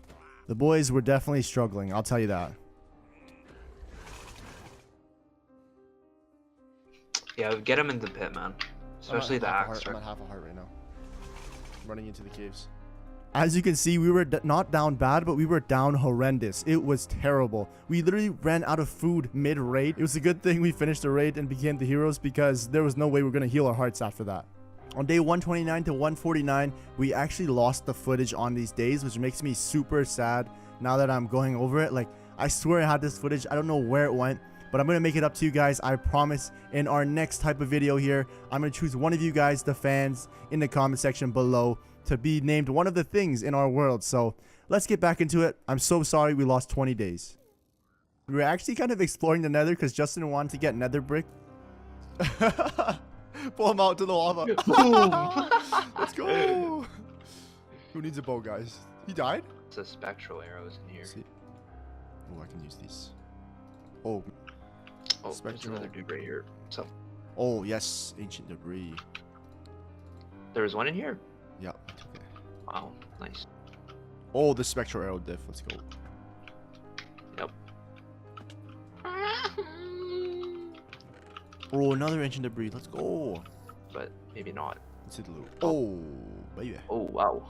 As you guys can see, Justin and I slowly but safely cleared this bastion here. We definitely did not want to die to any of the piglins in there because they're definitely way too dangerous. One hit from the axe took like 3 to 4 hearts. So before we collected any gold or any of the loot, we made sure our path was clear. Justin's brand new favorite weapon to use was the fishing rod. Literally so disrespectful. He would attach his fishing rod to someone and pull them into the lava or make them die from fall damage.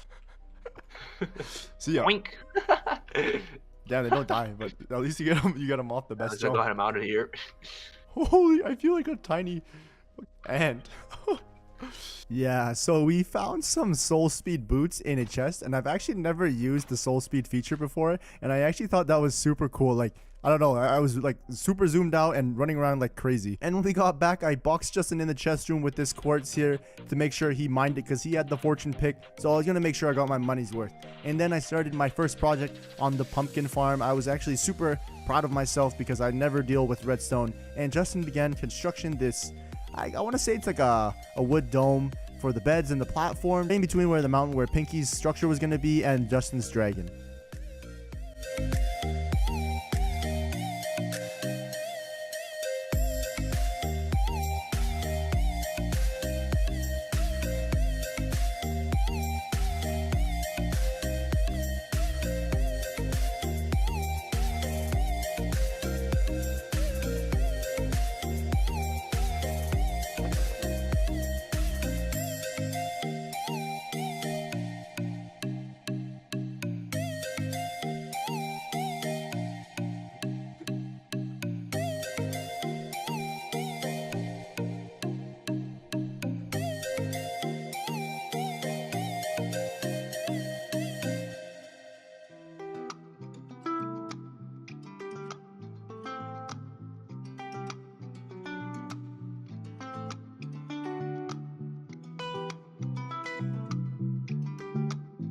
And on day 157, I finished the pumpkin farm. It was with observers, pistons, redstone. You guys have no idea how happy I was, because I've never, like I said, done anything like this. So I was super impressed with myself and the builds. So on day 157, I visited the cows because we were going to need more food soon. So I fed them, make sure they had enough food so we could kill them later. And I paid a visit over to the chickens because we were going to need their eggs to make pumpkin pie, which we were going to use for villagers. So I started crafting this little tiny, I want to say like a chicken hut slash coop, where we, trap the chickens there for the rest of their lives. Basically, I would throw these chickens right under this fence post here, and they would lay their eggs, and I would just get their eggs at this chest that led in from the hopper.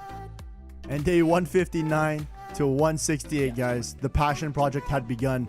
The thing I've been wanting to do ever since we started the 200 days. We started constructing the Pinky statue in all of her greatness. This was going to take a long time. I literally spent so many days collecting wool from the sheep, mating the sheep so we could get more wool, and turning that wool pink. I had to do it for Pinky because Pinky was a rare mob and we wanted to pay the respects to her. So I spent the next couple days making sure she had the throne that she deserved. And in between these days here, I started developing like an underground trading villager area here. Basically, I boxed them up to trade for the rest of their lives so we can get emeralds. End goal being getting mending books and breaking 3 books. I already know you guys in the comment section below are spamming me to literally get an elytra with mending 3 and unbreaking 3. Not mending 3, but mending. You guys know what I'm talking about. But yeah, Pinky was getting put together from day 169 to 176 here. As you can see, she's getting put together pretty well now, and Justin's collecting glowstone in the nether here to just do more lighting on his current build.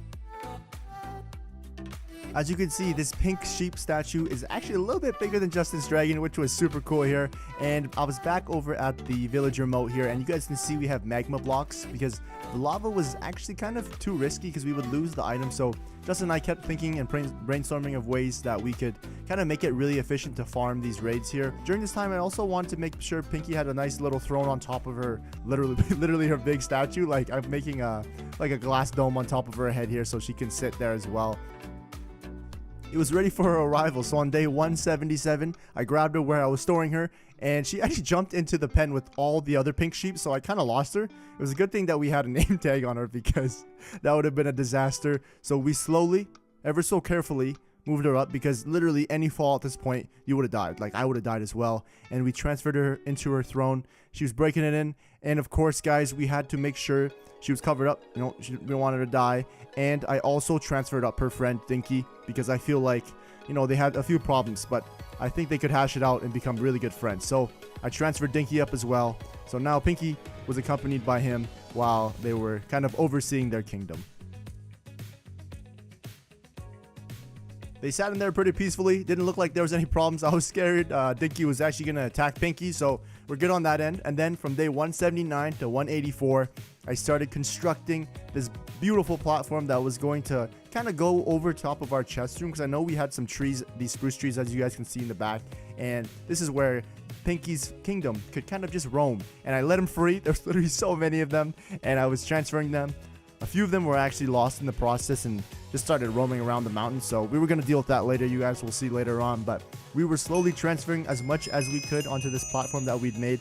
And this, what is this thing called again? This phantom got caught in here, so I boxed him up and I left him there to die, because no one likes phantoms in Minecraft. It had to be done. I went to go visit Justin, and looked like he was finally putting together a system that would really work for this moat, so we could farm the raids and literally the end goal, get more emeralds. So I came over, gave Justin a hand. He was telling me he was having a little bit of problems with dealing with the water, and I put some trapdoors all over it. So like how it works is the mobs will actually think that that's a block there, but they'll just fall right down the trapdoor, which would make our farm super efficient. On day 189, I started turning all of our villagers into farmers. The reason I turned them into farmers is because I had a pumpkin farm that was going to be super good for emeralds, and I know, guys, cartographers were really good for emeralds as well, but there wasn't a beach nearby or any sand nearby, so we kind of had to settle for that. Plus, I also wanted to try something a little bit different compared to sand, because we had done that on our island series. As you guys can see, the trades for some emeralds were like 5 pumpkins for 1 emerald, which was pretty good, but if we became the heroes of the village, then it would be a lot cheaper, of course. So we tried to do that, and eventually I think Justin and I wanted like kind of set up that zombie process. So we get a zombie to infect the villager, and then we cure the villager, and then literally we're its heroes. Like, so it'd literally be 1 pumpkin for 1 emerald, and then we'd be rich. So we're trying to get ourselves there. Probably something we do for day 300 if that's something you guys want to see. As you guys see, I went out and I got the bad omen effect. We took it back towards our village that we had created, and we're going to test our new system out. So I went up to the sky up on these pumpkins, and I watched the raiders literally fall into this moat. So it was working really well. Midway through, we actually realized we probably want a collection system where they're falling in, and this Ravager literally destroyed me. Like, I was 10 hearts and he took me down to 4 hearts. Like, literally insane. I guess I had an elytra on, but it was literally so strong. As you can see, throughout the night, the pillagers are kind of falling into our moat, and it's working really well.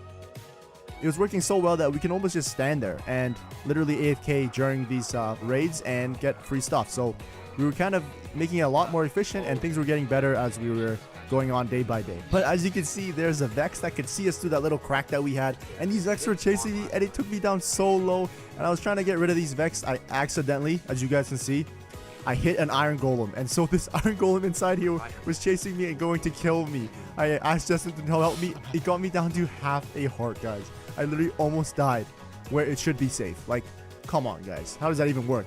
It's a good thing we have a totem in our hands, because, you know, if I were to die there, it would have been alright. But as per usual, Justin was my hero.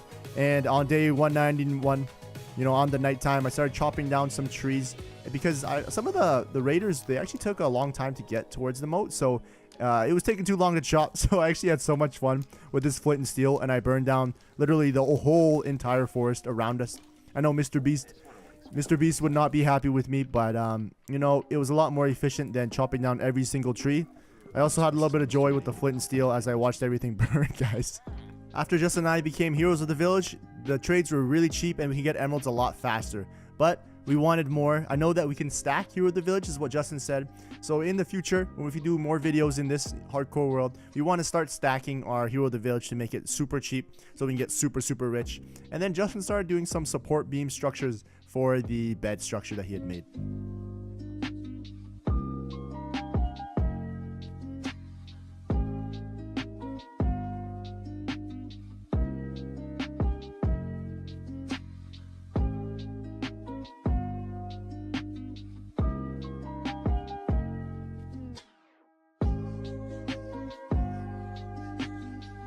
On day 193, Justin had finished the little beam support for the bed that he made in between the dragon and Pinky, and then he started constructing, you know, kind of fixing up, and I guess you could say skinning the dragon and putting different colored wings on him with that brick that we almost risked our lives and died for. So in between that time frame as well, I started constructing a watermelon farm, because that was also a big trade from the villagers.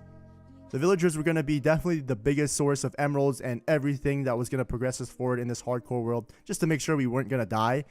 It was super easy, and we didn't actually notice how fast that day 200 was coming up on us here as I crawl around inside the piston area and getting crushed by pistons while I bone meal the watermelons here. And on day 195, Justin was nearing the other wing here so he could have that build for the dragon.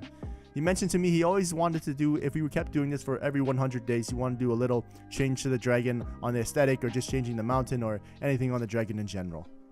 After slaughtering all the free pink sheep that were kind of jumping around in our mountain, I went over to a pillager outpost, and I wanted to get the bad omen effect again because we were making tweaks and changes things to our, I don't even know what to call it, guys. Like, what should we name this outpost that we made down in the comment section below? The most liked or the most commented one will be named what this thing is in the next 100 days. So, you know, comment down in the comment section below.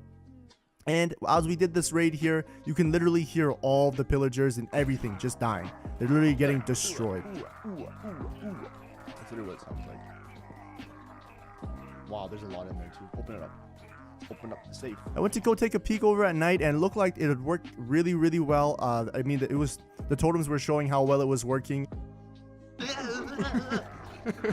Literally, like, what's going on, guys? I don't feel so good.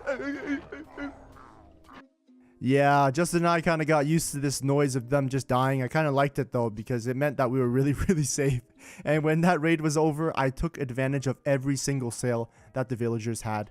Obviously, you know, we could have a lot more and have our materials ready and just fully take advantage of these emerald situation and become super, super rich. So that's one of our goals for the next 100 days if we were to do this, is just really make this efficient and make as much money as possible. These 100 days were kind of just like aesthetic building of the world in general, making it super efficient for getting money and emeralds. Like, we were kind of preparing for further / like long run preparations for the build. So basically it kind of felt like we were preparing for another 100, 200, 300 days, which is, I guess you could say, it's a good thing. That means that we want to adventure more. We want to bring more content to you guys. So make sure you leave this video a like and subscribe if you haven't already. Justin, the fans want to know what happened here in this bed. What was the plan? What happened? Saw, like, it was a while ago, but I saw this like hanging like sphere like house, and I've always wanted to do something similar to that, so that's kind of what this is inspired off of. Okay. So the support beams are just made using chains and grindstone, which looks really good. Actually. Yeah, this grindstone's really good. I saw it in a video, so yeah, it's definitely on me. But you know, I tried to make it creative with this here, just a wooden sphere with some nice accents on the outside. And then go inside. Got a nice, you know, dual bed. King size. The fans want to know. The fans want to know. Yes. This is for both of us. Yep, it is. But I think we've never used it. Okay, in that case. So. Nice and comfy. Live footage on camera, guys. Caught on camera. Exposed. First time sleeping in our actual bedroom that we made. You know, I completely forgot about the plants, guys. I'm sorry. You got some closet wardrobe things here. You drip up your armor. Drip check. The drip check.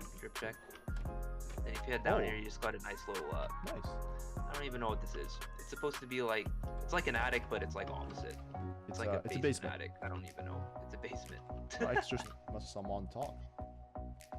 Yep. And on the rest of day 200, Justin and I kind of just caught ourselves up with what we kind of did. We didn't really do a lot of like builds together, but we kind of did our own thing so we could progress forward and just make the world look a lot cooler. There was an iron bar over here that Justin put across just so we could walk onto the new wings of the dragon, and I checked it out. I thought it was super cool, and we were rudely interrupted while kind of looking over our property by these pillagers. Where's their leader? Let's go. So we spent the rest of day 200 AFKing and listening to pillagers die at our pillager farm, because honestly, I'm so proud of this build. It obviously isn't the greatest automatic pillager farm. I've seen some in the sky that are like 100% efficiency, but this was something that we did without no tutorial, no nothing. It was just us using our Minecraft smarts that we've learned over the couple 100 days to make something like that. And that concluded our 200 days in our hardcore world. We didn't die, but if you think about it, we technically died, but we had totems of undying in our hands, so it was really important to have those at all times. So we're always going to work towards getting everywhere. We loaded into our world, and man was it beautiful. Like, look at that sun. Anyways, I kind of just looked at myself and I kind of accepted what was coming forth because it was gonna be a long 100 days, and my main goal, as mentioned, I just wanted to live. I didn't want to die, I don't really die in regular Minecraft in general, but, this was a different beast. I'd never done hardcore before, and I had no idea what to expect.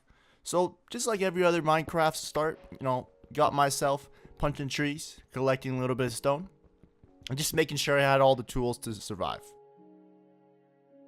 I made my first set of stone tools, and I felt like, that was enough to get me by. I jumped in the ocean one time and killed a couple fish because definitely didn't want to die from starvation, because that is a thing in hardcore mode. If, unlike regular Minecraft, if you're hungry and your hunger bar is going all the way down, you will die. So I made sure I had food in my stomach. So made a boat, hit the seas, and started with my adventure because I wasn't really feeling the area we started, and hit the water and just kind of rode my boat. Well, I rode for a long time until I ran into this broken down structure. I believe these are called water sea temples. Went in, was probably one of them, not the best way to spend my time, because I found this map, and what came after was, wasn't very proud of it. Like, you guys even see right here. I'll show you guys. I spent the majority of day one looking for the treasures of this map. So long. To the point where I could have been doing better things on the first day. The first day was very unproductive. I was looking for this treasure just to drop it because I couldn't find it. And I had to live for 100 days. Like, I just wanted to, I just threw it out, as you could see. And I was on my way. One of the things that I really wanted to do for these 100 days is, first of all, I wanted to survive, but I didn't want to survive by playing scared. The way I play Minecraft is a little bit more aggressive. I don't know how to explain that, but I like to keep things interesting. You guys will kind of learn that as you guys watch me go through my 100 days, but I don't like playing it super safe. I like to have a lot of fun when I play these games, so I like to risk myself. I don't mean risk, but I mean like rushing the way I play. Obviously, this was not the greatest idea because a lot of the times I paid for it. I definitely did, but that was just the way I played, and I wasn't gonna change it. I wanted to make sure I kept playing Minecraft the way I know how to play Minecraft. So, as you can see, it's near the end of day one, and I'm just chopping a bunch of trees down. I really enjoyed this area. It looked very, very nice. I could see a potential in base. And yes, we found an overworld nether portal. Yeah, as you can see in the distance. So we went to go check it out. To be honest, this is probably one of the first times I've actually seen this. This is in the 1.6.3 or 0.4 update. So completely new to me. I used to play a lot of Minecraft actually, and I haven't got to experience the new update. So this was really cool. And as you can see, we found a village really close to this area, and we raided all of its food. Like, look at this. We grabbed all the hay. We got to make sure we had our bread in. So I ended off day one by just, raiding the villagers, taking all their stuff, and I cuddled beside this villager to get into day two. He was a pretty good cuddler. I was a small spoon. I had a great sleep that night. So on day two, we spent the majority of the day building our house. I wanted to do a wood kind of oak-inspired house. Nothing too serious, just something to keep the mobs away from me and somewhere where I could call home and sleep. There was a really nice pond in front of this building, and I just really felt this area, and I could see 100 days being played out here. So I said, whatever, let's do it. Let's make a home. Part of this day was me luring in cows. I was so ready to start my cow army, guys. You guys will see here. I love my cow farms. I love them. So I put these guys in a hole, and they're ready to breed for life, because man's got to eat, man. Man's got to eat. I worked all day on our surrounding home here, and I also, as you can see, put a roof over the free-range cow farm because, we got to make sure they're safe during the night. And when it got dark, we rushed towards the home because I did not want to deal with any mobs since we didn't have any armor. So we spent the first part of the day just digging under our base, grabbing a bunch of cobblestone. And I know you guys can't see anything, but we're just collecting a bunch of things so we can be ready for our day. And in the morning here, we collected seeds to make sure we could get our crops ready for the cows. And obviously, we touched up the home because I wanted you guys to think I was a respectable YouTuber, you know what I'm saying? I continued to raid the villagers because, that's what they're there for. And after I raided them, I found this saddle where I tamed this donkey. Who knew that they grabbed the donkey from Shrek and made it a real thing in Minecraft, guys? He was definitely a hard catch, you know. We weren't friends at first, as you can see. I'm still chilling on him. He doesn't like me, I can tell. But we're going to change that eventually. Please? Come on. Come on. Come on. And there we go. We were best friends forever. And so, no, basically I forced him to. I made a nice little pen area for him to relax and be trapped there forever so I could use him for my riding purposes. On the night of day 3, I had my kind of first experience with the mobs. It was not good, you know. Obviously, thank God this creeper blew up in the water because he would have made a mess. And it seems to be a recurring theme that I just keep running to creepers. They are literally destroying my land. Like, how dare they? Shortly after dealing with the mobs here, I made sure I wanted to set up a little bed. Obviously, it wasn't going to be as good as sleeping beside the villager the night before, but, you know, we had to figure something out. And we had a nice little single cottage bed. You know, kind of sad. Maybe we'll throw a villager in there so we can cuddle with him at night. We started off day 4 just mining, grabbing a bunch of coal, as much material as we could. I found right away that we were going to need armor. Like, armor was definitely necessary. We didn't want to die from the mobs, so I kind of hid inside this wall until my armor was ready to go, and I crafted my first iron set. There was literally zombies all around me, by the way. I could hear them everywhere. And bang, just like that, our first set of iron armor, and we were ready to take on the world. Shortly after I made my first set, as I was caving, I found this spider spawner, and I had to take it on head on. Why? Come on, guys. I had to prove my dominance in this world. I had to let him know, you know, the switch is around, and he's not playing around, you know? So I dropped that spider. Bow, see ya. There was a skeleton around the corner. I don't know what he was doing in the spider spawner, but you know me. I took care of business. Barely, but I took care of it. Look, as you can see. Yes, sir. Hopped in. We showed him our PvP skills. You know, bow, bow, bow. 1, 2, bow. He went. Man, it was really exhilarating. There's something about dying, and when you die, you lose your whole world. That just, you know, really spices things up for you. I won't lie to you. I torched up that spider spawner, grabbed all the loot, my well-earned loot, because damn, was that a battle.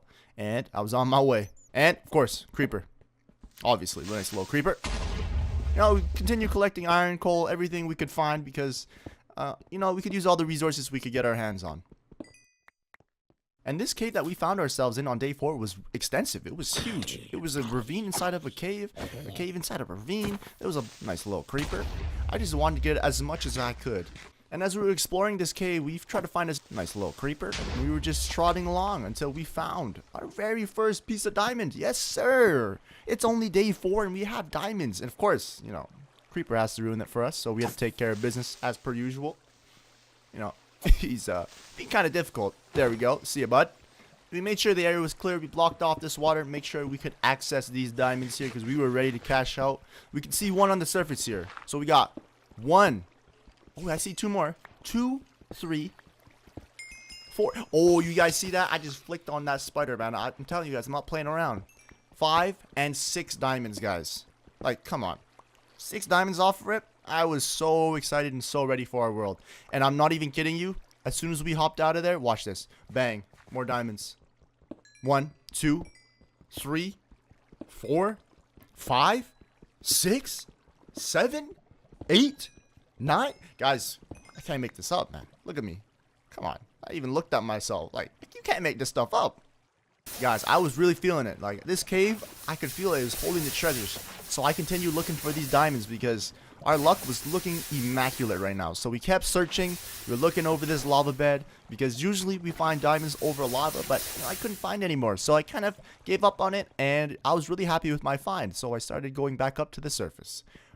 That was when I realized that I didn't bring that much wood with me, and my pickaxe broke. So you guys can just watch this little clip here of me punching. Yes, with my own fists. You know, I had to let the world know I was tough. You know, I was punching at this stone trying to get to the surface. I was here for the majority of the day. I just wanted to get back to the base, make sure we could cash out on all of our fortunes that we found, and my fists were hurting by the end of this, I'll tell you that. We finally made it out, and we swam to the top. I grabbed the sugarcane because I knew we were going to need paper in the near future, so I grabbed that so we could put it near our base. Once I got back to the base, I basically got organized here. Another chest, because as you can see, all of our spoils from our adventure, all the ores that we collected. Obviously, you guys know I had to make a diamond block. Nice little flex for the boys. And the girls, of course. Bang! Let's go! Then I spent the rest of the day while I waited for my ores to smelt, just kind of cleaning up the area, planting more sugarcane, and kind of spicing up the area here. As you can tell, the cows are still hanging out in the free range. Planted a couple trees in this pond. I thought it'd be really aesthetic, because who doesn't love aesthetics? I mean, I know I do. But anyways, we did that all day. Obviously, we checked on our goods, make sure they were smelting. You know, had to remind myself what a good day we had in the caves. And we went to bed, getting ready for day 5. At the beginning of day 5, I thought it'd be, you know, the right time to make our very first diamond tool. You guys know, the diamond pickaxe always got to come first. So we made the diamond pickaxe, and we also spent the majority of the day actually testing a bunch of horses out. So I didn't show it here, but we tamed every single horse in this area, and we tested its speed. This guy was the winner. We'll call him Nacho because, you know, who doesn't love nachos? And, of course, we put him beside Donkey so they could hang out. I spent the rest of that day collecting obsidian so we can make our eventual nether portal. On day 6, I started crafting a farm.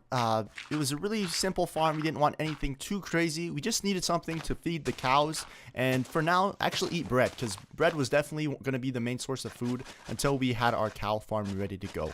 The majority of the day was just thinking about how to plan this farm out, because honestly, a lot laid on this farm. And we designed it with nice birch planks. We spent all day on this here. I was really feeling how the birch logs were looking, so we stripped them. It was a really nice light color. I thought it worked really well with the rest of our builds, and of course, you know, I wanted you guys to think I was a nice designing YouTuber, but as you can tell, and as you will tell throughout the series, I'm not the greatest builder, but I build for, you know, not the building type to look good, but the building type for usability. Yeah, that's the best way to explain it. Day 8 was one of the more interesting days out of the 100. A wandering villager showed up at in my area, in my home, and I started to mess with them. I grabbed these leads and I stole the llamas from them. I took them, and they weren't happy that they were stolen from the owner. They were spitting at me. Look at this, look at this. And I wanted to call them mine. I wanted them, so I stole them. I took them towards, you know, Nacho and Donkey. I was taking a lot of damage, guys. You know, I almost forgot I was playing ultra hardcore here. Not ultra hardcore, but hardcore mode. You know, if I died from these llamas, that would be something very interesting. They kept spitting at me, so I wanted to test the range on their spit. And it was pretty far. Like, look at this. I'm so far away from them. I liked them. You know, they were feisty guys, and that's why I wanted to keep them around my base. Look at them. Snipers, actually. We spent the rest of the day collecting wood, so we needed those materials, and these guys were still not happy with me. They're spitting at me, you know? Like, look at this dude. Just look at the way they look. Look at the top of his head, guys. And he hurt one of the horses or donkey. I was not thrilled about that. But, you know what? He had to go into the ground. I was going to make him punish, you know. He hurt some of his fellow friends. And myself, obviously, but, you know, he was being quite difficult. This guy right here, I'm not sure what to call this guy, you know? I wasn't quite sure. I didn't want to name these guys because they weren't very friendly to me. They weren't friendly like the other mobs. He was very stubborn as well, as you could tell. He did not want to go in. So I grabbed him by the neck of the lead, and I tried to drag him in. But he was a warrior, I'll tell you. This guy was different. He was simply built different. He would not fall into this trap I made for him. So I attempted to push him again. Spent a lot of time. I don't know why I did this on, you know, wasted a lot of my day, but I finally got him in the hole. And I had to show him who's boss, so I ate bread right in front of him as he stared into my eyes. I established dominance. Yeah. Yeah. Yeah. Yeah, so we spent a lot of time staring at him. I know. After staring at the llama for a long time and establishing my dominance, on day 9, I spent the majority of the day cleaning up around the base. So I just dug a lot. You know, I wanted to clear up a lot more land in our area. aka, you know, I wanted to call it our base of operations. So I spent the majority of the day clearing out the land. I had a lot of things planned that I wanted to do. I had a lot planned, but I didn't know where I wanted to start. But I knew that for our base of operation, I wanted everything to be close and within the same area, and most importantly, safe. Because as this is my first playthrough in hardcore, I didn't really know what to expect in terms of mobs and how dangerous things could actually be. I knew a lot about Minecraft in general, but I didn't know what to expect. So I made a bunch of fences, and I worked through the whole entire day of day 9, and I fenced off a general area in which I thought would be really safe and where we could build around. Between days 10 to 15, I actually started digging down towards the bottom of, I believe, Y of 11, because I wanted to make a mine shaft where we could just strip mine and get all of the materials that we needed. This was a pretty long operation. We dug a staircase all the way down to the bottom near almost bedrock, and we also spent this time clearing out a kind of a area where we could just mine out into different directions here. I knew making something like this and establishing a base of operation for mining would be really important for materials in the future, would be most necessary for our safety. And when I hit the surface, I saw something very odd. The llama that was in the hole, he won, okay? I'll admit it. He outsmarted me, guys. This llama probably broke off his leash, jumped up like 2 blocks, and he ran. He outsmarted me. He won this time, guys. So, you know, llama 1, switch 0, guys. I'll give it to him. I'm still shocked, but I'll give it to him. On day 16, we actually dug downwards really close to our base to make a chest room here. Majority of day 17, I designed the chest room, and I kind of played it out and see how I wanted it designed. Put a couple chests in, and we started to transfer the stuff that we had in our chest upstairs to the chest room we were making downstairs. Between the days of 19 to 26 here, there was a variety of things that we got done. The majority of it, you know, as you can see, we had this chest room designed. We had like a stone inspired idea that we wanted to be in the chest room, so we were smelting all the cobble that we received from the strip mines that we were making. As you can see, so beautiful. I was super excited. I wanted to do a, you know, if I was going to spend a lot of time in the chest room, I wanted to make sure it looked decent for myself personally. I don't know if you guys think it looks good, but for me, it looked really good. In between all the activities and all the designing that we were doing on one of the days, we got to reel in these 2 chickens into our compound here. We busted them through the fences, the ones that have been keeping all the mobs out. And, you know, for the chickens, we had a different approach to it, a different mindset. We wanted to give them, just like the cows, we wanted to give them a free range experience. So we mated them together. They did their thing. They popped out the very first chicken that we see on our grounds here. I had an egg, so I threw it at the little chicken. Did spawn a little chicken, but, you know, it definitely hit him. I even started developing an enchantment station that was right beside the chest room, because I knew that we were eventually going to start enchanting here. We didn't have enough bookshelves to quite do it, but I knew that in the future, when we did have enough books to get level 30 enchants, we would need it right away. So I wanted to make sure we had a nice place to do all this here. So we went ahead and crafted our enchantment table. After we created our enchantment table, we went to go place it down there, and once it was placed, I kind of got the motivation to just design the room in general. I know we didn't have enough bookshelves, but when they were ready, I wanted the room to be ready for the big enchantments to go down, because, you know, that was definitely going to be necessary to survive against those bigger mobs. Shortly after we made the enchantment station, we started collecting a bunch of wood so we could make a little bit more fences, so we could expand our compound a little bit. This expansion was really important for me and our base in general, just because, you know, the cows, they weren't having a good time down in the free range pit. So, you know, we thought we'd do them a favor here, give them a little bit more free range space, obviously. We wanted to make sure there was a decent amount of space, and we tried to pull them out here, but they were not being cooperative. You know, they really liked their home they were staying in, so only one of them left. Like, I was trying to lure them out with wheat, but it wasn't enough. Like, they really liked that pit they were in, the free range pit that I made for them initially. I didn't know what was really going on. I was really confused, so I think maybe it was the trapdoors that was holding them back, but I freed them open, and they still wouldn't hop out. It was really confusing to me, but eventually they made it out. They were lured in by my wheat. I welcomed them to their new little, you know, fencing area. These guys had a hard time getting in, of course, you know, so I freed up some space for them. I lured them in, made sure they all got in there. Come on, even you, buddy, you can get in. And I closed the door. Bang. And they were in their new home. I think they liked it. Even if they didn't like it or not, they were forced to live there, so I hope they liked it. I was thinking very proactively, so on day 27, we began to build a mob XP farmer, aka, you know, a way to get levels so we could, you know, put enchantments on our armor and equipment. I had a lot of cobble from when we were strip mining. I knew that we were going to need more eventually, but I knew for this 100 days, if we were going to live and actually not die, you know, very important factor to my 100-day challenge was, you know, having levels. This was actually one of my biggest priorities here. I don't know, for some reason, whenever I do play Minecraft, I always find that levels is super important because levels can bring efficiency to your pickaxes, can bring protection to your armor. I've always felt like it's been really important for when I do my Let's Plays or if I end up playing Minecraft. But yeah, I found a really, really nice solution actually during this time. While I was making the mob XP farm, I was strip mining because I needed cobble to make this structure. I needed a bunch of cobble to make this structure. So it was a really easy solution for me just to go strip mining in general. So we spent a lot of days down there strip mining, collecting cobble.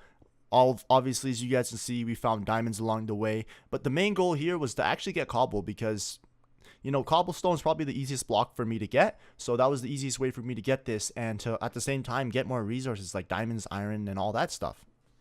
So whenever I reached the surface here, I just started to add more layers and levels to this mob XP farm. I was playing it very dangerous. Now that I'm looking back at it now, I'm literally hundreds of blocks up, not 100, okay, 50 blocks up, and if I fall at any moment, I'm definitely dead.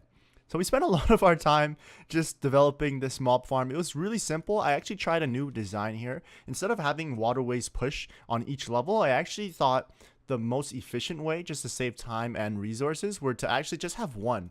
So they would walk off the mobs will walk off the edge and they would just fall into the water on the bottom, which was then push them into the main spot where I would collect their souls. I mean, obviously in between this building of the XP farm, we did tasks just like the farm, feeding the cows. You know, cows definitely need to be fed because we needed those leathers for those books, for those enchantments that we were basically going to. So it was really important that we had leather. This spider literally came out of nowhere and tried to attack me while I was feeding the cows, and I had to show him who's boss. I took care of business. And when I tell you this was a huge operation, this XP farm, it was a huge operation. Like we needed so many materials and things to be made for this to work. But at the end of the day, I knew it was going to be worth it because, come on, guys, levels right in front of me. I'll take that every time. It was the huge thing was the trap doors. You know, you need a lot of wood to make trap doors. Now, if you think about it, you need 6 pieces of wood plank to make 3 trap doors, and that's it. I think it's 3 or 4, but it's very expensive. As I was placing the trapdoors inside these mob farmers, I could already tell that, you know, the mobs are spawning in real nice. You can tell as I'm placing them, there's creepers, there's skeletons, there's zombies. There's all types of mobs that are just falling down. And the area is still lit up. It's not even ready to be released. And you can see all the mobs just ready to spawning in, you know, like it was looking very good for me. And I was getting very proud and very happy with the results that were yielding with this mob XP farm. The results were paying off instantly. And during this time, I grew a really unhealthy addiction with breeding the cows. I don't know what it was. During this 100 days, I had a really unhealthy addiction to just wanting to feed the cows and mate them like all the time. So the majority of day 30, we literally ran around the outside of our compound and collected as much wood as we could because, like I said, guys, trapdoors, they're not cheap. I don't know what, oh my god, it was insane. Like I wasted so much wood. Speaking about wasting wood, near the end of day 30, you know, after just mindlessly chopping trees down the whole day, we had a mishap, guys. So, as you can see, we were crafting these trapdoors, and I don't know what happened, but I crafted 64 crafting tables. Yeah, I was about ready to quit. I don't know, I was just mindlessly, you know, chopping down trees all day, made a bunch of crafting tables because I just wasn't even thinking, guys. And I was like, well, what the heck? I just wasted so much wood. I'm pretty sure that's 64 raw wood, basically. So I got thinking, you know, I got 64 crafting tables. What can I do with 64 crafting tables? Because obviously you don't need 64 crafting tables. So I was like, let's make use of what we got. We'll make a crafting tables out of crafting tables. But then I was inspired once again. I was like, hey, I still have more crafting tables. Let's just, we were freestyling at this point. I didn't know what we were doing. If anything, all I knew was I was really disappointed in me crafting these 64 crafting tables. But sometimes you just got to make the most out of a situation. And as you guys can see, we made this beautiful structure, guys. And it will actually mark our survival, this world, for a long time. You know, definitely one of the highlights of me doing this. So, you know, maybe it was worth doing it. It provided a really good experience for myself. So we went back to crafting the rest of these trapdoors because we, you know, that was the main goal in general. But we also farmed some of our XP. As you can see, it wasn't even done yet, but we could farm these mobs already. So that was already showing very useful. I ended up going back towards the structure. I wanted to change I don't know why. You know, I had it there. I might as well make it look good. I ended up making more crafting tables, you know, like I didn't have enough. And I finished the design of the inside of the crafting table, and I was, you know, I lit it up. I was pretty proud of it, actually. You know, I wasn't happy when it happened initially, but now that I look at it now, like I said, what a great experience, you know, and, you know, it provides great use. At least that's what I tell myself, because, you know, I'm not very proud of it. Anyways, we just ended up finishing up the inside of the mob farm. It took a little bit, actually, because there's a bunch of levels that we made to it, and then we started designing the drop-off zone. So this drop-off zone is basically where all the mobs will end up eventually being at one point, so I can farm them. So I made sure that we made a slab type of area, that way we couldn't trigger when the creepers saw us, because there's a really weird thing where the creepers would see you and they would blow up.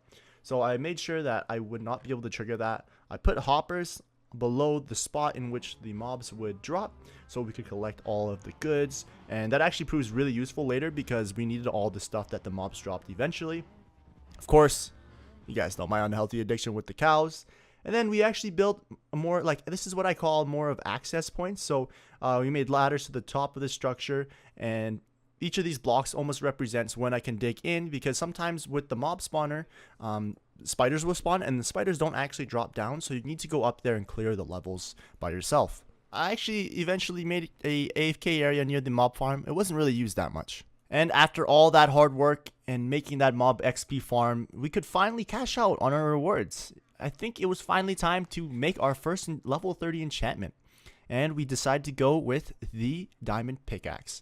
And as you guys can tell, it was a great, you know, fortune 2, that's always really good. Efficiency 4, our sword, it, you know, was sweeping edge 3, wasn't the greatest, but it was an enchantment. And we had to enchant the armor if we were going to be safe out here. I was really close to level 30 enchantment, so I just quickly ran over to the mob XP farm, which was so beautifully made. I got my levels. As you can see here, very simple. Just whack the skeletons at their feet, anything that drops. And then we went back and we enchanted the rest of our armor, I believe. Let's take a look what we're doing here. We see a protection. I know it's not really worth to enchant the iron armor, but we didn't have enough diamonds for a full diamond set yet, so, you know, we might as well get ourselves decked out in iron and make sure that we're safe, because, you know, at any moment if we died, that's literally it. So, you know, I didn't want that to happen. Enchanted a bow as well, got power 2, so, you know, you could say that we were fairly kitted out at this point. And with our newfound confidence in our iron gear, I thought it was time, guys. It was time for us to adventure a little bit more into the nether.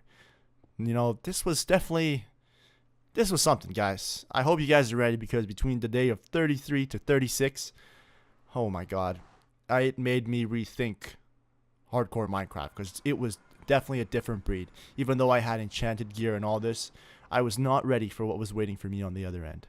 So I spawned in, had a look, and here we go. So at this point of the 100 days, I didn't experience a lot of combat or close calls to death, because I hid myself away, and I prepared myself for moments like this. But simply, I was not prepared for the nether here. I was fighting everything I could to try to get as much levels as I could. These magma cubes, they hurt so bad. I had iron armor that was enchanted, but they would destroy me. Like I said, I play way too dangerously. I should have played a lot more safe, but these magma cubes, they were on me, guys. They would not let me go. Thank goodness I enchanted a bow before I went in here, because this was definitely one of the main reasons why I lived in the nether, why you guys are seeing this video, seeing me live to 100 days. I dealt with business. You know, I tried to let the nether know that I was here and I wasn't playing around, until this happened. This magma cube pushes me into the lava. I thought this was it. Look at my hearts. One. At one point I even paused the game because I thought I was dead. I was so sad. And I dropped down to literally a heart. Oh my god, did you guys see that? I placed a flint and steel instead of a block. That's how nervous I was. I boxed myself in, I ate, and I hid. You know, I was definitely screaming in real life, but I hid till I was ready. And for some reason, I don't know why I did this, but as soon as I was healed up, I hit a zombie pigman. Why? I'm not sure. I was probably just... You know what? I don't even know. I was probably just so scared and sad and full of emotions that I didn't even know what I was doing at this point. All I knew was I wanted to get out. But I was there for a reason. You know, I was there to gain a bunch of new blocks. You know, add a little more adventure to the 100 days. And just experience the new nether. I really had to put on my big boy pants for this adventure because it was scary, guys. So with that being said, I thought the best thing to do would be to, first of all, make myself some gold armor because, that definitely keep me safe from these zombie piglins. And I tried to make new friends. You see this little guy here. I tried to offer him a gold nugget, but he didn't like that. So I tried to trade him a gold ingot. And it worked. He picked it up, and it looked like he enjoyed it, but I had to keep moving. I found a nether fortress that was guarded by 2 zombie piglins and a skeleton. I knew that I had to go check out what this fortress had in store for me. So I charged at this skeleton. Obviously, he put up a fight. And I think I gained a terrible fortress achievement, which I think it's going through every biome of the nether. So that was definitely one accomplishment I was proud of because I haven't till yet explored the whole nether until now. And I was really proud to do it in hardcore mode because as you can tell, it's been quite a challenge. And I got sniped by a blaze, of course. Blazes' accuracy are insane. Not sure how they're programmed in Minecraft, but they're just built different, guys. They're built just like that llama. They're just built different. I found a blaze spawner and I went to go approach it. I took care of business. I had to establish my dominance in the nether as well. So I took out the blaze spawner, grabbed a little bit of glowstone because I thought that we could use it for our builds, in the future here. I kept exploring the nether fortress because I wanted to see if there was any loot for me. And these wither skeletons, they are not playing any games whatsoever. Like, it is one thing to fight it in normal Minecraft. It's scary, but in hardcore Minecraft, there's something different about when you lose hearts. And when that health bar gets lower and lower, your anxiety goes higher and higher. And then this happened. Like I was saying, I was bridging across to get into the nether fortress and bang, I get sniped by a blaze. I'm on fire. I'm for sure dead this time. I'm not even, how did I not just die from fall damage right there? The Minecraft gods were definitely looking over us while we were in the nether. I'll tell you that.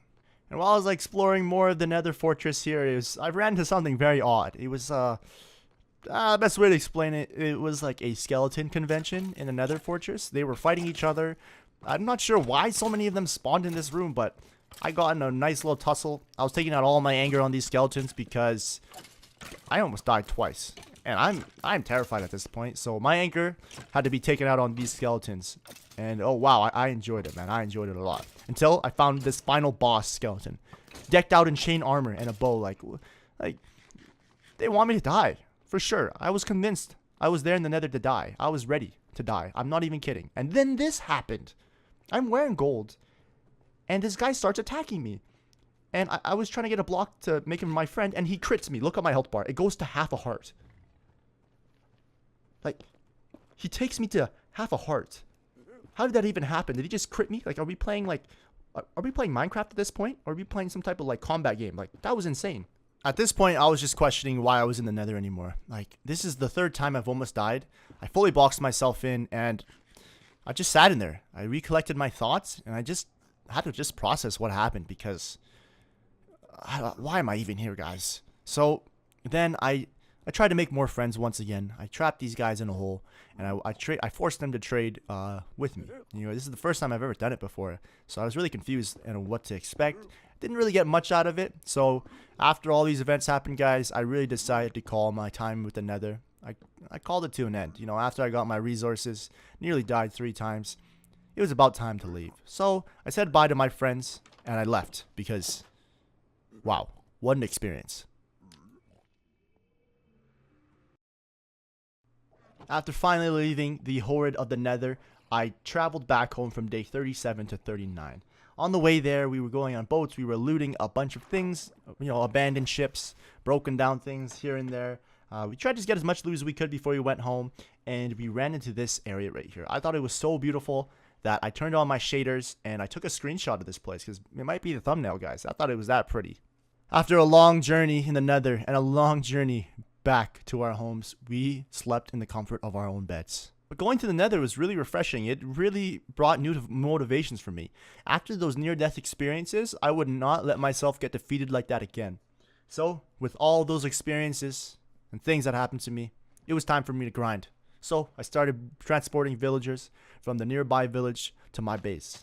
This was a long operation here. That little trip to the nether was definitely something I needed, though. It was because we've been hiding in our compound in our home for so long that we forgot how dangerous it could be out there, And after I got my little fix of the nether, of my near-death experiences, guys, it was time to get back to work. And just remember that we still need to live to 100 days. So I transported our first villager into our compound. And of course, I had to get my cow fix in. You know, I missed him. I nearly died. I was scared I'd never see him again. So I fed him right away. Had to. Yeah, then this zombie kind of hopped in the boat that the villager was in, and he turned into a zombie villager. That was kind of my fault. I was supposed to be taking care of him. On day 41, I started to dig behind our farm because I wanted to actually expand it. I wanted to make it bigger because we were going to make more cows, and we could always use more wheat. There was nothing wrong with that. This literally it was an all-day project because we had to clear everything out and prepare the seeds and everything for the land to be ready to go. Even built some walls around it. This was an all-day operation. It was super fun. On day 42, we transported the second villager into our compound just because you're going to need two. My plans were to make a village breeder / spawner. I had two transported eventually, and, you know, I hopped in bed with them. This guy was on my bed. I wanted to see what trade he was, but I was like, hey, give me my bed. And I went to sleep as he stared at me. I was super happy to finally, you know, fulfill my needs since day one. Because on day one, sleeping with that villager was just different, you know. It was just really nice to have some company around. So that night was a really good sleep. The next day, we enchanted another pickaxe. And Silk Touch was huge for us. You know, this was a huge enchantment. We could now Silk Touch diamonds, you know, Silk Touch coal, redstone, everything that we could use on Fortune. Day 44, we were back with the cows, but it was finally time to do our first cow harvest. There was so many cows in here, I could barely move. It was insane. But it was finally time for it to harvest a little bit of cows. We didn't want to kill all of them, of course, because we wanted this army to grow stronger.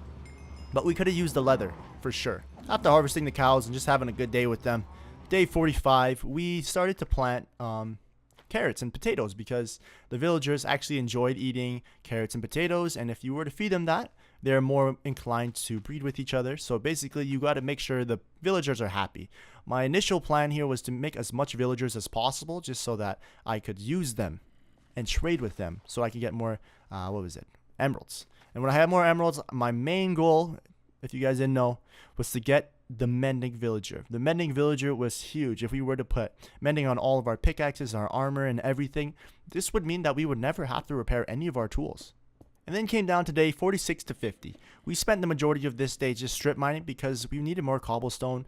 We also needed more diamonds. Now that we had Silk Touch and Fortune, we could multiply the amount of diamonds that we found. And I'm not even kidding you. Like the first 20 seconds of me strip mining, I mined this coal, and right behind this coal, as you can see, is literally diamonds. So we got really lucky, and that kind of just set the pace for the rest of my strip mining trip that lasted about 4 days. Of course, we Silk Touched the diamonds because we wanted to cash out at the end. It was actually really nice to do this strip mining because it kind of gave my mind a break because I was just carelessly breaking down cobblestone, and the cobblestone will come to use eventually because I had plans to expand that XP farm and get as much levels as we could. Day 51 was a beautiful day, guys. Our hard work was finally paying off. We watched the villagers breed. As you guys can see, there was hearts around them, and there was the baby villager who hopped in the cauldron, guys. This was a huge step to where I wanted to be, so I was super excited about this. And on the rest of day 51, we laid out all of our spoils and all of our rewards from the mining trip. As you can see, we had a lot of stuff. We were mining for days. A bunch of diamonds that I Silk Touched here, and I was so ready to cash out. But first, come on, guys. We got to feed the cows, man. Got to show our cows some attention. Like, look at this. Yes, sir. Look at them. Look at all that love, man. We were building ourselves a big army. Man, my addiction with cows was really unhealthy, but, you know, they were my friends that I ate eventually, but they were my friends, and they showed me a lot of hugs. As you can see, I can barely move around. They were hugging me. They loved me so much. I was definitely I was the man of the people. I'll tell you that. I was the man of the people. Yeah, it was definitely a lot of cows. But when I was done there, the night of the 51st day, we finally cashed out on our diamonds here with our Fortune 2 pick. As you guys see, I left it for you guys to count. Right now, pause the video. Comment how many diamonds you think we got from this Silk Touch, because it's insane. Fortune 2 was really good. We were definitely striving for Fortune 3 eventually, but look at the amount of diamonds. 46 diamonds were achieved in that little Silk Touch pocket. Like, come on. I was so happy. I even looked at the llama, who obviously hated me, and you know, with all that excitement, I went to go to bed, and I realized that yeah, I kind of took the bed out of my main house because I just enjoyed sleeping with the villagers, guys. Okay, leave me alone. In between day 51 and 52, I mainly just AFK'd at the XP farm, and I enchanted a bunch of books. Enchanting the books would come useful eventually when I wanted to make like god pieces of armor, or god pieces of pickaxe or sword, so I definitely thought this was worth it. I then actually realized that the only thing that I mined the day before was just the diamonds, so I was like, I might as well cash out and actually, get everything else that I found in the cave. So I mined all the coal, mined all the lapis lazuli, and the redstone. It was a lot. I was actually really happy with my findings.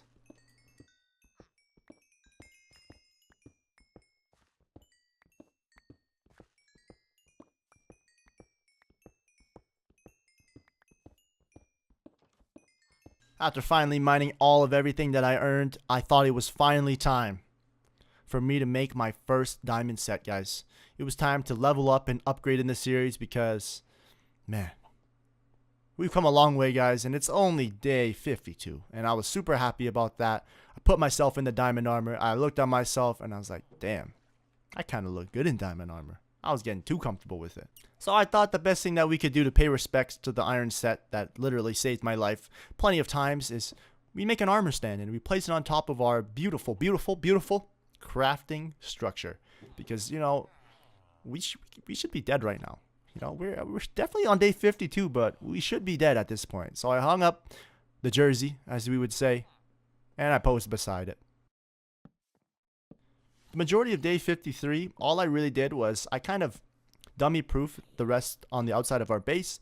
I made a bunch of torches with the newfound coal that we had, and I lit up as much as I could on the outside of our compound base because I didn't want to deal with any more mobs like coming near me, or even with our new villagers. I didn't want to take the risk of those villagers getting slain by a zombie or slain by a skeleton or anything like that. So I just continuously jumped around the outside of our base, just had fun out there. It was just nice to run free and wild in the Minecraft wild because we were stuck inside those fences for, safety purposes, of course. On day 54, I thought, guys, it was time to finally expand our mob XP farm. Why? Because greed for XP. Why not? We had to become stronger. This was an all-day event. Once again, not quite sure why I'm doing this. It was dangerous. I did not care for my life. I'm not sure why I didn't care for my life, but I was building almost 100 blocks up now at this point. I was going to add so many layers. I had so much more cobblestone from when we went strip mining, so I said we might as well use it. And now that I think about it, man, we spent a lot of time on this mob XP farm, but I just wanted more. So that's what we did. We added more layers from day 55 to 58. There was something about this 100-day challenge that, for some reason, I just couldn't get wrapped around my head that I was playing hardcore mode, and if I died, I would lose everything. And I think that just kind of speaks towards like the player I am. I never die in general, but I was never afraid to die. I definitely was afraid when I was at half a heart, but anytime before that, like my main enemy, fall damage, I wasn't concerned with it. I'm not sure why. Like, literally at any point, I could have lost everything. You know what, guys? Don't live in fear when you play hardcore Minecraft. Live in fun. That was so cheesy. But I'm a motivational speaker now, so, it makes sense that I say things like that. Come on, guys. On day 61, I had a little look from our XP farm on the outside while still lighting up our base, and there was a little bee here. He was pollinating, as they would say. He was doing his thing.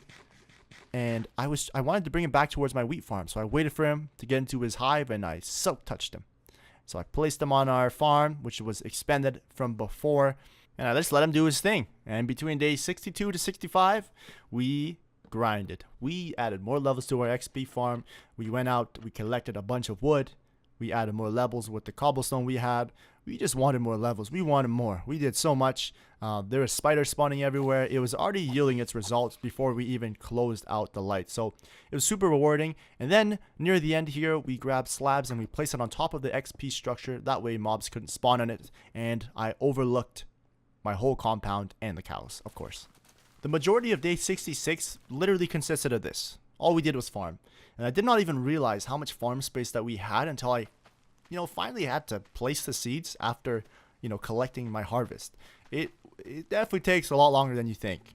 And of course, We fed the cows. We bred the cows. We fed the cows. They loved me. Look at them. Truly a man of the people, man. They love seeing me around. Obviously, I couldn't move, but, you know, it was nice being with my people.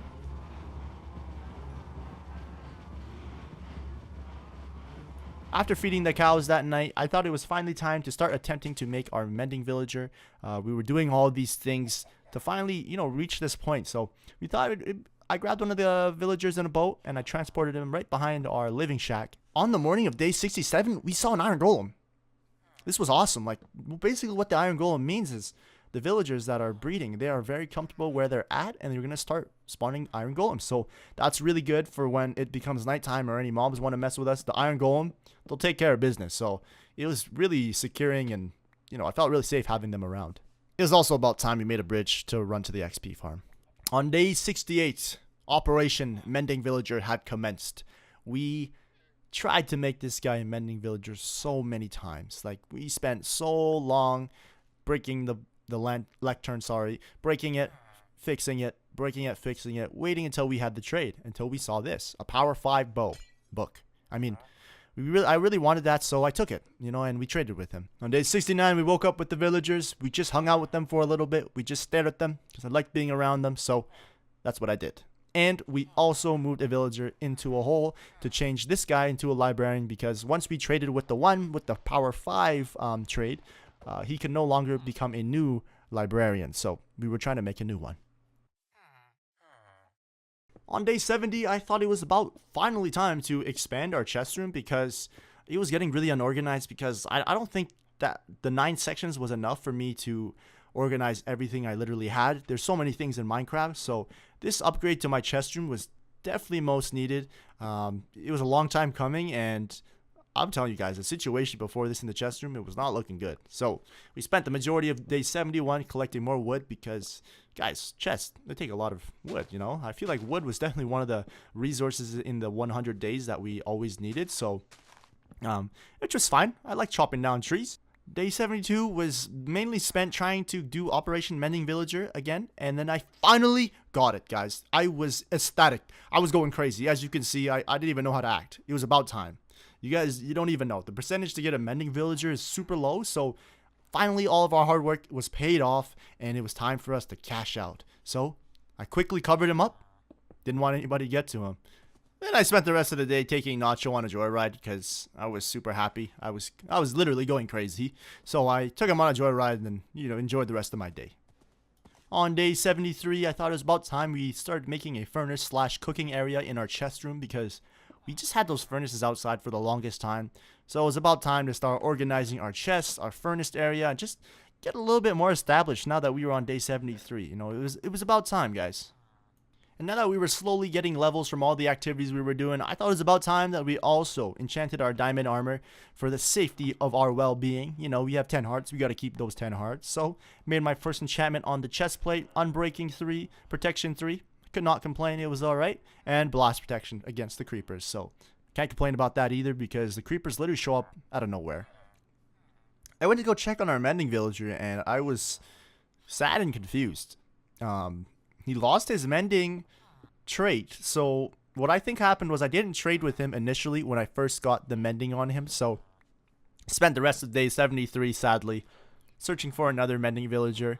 You know, I was super sad about it, but I had a feeling that we could get it back again. So we spent the majority of day 73 just turning him to a regular villager, into a librarian, into a regular villager, into a librarian.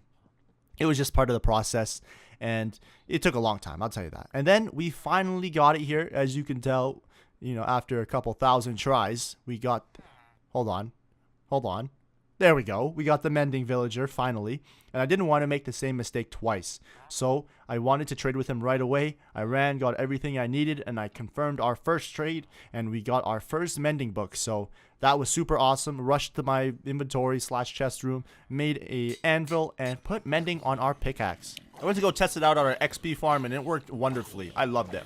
Day 74, we basically spent the whole day getting a Fletcher villager so we could trade sticks with him for emeralds.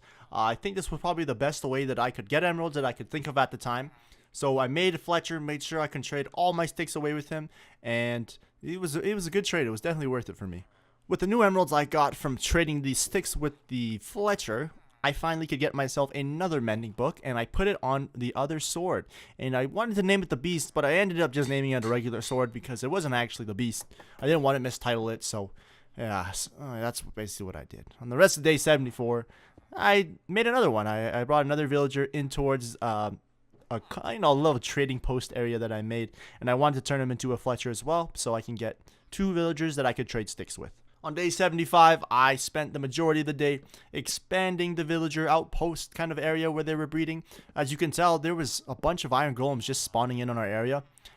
It was really good. Like, I was super happy just to see a bunch of them around our compound taking care of the mobs and everything, keeping the villagers safe. I expanded it. I opened it up, and the villagers seemed to love their brand new area.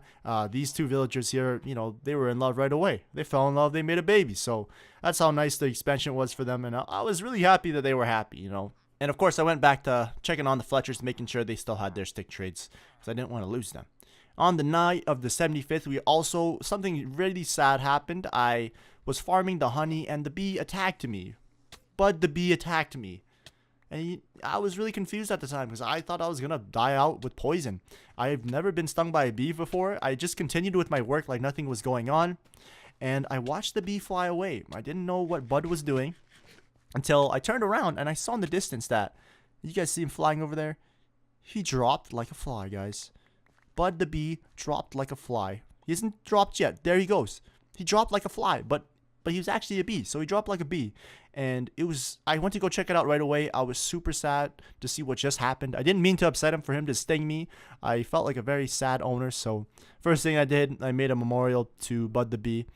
You know, put a chest, put a sign on top, and we paid our respect. So if we could get a rip to Bud the bee in the comments, that'd be, you know, I feel like he'd really appreciate that. And I want to go ahead and apologize for what I did there. I didn't mean to upset him. I need to learn how bees work.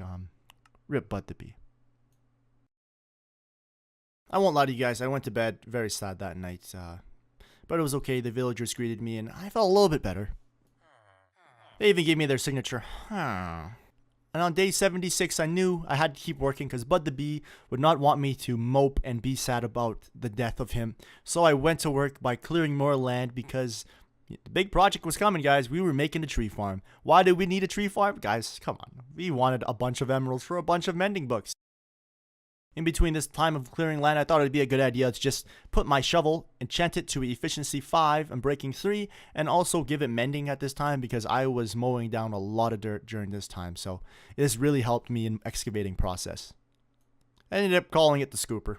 On day 77, I continued with the tree farm project. I think you have to go up a certain amount of blocks to limit its growth because sometimes the oak trees, they can grow to be like monsters. So I wanted to make sure the trees were consistent at all times. So the majority of day 77 was spent doing this and excavating more land for more tree plots. And yeah, this new shovel, it was literally a lawnmower. Like, these dirt blocks disappeared so fast. I loved it. I loved it so much, guys. And with the new expansion of the tree farm, we obviously need to expand the borders on our base/compound. So that's what we did on the majority of day 77 as well. We wanted to make sure, even though we were expanding, that the walls were still expanding as well with the expansion of our base. So I just said expansion a bunch of times. Expansion. I know it's been a while since we visited our cows, so I thought on day 78 we could go check out the cows, see how they're doing, but also show you guys that we are slowly but surely building ourselves a little sheep farm. Big reason why we need the sheep was just for making beds, you know, so we didn't want to make a crazy amount so we could crash our computers, but, you know, just enough so we can make beds. But I obviously hopped in the cow pen and went crazy, as per usual. After doing a bunch of work at the main base, I thought it was about time to get a little piece more of adventure because we hadn't been out since the Nether scare. So I took Nacho and we ventured off into the middle of nowhere. We went everywhere and anywhere. And we found a village, obviously raided all of its stuff because, you know, that's what they're there for. Like I said, just take all the stuff from the villagers. They'll hate you, but it's okay. They still love you at the end of the day. So after stealing from the villagers and sleeping in their beds, we took Nacho on day 79 and we explored out further. As you guys can see, as soon as we started venturing off, hold on, look the right way, we found another overworld nether portal. So, of course, we had to go loot that thing, check out what was in there. golden apple, mending pickaxe, and a clock. So we took everything in there. Like, definitely could use it. We saw a golden block, but yeah, just a gold block. We're so rich it doesn't even matter. And then there's literally a sand temple right there. So we slowly, but you know, safely and surely entered the sand temple. You know, it's, you know, real safe. You know, I looked down, make sure the pressure plate was there. Didn't want to blow myself up because we are on day 79 here. We're almost at 100, so definitely didn't want to die. Went down, carefully broke the pressure plate, got diamond horse armor. Yes, sir. Diamond horse armor in a sand temple. Made sure we grabbed all the loot that we needed. I didn't really need a lot of this stuff. You know, a lot of it was a waste. It would have been really nice to have like earlier in our 100-day challenge adventure, but you know, it's nonetheless, we found it, and obviously we grabbed the TNT because, you know, you might want to use that one of these days. So, yeah, I grabbed that, and we were on our way. And on day 80, we didn't really know where we were going or what we were looking for. I think what the main thing was, I think we were looking for a villager outpost, not a villager outpost, but a pillager outpost, so we could start raids on our village / compound, sorry. The only reason I wanted to get raids in our base was because the villagers would think I was the hero, and they would, you know, take less sticks for more emeralds. So that's what I mainly wanted to do. I also wanted to turn my mending villager to make my trades cheaper, just because, you know, he was asking a lot for those mending books. But we just kept, me and Nacho, we were just adventuring for days. We didn't really know where we were going. But we went through swamps, hills, deserts. We traveled through the nighttime, and we stopped and found this dog. I wanted him, guys. I wanted this dog, so I slowly crept up on him in the night, and I snuck a bone on him. Didn't take the first one, took the second one. It was meant to be. Super happy. And I decided to name him Dog. Dog the dog. On day 81, I stopped at this mushroom dark oak / biome to collect this brown mushroom because I knew that that was definitely one of the recipes to cure a zombie villager. If I were to cure a zombie villager, become a villager, and his trades would be much cheaper. So I definitely grabbed those. And this was also the day that I met Perry. There he was. Perry the parrot. The toucan. I don't even know what this bird is. But I saw this bird and I needed him. I must have had him. He had to belong to me. So I ran around the jungle, looked for all the watermelon I could, because to tame these guys, all you need to do is you need some seeds. Seeds as in pumpkin seeds, watermelon seeds, and some other type of seed. I don't know what it was. I didn't really care. All I knew is I had a watermelon near me, and I wanted this bird so bad. I had my seeds, and I could not find him. At this point, I thought I lost Perry. I don't know why. I think, is he a parrot, guys? I'm not sure if I'm wrong or right, but I was looking for Perry everywhere. I couldn't find him. I was getting really sad, and I found him. So I snuck up on him just like I did the dog. Fed him some seeds, took like 3 or 4, and he was mine. There he was. I was super happy to have him. Right-clicked him, and he was on my shoulder, guys. Look how beautiful. We are the dynamic duo, guys. Name a better duo. I'll wait. Oh, wait. You can't. We are the best duo. The heck? After I got Perry, I was super happy with everything, so I decided to go home. I stopped at this overworld nether portal, and this is what happened, guys. Yeah, he discovered that the floor was lava. Yeah, I quit. Rest in peace to Perry. And at this moment, actually, I started realizing that Dog the dog, he was not following me anymore. I don't know what happened during this adventure. I didn't see Dog go down like Perry did. So I was actually really concerned as to what happened. I rushed home, and when I got home on the day of the 83rd, I believe, it was the 83rd days when we got home, I slept, and I was sad. Very, very sad. On the morning of the 84th day on our 100-day challenge, I thought it would be best to pay our respects to the fallen soldiers and the fallen buddies that we had acquired during that trip. First of all, rest in peace to Bud the Bee. Secondly, rest in peace to Dog the dog. And thirdly, rest in peace to my main boy, Perry. You know, now that I'm reflecting on something like this, is it my fault, guys? Can I just not keep anything alive? I don't know. I started neglecting, the things that I did, and maybe Dog was still out there. And there was no point during that journey did they say that Dog went down and died. But Perry definitely went down. And so, we paid our respects with roses, and they will forever be there and forever in my hearts. I didn't like how comfortable I was getting with, mourning for my buddies and my friends, but it was something, a part of this 100-day challenge that I had to get used to was, a lot of the things that I became friends with and try to make myself less lonely with, they ended up dying on me. So, you know, I didn't want to blame myself, but it was definitely not my fault. It had to be somebody else's fault. Could never be my fault. So, just saying. And of course, with our newfound tree farm, we could get all of the wood in the world. So we made sure we trade with all of our Fletchers, get as much emeralds as we could. And you know what? I'm still torn up about my friends. May they rest in peace. I can't even focus right now, guys. Oh, man. Anyways, I just kept trading with the villagers and tried to exploit as much emeralds as I could, because at least the villagers would stick around, and they haven't died on me yet. So much love to the villagers. And on day 85 to day 90, I literally AFK'd at the XP farm for who knows how long. I was eating, I was watching Netflix. I AFK'd there for a while, and I got a bunch of levels, so that was super useful. I even ended up planting all this bamboo that I found in the forest. I thought it would look cool eventually. I thought it'd be a nice little upgrade to this place, but I actually ended up with all these levels. I started enchanting our armor. I think it was just the boots and the helmet that needed to be enchanted, so a big reason why I was enchanting this was I was ready to go back into the nether.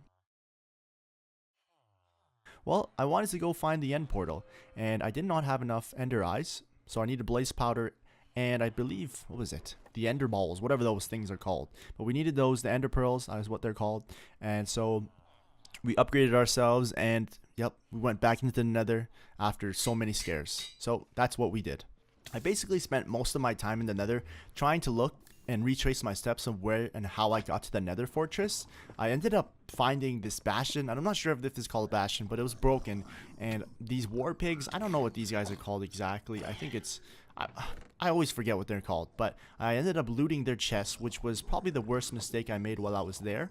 They seemed really pissed off. They were really mad at me for taking all their loot, and this guy here was doing insane amount of damage to me, and I started panicking and running. You guys can see here, I'm at 4 hearts. This guy knocks me off as I'm building up, and I thought it was over here, but oh my god, I just did it in time. I boxed myself once again, just like I found myself last time in the nether, and after that happened, you know, I called it quits. I went back to the overworld because I honestly didn't belong. I actually thought I could trade with the villagers to get blaze powder, but that didn't work. So I ended up building this tower thing for the nighttime, for when it turned dark. I could stare at endermen and, you know, kill them as they went to the bottom of my structure, because I saw it on a speedrun. As you can see, I set it all up. I thought it was perfect. I even practiced, you know, aiming at things. I looked at sheep on the ground, cows. I was so ready for the night. So while I waited for it to turn dark, I actually saw this turtle on the shore. I tried to, you know, take it home and claim it in mine, but, you know, he was pretty smart and he got away from me. And honestly, kudos to him, because if I were to, you know, take him back to our base, he probably would have died. So, you know, honestly, a very smart creature. And on the night of day 94, it didn't really work. That tower that I made, there was no enderman spawning. So I kind of did what I usually do. I did the switch special, and I probably did the most stupid thing of the series. I started staring at endermen in the desert and just, you know, getting their aggro and running around as they chased me here. I tried to get as much as I could, but then, you know, while they were chasing me, I started to think to myself, why am I doing this and how am I going to kill them? There's like 7 to 10 of them behind me. So I thought, you know what, I wasn't even thinking. I dug a hole straight down because I was panicking, and they jumped in the hole with me. I thought I was going to die until, bang. Yes, sir. I know, high anxiety moment there for me. But I jumped in a hole, dug down, placed a water bucket, because endermen get scared from water. I don't even know what I was thinking, guys. I could have died easily. Then I started to drown, so I started bobbing my head up like a dolphin and hitting these things so I could get air. Yeah, it definitely wasn't worth it. I only got 3 ender pearls from it, so it wasn't worth the risk. And on day 95, guys, you know, after crazy night 94, I just decided to chop trees down and trade with the villagers because my heart was hurting. And then I did this. You know, I thought this was in... Yeah, I disenchanted my god bow. Wasn't really thinking. I feel like I'm not thinking most of the time in these 100 days. I'm surprised I even made it this far. What I meant to do was I meant to put mending on my bow, but yeah, it didn't really work out. So you know, gave me an excuse to go check out the cows. Had to get some levels and kill a couple cows, fed the cows, and so I just ended up remaking another god bow. Obviously, it wasn't as good, but that's kind of my fault. Shortly after that, I took Nacho. We went out towards the other nether portal that we basically made in the nether that was close to the nether fortress. So me and Nacho took a day trip out towards that portal there because I was still determined to get those blaze rods. And I actually enderman spawned in the nether. So it would be a little bit easier for me to farm both of what I needed there. So I boxed Nacho in, put him in a hole, and just made sure he was safe so that I wouldn't lose him when I got back. And when I entered the nether, I was strictly business this time. I was not going to die. I was on day 96. There was no way I was going to die. I was there for 2 jobs. 1, I was trying to get blaze rods to get blaze powder. 2, I was going to aggro endermen so I can get more ender pearls because we got to get to this end portal and I was committed. A lot of the mobs were really strong. I won't lie to you guys, but you know, we had a really good strat going. Like we were getting both of them. We even ended up farming a wither skeleton and we got a wither skull, which is in my inventory. I just couldn't find a clip of it, so just believe me when I say this. And when I left the nether, I met up with Nacho. Thank goodness he was still there. And when we got back to the base, I started to chop down some dark oak because I had something planned for day 100. Nothing too crazy, but it required some dark oak, and so that's what I did for the majority of the day. As you can see, we're building this thing which you will see within, you know, the next minute, I think, or 2. On day 97, we had a decent amount of ender eyes, so I took Nacho and we started looking for the end portal. It took all day. It was actually pretty far from our base. It takes a whole day worth of riding a horse, so I definitely didn't want to do that on foot. But once I found it here, we had like a central area. We weren't 100% sure, but the ender eye kept going to a specific location, so that's when we kind of tuned in and locked in on it. I was super excited for this part here. Of course, we stashed Nacho away, didn't want to lose him, and the ender eye kept going in this location here, so what we did is we just dug down. We just kept digging till we found something.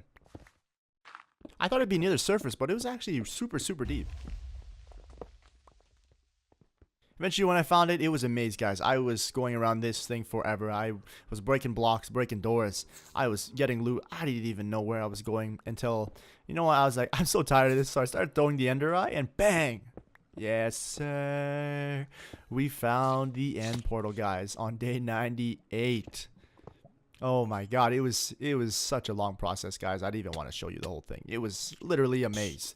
And there was a bunch of silverfish and mobs that were gatekeeping it. Just before I left, I counted how many ender eyes I needed. It was exactly 10, so I kept that in my bank and we headed home. And then came day 99, guys. One more day until the coveted 100 days. So we just started chopping down the dark oak once again. I think you guys can see in the background I've started a little bit, but we wanted to get a little bit taller, a little bit higher, and wanted to make sure that on the 100 days that we had a good view of what was about to happen, guys. So I just grabbed all the material that we could. Oh, and I also finally crafted my first shield. I actually did this on purpose the whole series.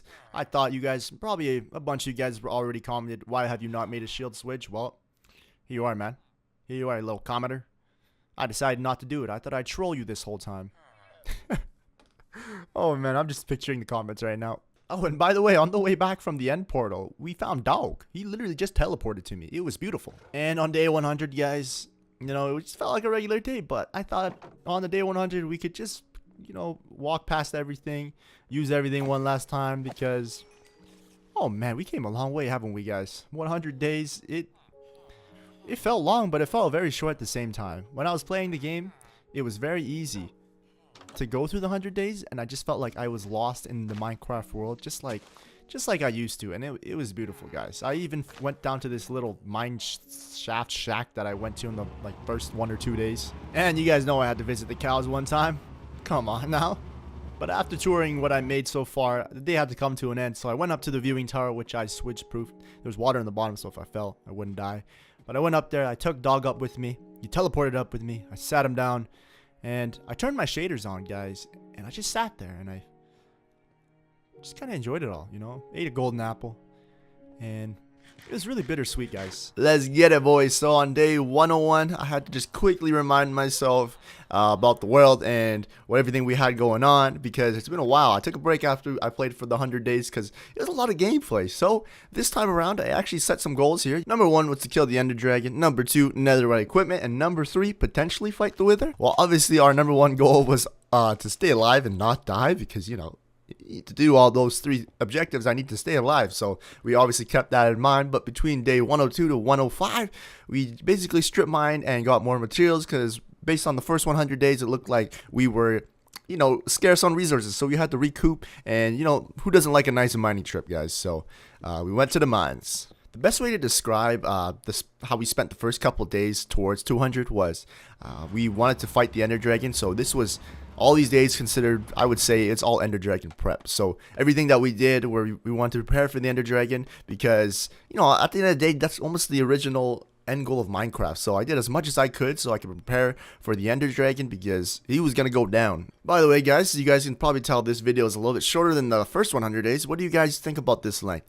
Do you guys prefer longer videos like the 1 hour plus, or is 50 minutes below 40 a good range for you guys? Let me know down in the comment section below, please. Thank you. As you can see, up until now, we've been just collecting resources, collecting levels, so trading with the villagers as well, getting as much emeralds as possible. On day 108, we spent a good amount of the day fishing because we needed a little bit of fish to start a cat army, the kitty cat army specifically. We needed it for a future project in the mob XP farm, which you guys will see later on here. We also started constructing our brewing / nether room. So basically what we needed was potions if we were going to fight the Ender Dragon. I needed my potions of slow falling and strength when I fought him, because obviously I had to play it super safe because I did not want to die. Also, something I would like to address from the first 100 days based on the comment section, just so you know, I read all the comments, how I say we and our. You know, I just like to include you guys in the conversation. I mean, I can use I if you guys would like, you know, I have no problem doing that, but I like including you guys, like you guys are a part of these days. But if you want me to say I, I'll say I. I'll try. So on day 109, I tamed this cat because the villagers started to produce cats. So we had to tame them so we could start our kitty cat army. I just said we. Okay, I could start our kitty cat army. And there was Dog and Tom the cat. And between the days of 110 to 116, I went to the nether because we still needed our wither skulls. I think that's what they're called, from the wither skeletons. And I also still needed blaze rods so we could go to the end, because I remember we needed 10 eyes of ender. So ender pearls and blaze rods were still of priority. I obviously try to raid as much bastions as possible, try to see if we get any cool loot. Obviously, you guys know I don't like being in the nether. I don't feel safe at all. So you guys can see I kind of figured out some type of method to keep safe from the guys. I try to do like a 1 block gap for them so I could hit them in between or hit them with my bow. That's probably the safest way that I found dealing with these guys. One of the main problems initially I wanted to get rid of it was the lack of inventory space I had. So I was really pushing going to the end soon so I could get my shulker boxes. So when we got back that day, basically all I wanted to do was prepare for the end fight with the dragon. I wanted I believe it's a jack-o'-lantern over my head so I wouldn't look at endermen, and snowballs so that way I could destroy the regeneration towers. Then I accidentally murdered a snowman. Frosty the snowman here caused us a lot of grief. We had so many problems and he wasn't producing snow on the ground. They need to be on a specific level of Y. And you know what, like, this was the first casualty of the first 200 days. I did not want to get used to this, I'll tell you that. The rest of day 117, I spent sneaking up on our second kitty cat victim. It took me a long time. He was hauling, you know, he did not want to be captured, but we ended up getting him back over to Tom, the OG, and they did their thing. They loved each other, and this was the beginning of the kitty cat army. Let's get it, boys. How alpha are baby cats, though? Oh my god, look at this thing. Nearly as alpha as all my subscribers. If you're not, come on guys, get to that. Day 118, we're back in the cow pen, and it was not for a good reason this time. It was for slaughter. As you can see, they're running around. They don't want the work from the sword, but I wanted to catch some levels, needed some food. And for the rest of day 118, we finally made a working Frosty at a specific Y level. He produced really nice snowballs, as you can see, so I collected a good stack of that for our end chest. I had a chest for all the belongings that I was going to take to the end, because if I forgot anything, it would be all right there. On day 119, we cured a zombie villager. He took this apple, and when I heard this noise, it scared me, because I've actually never cured a zombie villager before. It was startling, you know, but it took him all day to finally, you know, heal himself. Like, it took a while, I'll tell you that. And as I waited for the zombie to be cured, I basically cleaned up our mob XP farm. It was kind of looking gross, so it needed to be done. We were still lacking those ender pearls that we needed for those ender eyes, and this is a pretty close call here on day 120. Now that I think about it, I'm constantly reminded, like, every day that I'm still playing hardcore Minecraft, because everything hurts. Even if you have good armor, everything hurts, guys. So just be careful if you ever end up playing hardcore. On day 121 to 122, we finally had some phantoms spawn in. I had to stay up a couple nights to get these guys to spawn in. That's how it works. If you go to bed in Minecraft, they won't spawn in. You have to stay up a couple nights and they'll start flying in and swooping in on you. So just some advice for you guys. I needed those potions of slow falling, so I needed that membrane. Can someone explain where this creeper came from? Like, why are you here to ruin my day? For what reason, man? On day 123, everything was coming together. We were almost ready to go to the end. As you see, I am enchanting my sword. This was a really good enchantment here. I remember this here. I was really hyped. As you guys can see, boom, I got a looting 3 sword, guys. Looting 3. Looting 3 is insane. Like, it just increases the drop rate so well. So I crafted this sword. As you can see, sweeping edge 3, I believe unbreaking 3, some type of sharpness. Sharpness 3, mending, looting 3, guys. That is what I call a beast. I spent the rest of that night just clearing out some land and expanding the base. The Ender Dragon fight was about to commence, so I needed my levels, make sure I had the best equipment to fight this guy. I remember actually I did all of this and I didn't even, I totally forgot to spend my levels to make a stronger weapon. I don't know why I did this. I think I actually was trying to prolong my fight. Then day 125 had arrived, guys. I spent it on top of our watchtower looking over our base because it could be the last time. So, took Nacho. We traveled towards the end portal because it was time, boys. I had to tuck Nacho safely away as he got attacked by this berry. Like, what the heck? Then I spent the rest of that night looking for endermen and killing them with my brand new looting 3 sword. It made it so much easier for me to get those drop rates from the endermen. It was time, guys. At least you guys could tell by look at my inventory. I have over-prepared so much for this fight. There's no way I was going to lose or die from fall damage or anything. I've thought about the majority of the possibilities other than a shield because, you know, how tricky you guys not wear a shield. But my inventory was full. I was ready to fight this Ender Dragon. I had all my crafted my Ender Eyes. They're all ready to go. And I popped them in here one at a time.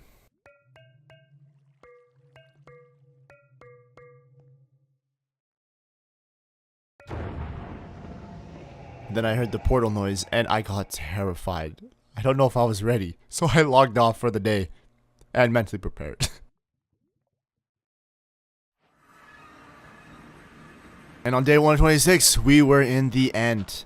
I played it so safe, was in F5 mode the majority of the time. I wanted to bridge over, but the Ender Dragon had other plans and shot me with his Dragon's Breath. So, you know, I said, whatever, we'll Ender Pearl over and let's get this show on the road. As soon as I landed on that at the end landmass, I was so nervous. I had so much adrenaline pumping through me. I was so scared. I didn't want to die. I drank my slow falling potion, and as you can see, I was so nervous. I haven't hit any of my bow shots yet, and they're not even moving. Look at this. Shoot it, Switch. Thank you. There's one thing that I knew the Ender Dragon couldn't let me do, and that was let me warm up and get comfortable. My aim was getting nice. You know, I was getting more confident. Still scared for my life, of course. Picked up a little bit of Dragon's Breath.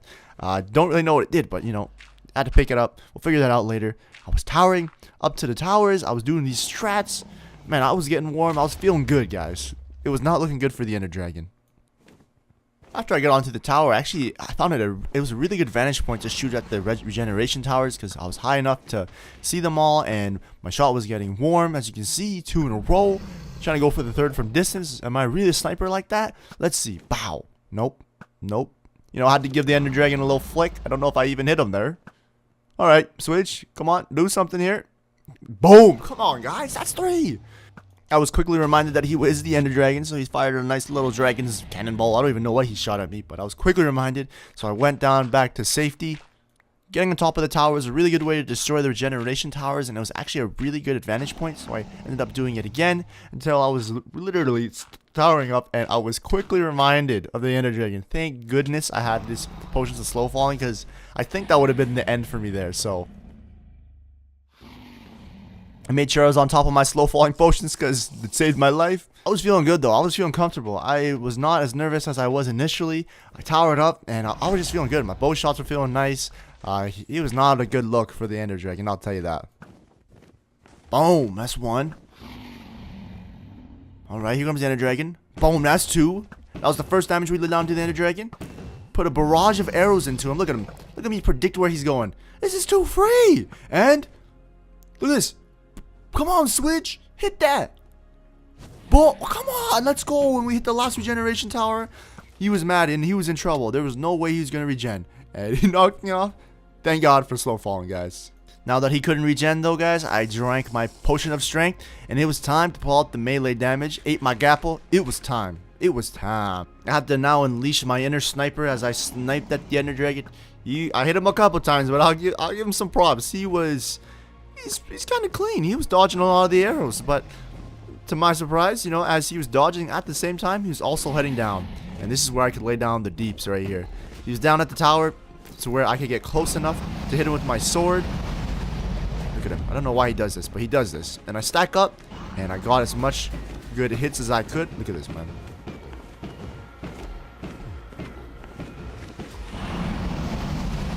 Oh yeah, it was too free, but then he knocked me out, and then he was back into the sky, and I got barraged by his, you know, loyal servants, the Endermen.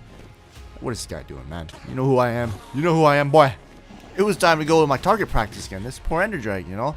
I wanted to work on my bow, and it was too free, man. Like, of course, I don't know what this Dragon's Breath even did. I just filled up all the rest of the bottles that I had.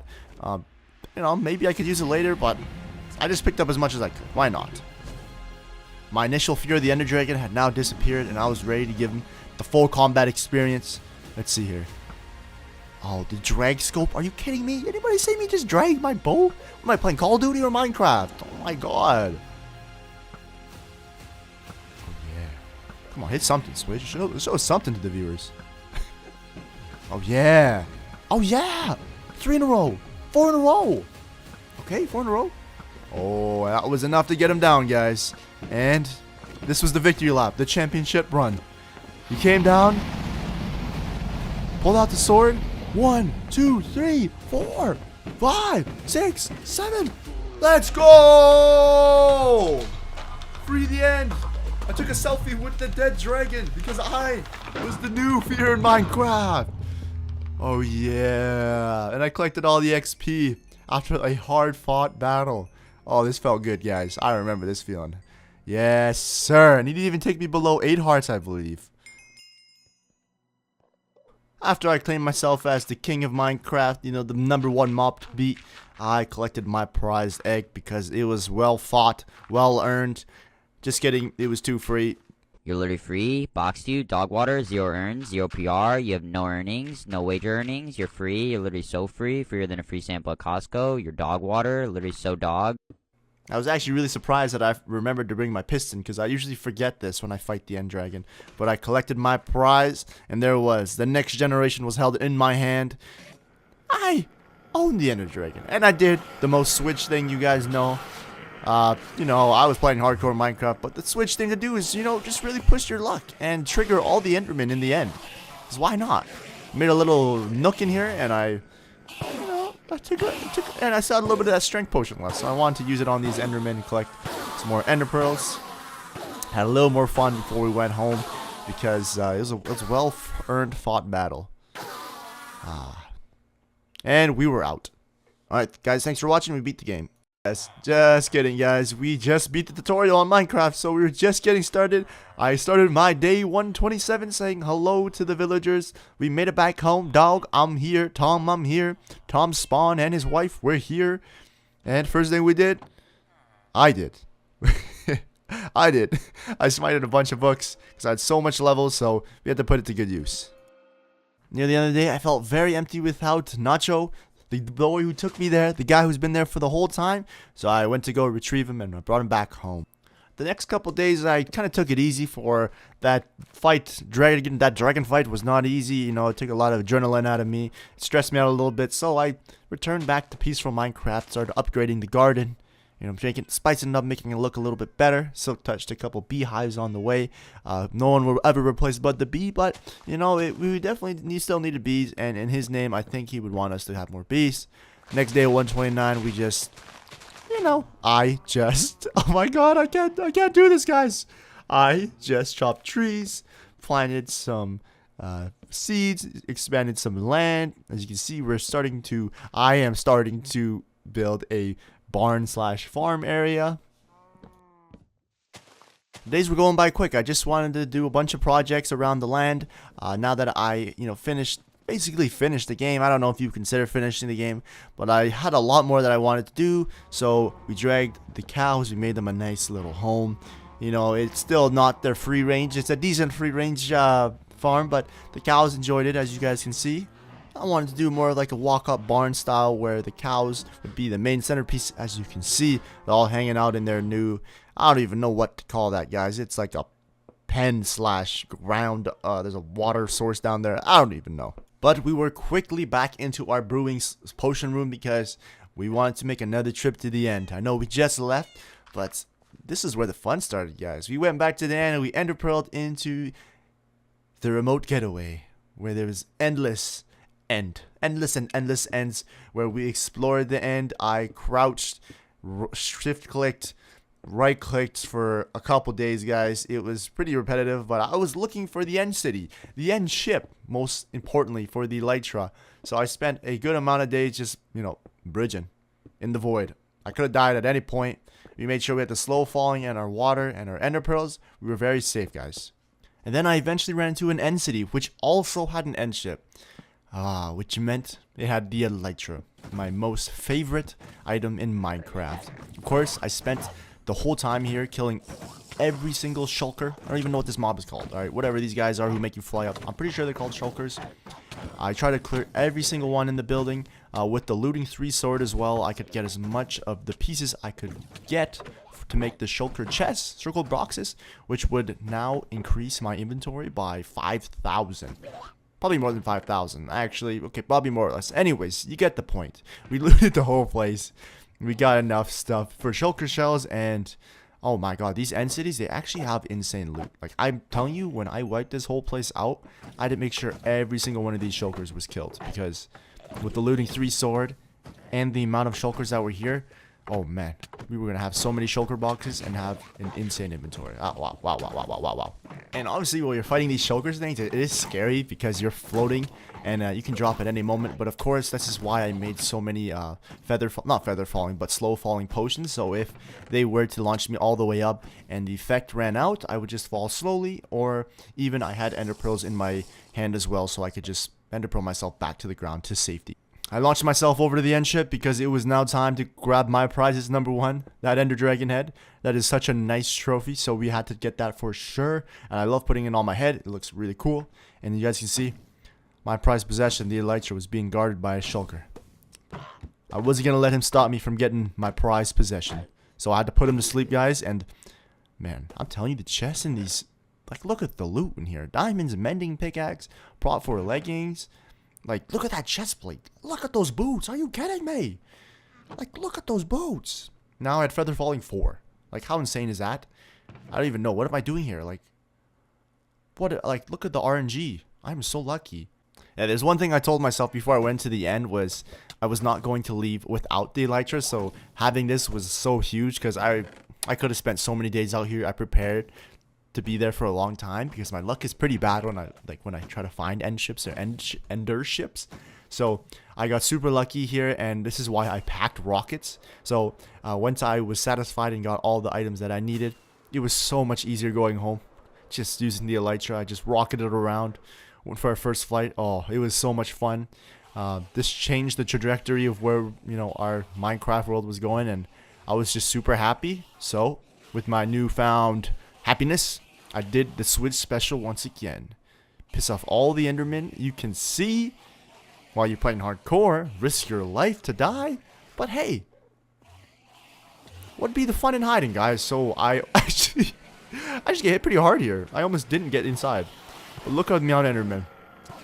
Okay, just looking at this, I think maybe in 300 days, if I make it there, we're going for yeah, we're gonna do a Enderman XP farm because look at this. This is insane. What do you guys think? Should I make an Enderman XP farm next episode?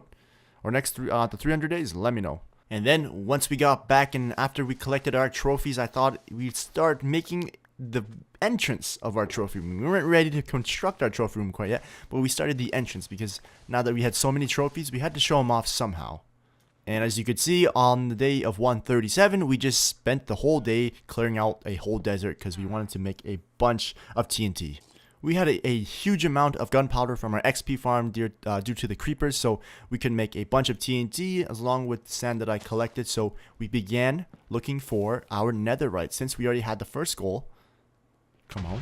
Yes, sir. The first goal was killing the Ender Dragon. The second was the Netherite equipment. And the third was the Wither. So, you know, you want to get the second goal done. This was actually the first time I ever tried to look for Netherite. Ever since the update, I've never actually made a set or a tool for myself. So, I was kind of wary and careful because I wasn't quite sure how to do it, but I searched up. I think the most efficient way was to use TNT or the bed method, but I had a lot of TNT, so I just stuck with that. I started off pretty easy with just using one piece of TNT. As you can see here, I used two, but as the time goes on, like you guys see, I'm getting super lucky with my netherite here. I believe the most they can spawn in one spot is like 3 or 4 together pieces of ancient debris. So as time went on, I got a little more comfortable with the technique of using the TNT, so I'd start stacking it up more and more. Yeah, I was growing a very unhealthy relationship with the TNT because I actually really enjoy just the right click and the sound of TNT being stacked and exploding. So this was actually very dangerous to me because, you know, if I put way too much, and TNT can bounce each other around, so like a TNT explodes, it can bounce a TNT in a different direction, and that could be potential to kill me. But I didn't really care, man. Like, how cool is using all this TNT? But I definitely did run away because I was scared. But look at this. I was almost really scared because my Minecraft would start to lag, so I had to be very careful about how much I placed. And at the same time, I didn't have a lot of TNT. But I can definitely tell you got my TNT fix in because, wow, they were making some really weird holes in Nether, so I enjoyed my time, and it was actually pretty efficient in finding ancient debris, like, because most of the time if I were to do this, I thought what I would be doing was strip mining, almost like how I do to find diamonds, but I think it's more efficient because the ancient debris lies on many different levels between, I want to say it's 13 to 15, so it can range anywhere. It's not, I don't know, it's really, I would say it's very much the same but very different in diamond mining, if that makes any sense, because there's so much more around it. For example, you have bedrock below you, and you can also mine the gold bits. I'm not sure what that block is actually called with the gold on it, but the netherite, the nether rack with the gold on it. So I was also farming that at the same time because I actually think that this is a faster way of getting gold than going mining. And as you can see here, I found a nether fortress with a decent sized ground. So basically I started to mine the nether rack around me, nether brick, sorry, and I started expanding this platform for wither to spawn.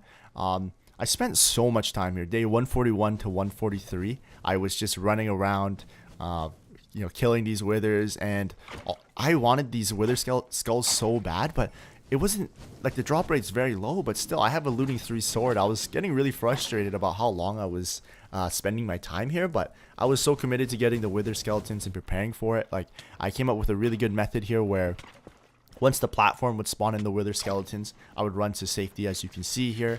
My food was running really low. I only had a specific amount of food, otherwise I would have stayed. But actually a big problem that I ran into here was my armor was like, it was breaking on me. Like, these wither skeletons are no joke, especially with the blazes around and the zombie piglins. I tried my best not to trigger them, but you know, now I'm looking back at this clip and, you know, assessing it, I'm not even wearing a helmet.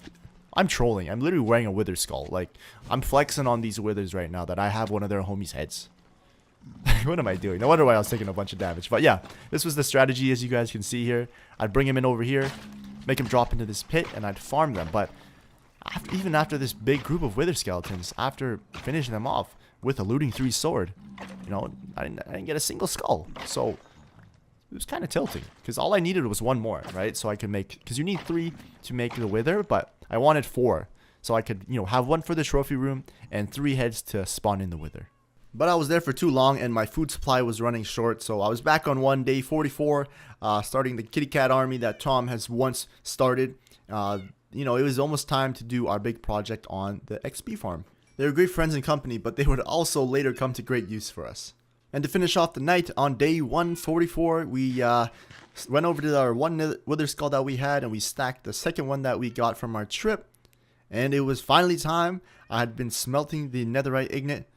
Is it the netherite scrap into, no, it's ancient debris into netherite scrap, and then I had to construct a ingot, which was made by, I believe it's gold. Yeah, 3 pieces of gold, no, 4 pieces of gold, 4 pieces of netherite ingot scrap, sorry, would make a netherite ingot. Sorry guys, I'm literally straight trolling. Okay, there we go. So we got 2 pieces and we upgraded our gear. I didn't really know what would be worth it, but obviously the silk touch pick was our best bet, so we gave that our enchantment, not enchantment, but our upgrade for the first piece of netherite equipment I've ever made in my life. So I was super happy and excited about that. Not only does the durability go up on it, but it looks like 10 times cooler because, you know, it's netherite. It's a nice little flex, and I dropped it out of the sky, you know, because, you know, I don't know. I just did that. And then I also decided to give the other ingot to my sword because it would give it more damage and durability. Day 145, look, I worked kind of throughout the whole day to construct this farm. And if you guys can't tell what it is right now, we are in the mix of making a fish farm. So it's an AFK auto fish farm because if we were going to start our kitty cat army, then we were going to need a lot of fish. A lot of salmon, a lot of cod, didn't really matter, but we constructed this nice little, it almost looks like a fishing hut, but this is a auto AFK fish farm where all I have to do is hold my right click on the block right here, as you can see, and I would get more fish. And it was pretty slow off the beginning because we had a regular rod, but once we enchanted our rod, the percentage went a lot higher and we got a lot more better loot. I also enchanted my elytra with Unbreaking 3 and Mending, so it would literally last forever and we could fly around everywhere. Called it Wangs, of course. And the kitty cat army was growing stronger, guys. Now that we had more fish, we could supply our kitty cats with more fish to breed, so it was going strong. And of course, we tried to kill as much elytras as possible. Not elytras, what am I saying? What are these things called? Phantoms. We tried to kill as much phantoms as possible because their membrane could repair the elytras as well. As you can see on day 152, we are expanding, but we're making a different type of compound for the villagers here. I figure they need a little bit more space. And I also was expanding the whole compound in general, so I needed more space of where the villagers were. I started to feel really cramped in that area. So that's why we expanded everything. And as you can see, the army was going strong, guys. They were eating good. The majority of day 153 then the night was spent just collecting wood and killing phantoms because I wanted to get more emeralds.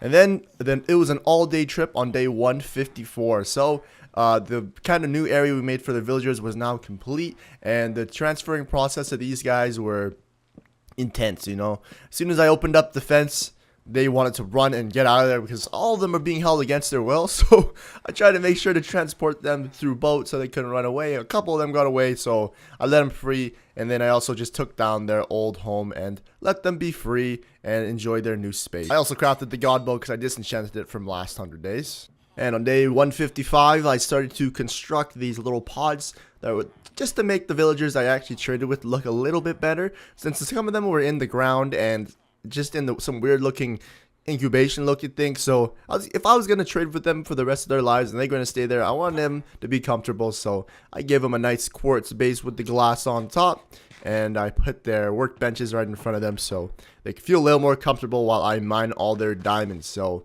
not their diamonds, their emeralds. Well, I trade for all their emeralds. So that's what the majority of day 155 was spent. I was really happy about this because I was freeing up a lot more space, and I could see that villagers were happier. On day 156, I spent most of the time just making new additions to the farm, like a sugarcane addition. A lot of this wasn't actually for usability, like you guys know how I make my mass farms and stuff like this. This was just totally for aesthetics and looks. That followed into day 57. I was super proud of this roof. I never do like stair corner looking roofs. I know it's not a lot, but I was super proud of it because I never experiment around with this type of stuff because it can get really frustrating. So I also put brown stained glass on top, and I actually ran out of brown glass. I only needed 2 more blocks, so I improvised because I didn't feel like making 2 more glass blocks. Who else can feel me on that? Like, come on, who else is?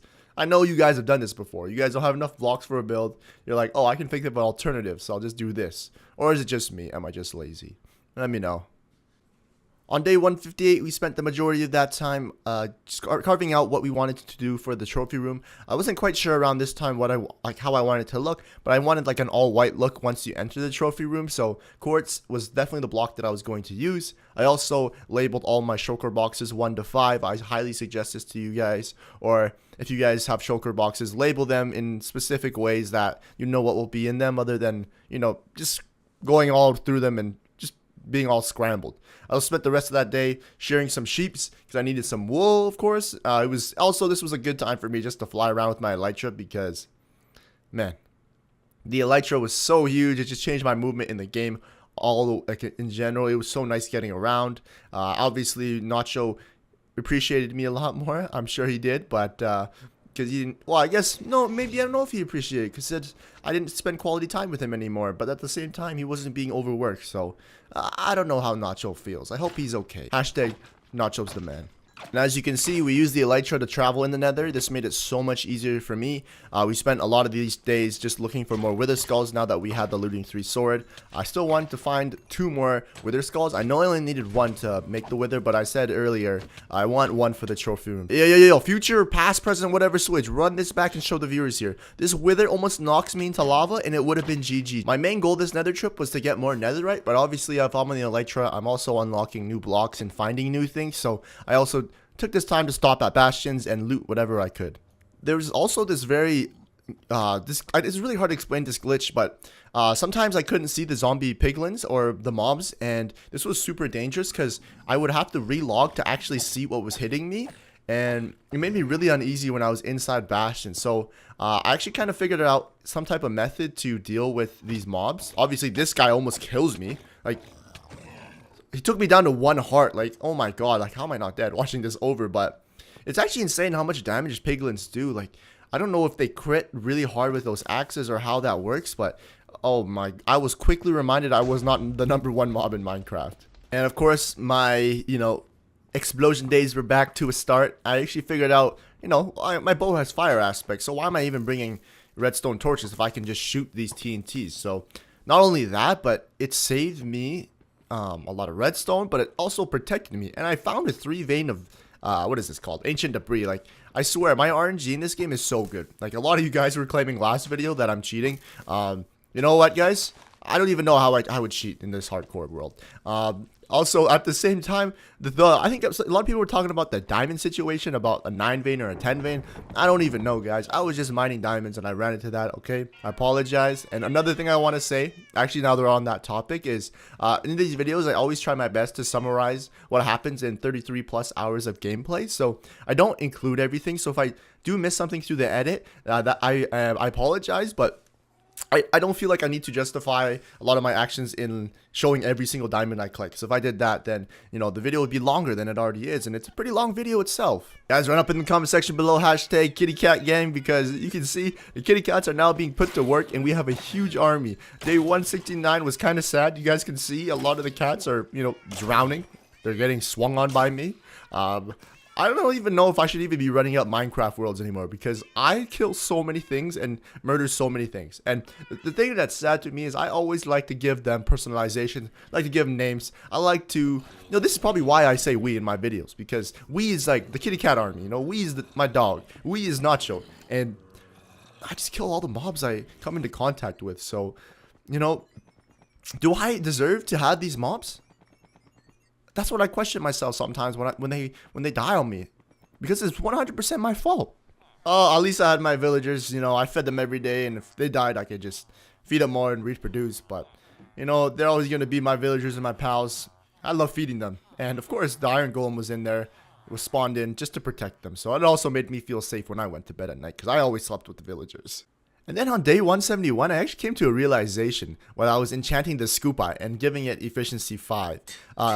It got the curse of vanishing on it, and I was like, should I really put that on there? Is it really worth it? But at the end of the day, I'm playing hardcore Minecraft, so if I were to die, it would vanish. That's what the curse of vanishing is. But if I were to die anyways, I wouldn't be able to access anything. So I was like, you know what, this is a fine enchantment. So I made it a netherite shovel, made some more netherite tools from the haul that we got back from the nether, and yeah, that was a weird realization, but it was something I definitely needed to be reminded of, because I could die at any point, and I feel like I forget that a lot. And as you saw throughout 172, I believe, I basically prepared to make this white concrete powder, which turned into the white concrete block. I thought it looked really clean because you guys know I was going for the all white look in the trophy room. I didn't have enough quartz because quartz is a really expensive material to actually build with. Now that I tried to collect a lot, and I always thought I had enough, but I never did.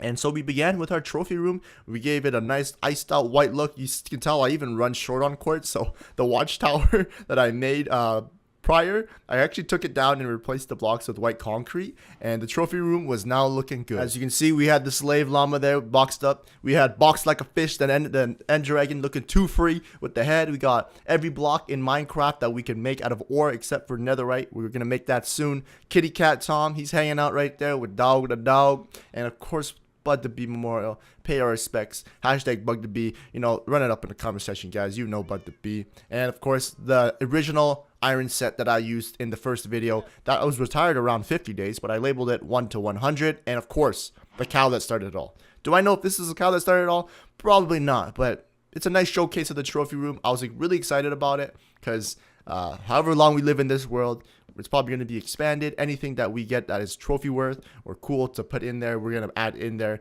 just to remind myself all the work that I did in this world.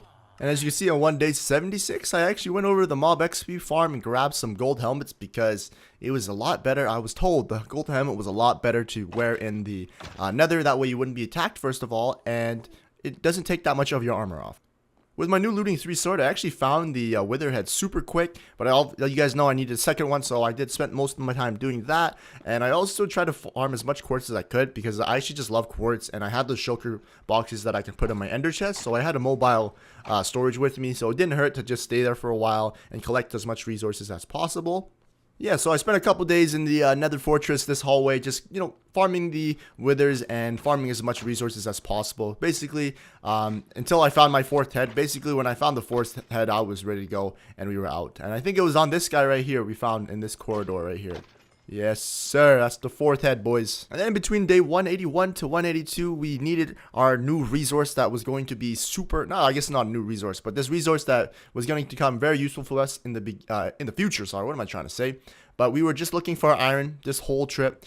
We have something really cool. You guys know we were preparing for the wither, and I wanted as much help as possible. I bet you guys already know where this is going. If not, keep watching. Found some diamonds underwater. I'm telling you guys, even when I'm not looking for diamonds, I get diamonds. Like, it was really cool, actually, because actually, now that I think about it, I find a lot of diamonds in like underwater ravines or even just underwater because you dive down to a level of around 11 to 12 and you can usually find it. And I literally, see, as you can see in the same clip, I'm just swimming around looking for things and diamonds catch my eyes. So, you know, how lucky am I, guys? How lucky? It's the YouTuber luck, I'm telling you. Yeah, anyways, just back on the topic of shulker shells. It was just so nice having those shulker boxes because, like, once again, we put them in our ender chest and we could just have a... Basically, if you think about it, it's almost a never-ending storage. I believe they hold the same size of one chest, so you can hold however many slots an ender chest has. So that was super useful for going caving and just collecting resources in general. And once I left the cave, I found myself in one of those situations again with the wandering villagers. You guys know, if you guys haven't seen the first 100 days, go watch it first of all. It's crazy. You know, I run into the llamas again. The spitting llamas are back on my base.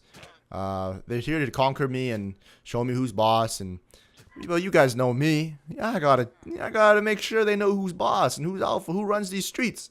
So of course I yanked them by the leads and I pulled them into the pen. Obviously, you know, it's a hard task, guys, because while you're trying to do all these things, you're getting spit on, and they have no they have no respect for you. And so I thought of if you guys have ever seen the movie, I thought about Grown Ups. I think it's Grown Ups 1 or 2, but I shot an arrow straight in the air. I've always wanted to do this. Actually, I didn't know if it was gonna hit. The first one was gonna hit any of the llamas, so I adjusted. And look at this, guys. You know, my bow skills from the Ender Dragon are really showing off here. I fired him straight in the air. Obviously, it didn't work for a bit. Now that I think about it, I almost hit Donkey. But yes, sir, we got one. And we watched him burn. He shortly died after. And that was okay, because there was one left for us to show who was boss. I'm telling you, I see this all the time. There would be an iron golem just flipping random zombies and creepers at the night. It was awesome seeing. I loved it. And day 184 was a lot more preparation for what I had planned, also cashing out on all of the stuff I found in the caves.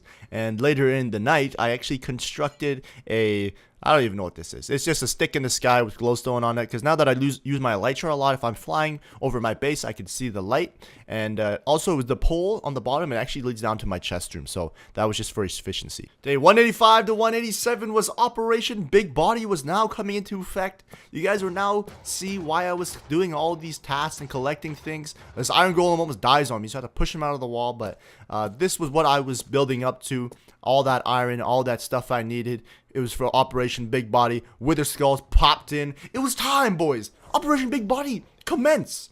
So I spawned in all the big bodies. I spawned in the Wither. I ran to safety, of course. And I wanted to see this for the first time because I've never seen it. And I wanted you guys to see this. But I spawned it in. The big bodies were going crazy. I shot a couple shots into the Wither, but that was it. I put it in the cinematic vote because I wanted you guys to see it. But then the Wither was going crazy on the big bodies. They couldn't reach him. So I decided to help them out. I think I shoot the Wither here. Yeah, I shot him so he could come down. And all the big bodies are getting destroyed in the making right now. But as soon as he comes down, Operation Big Body's going crazy. He didn't do anything. And it just died like that.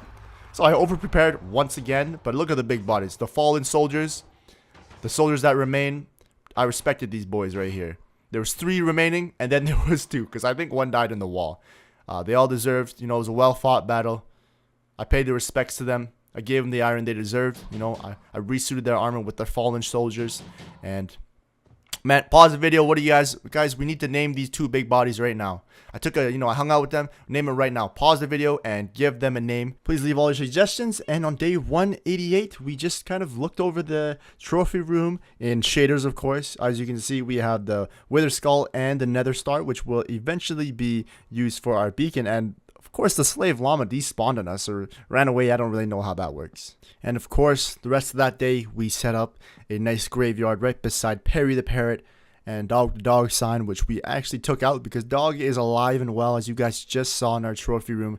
But yeah, we did rip to the 8 big bodies, and there was actually the roses in my inventory that drop when you kill iron golems. I don't know if you guys knew this, but when they die or if you kill them, they drop roses. So these were the I believe it was 8 or 7 roses that dropped. It looks like it was 8 after they passed away. So we obviously had to pay our respects because they definitely aided a lot in the fight against the Wither.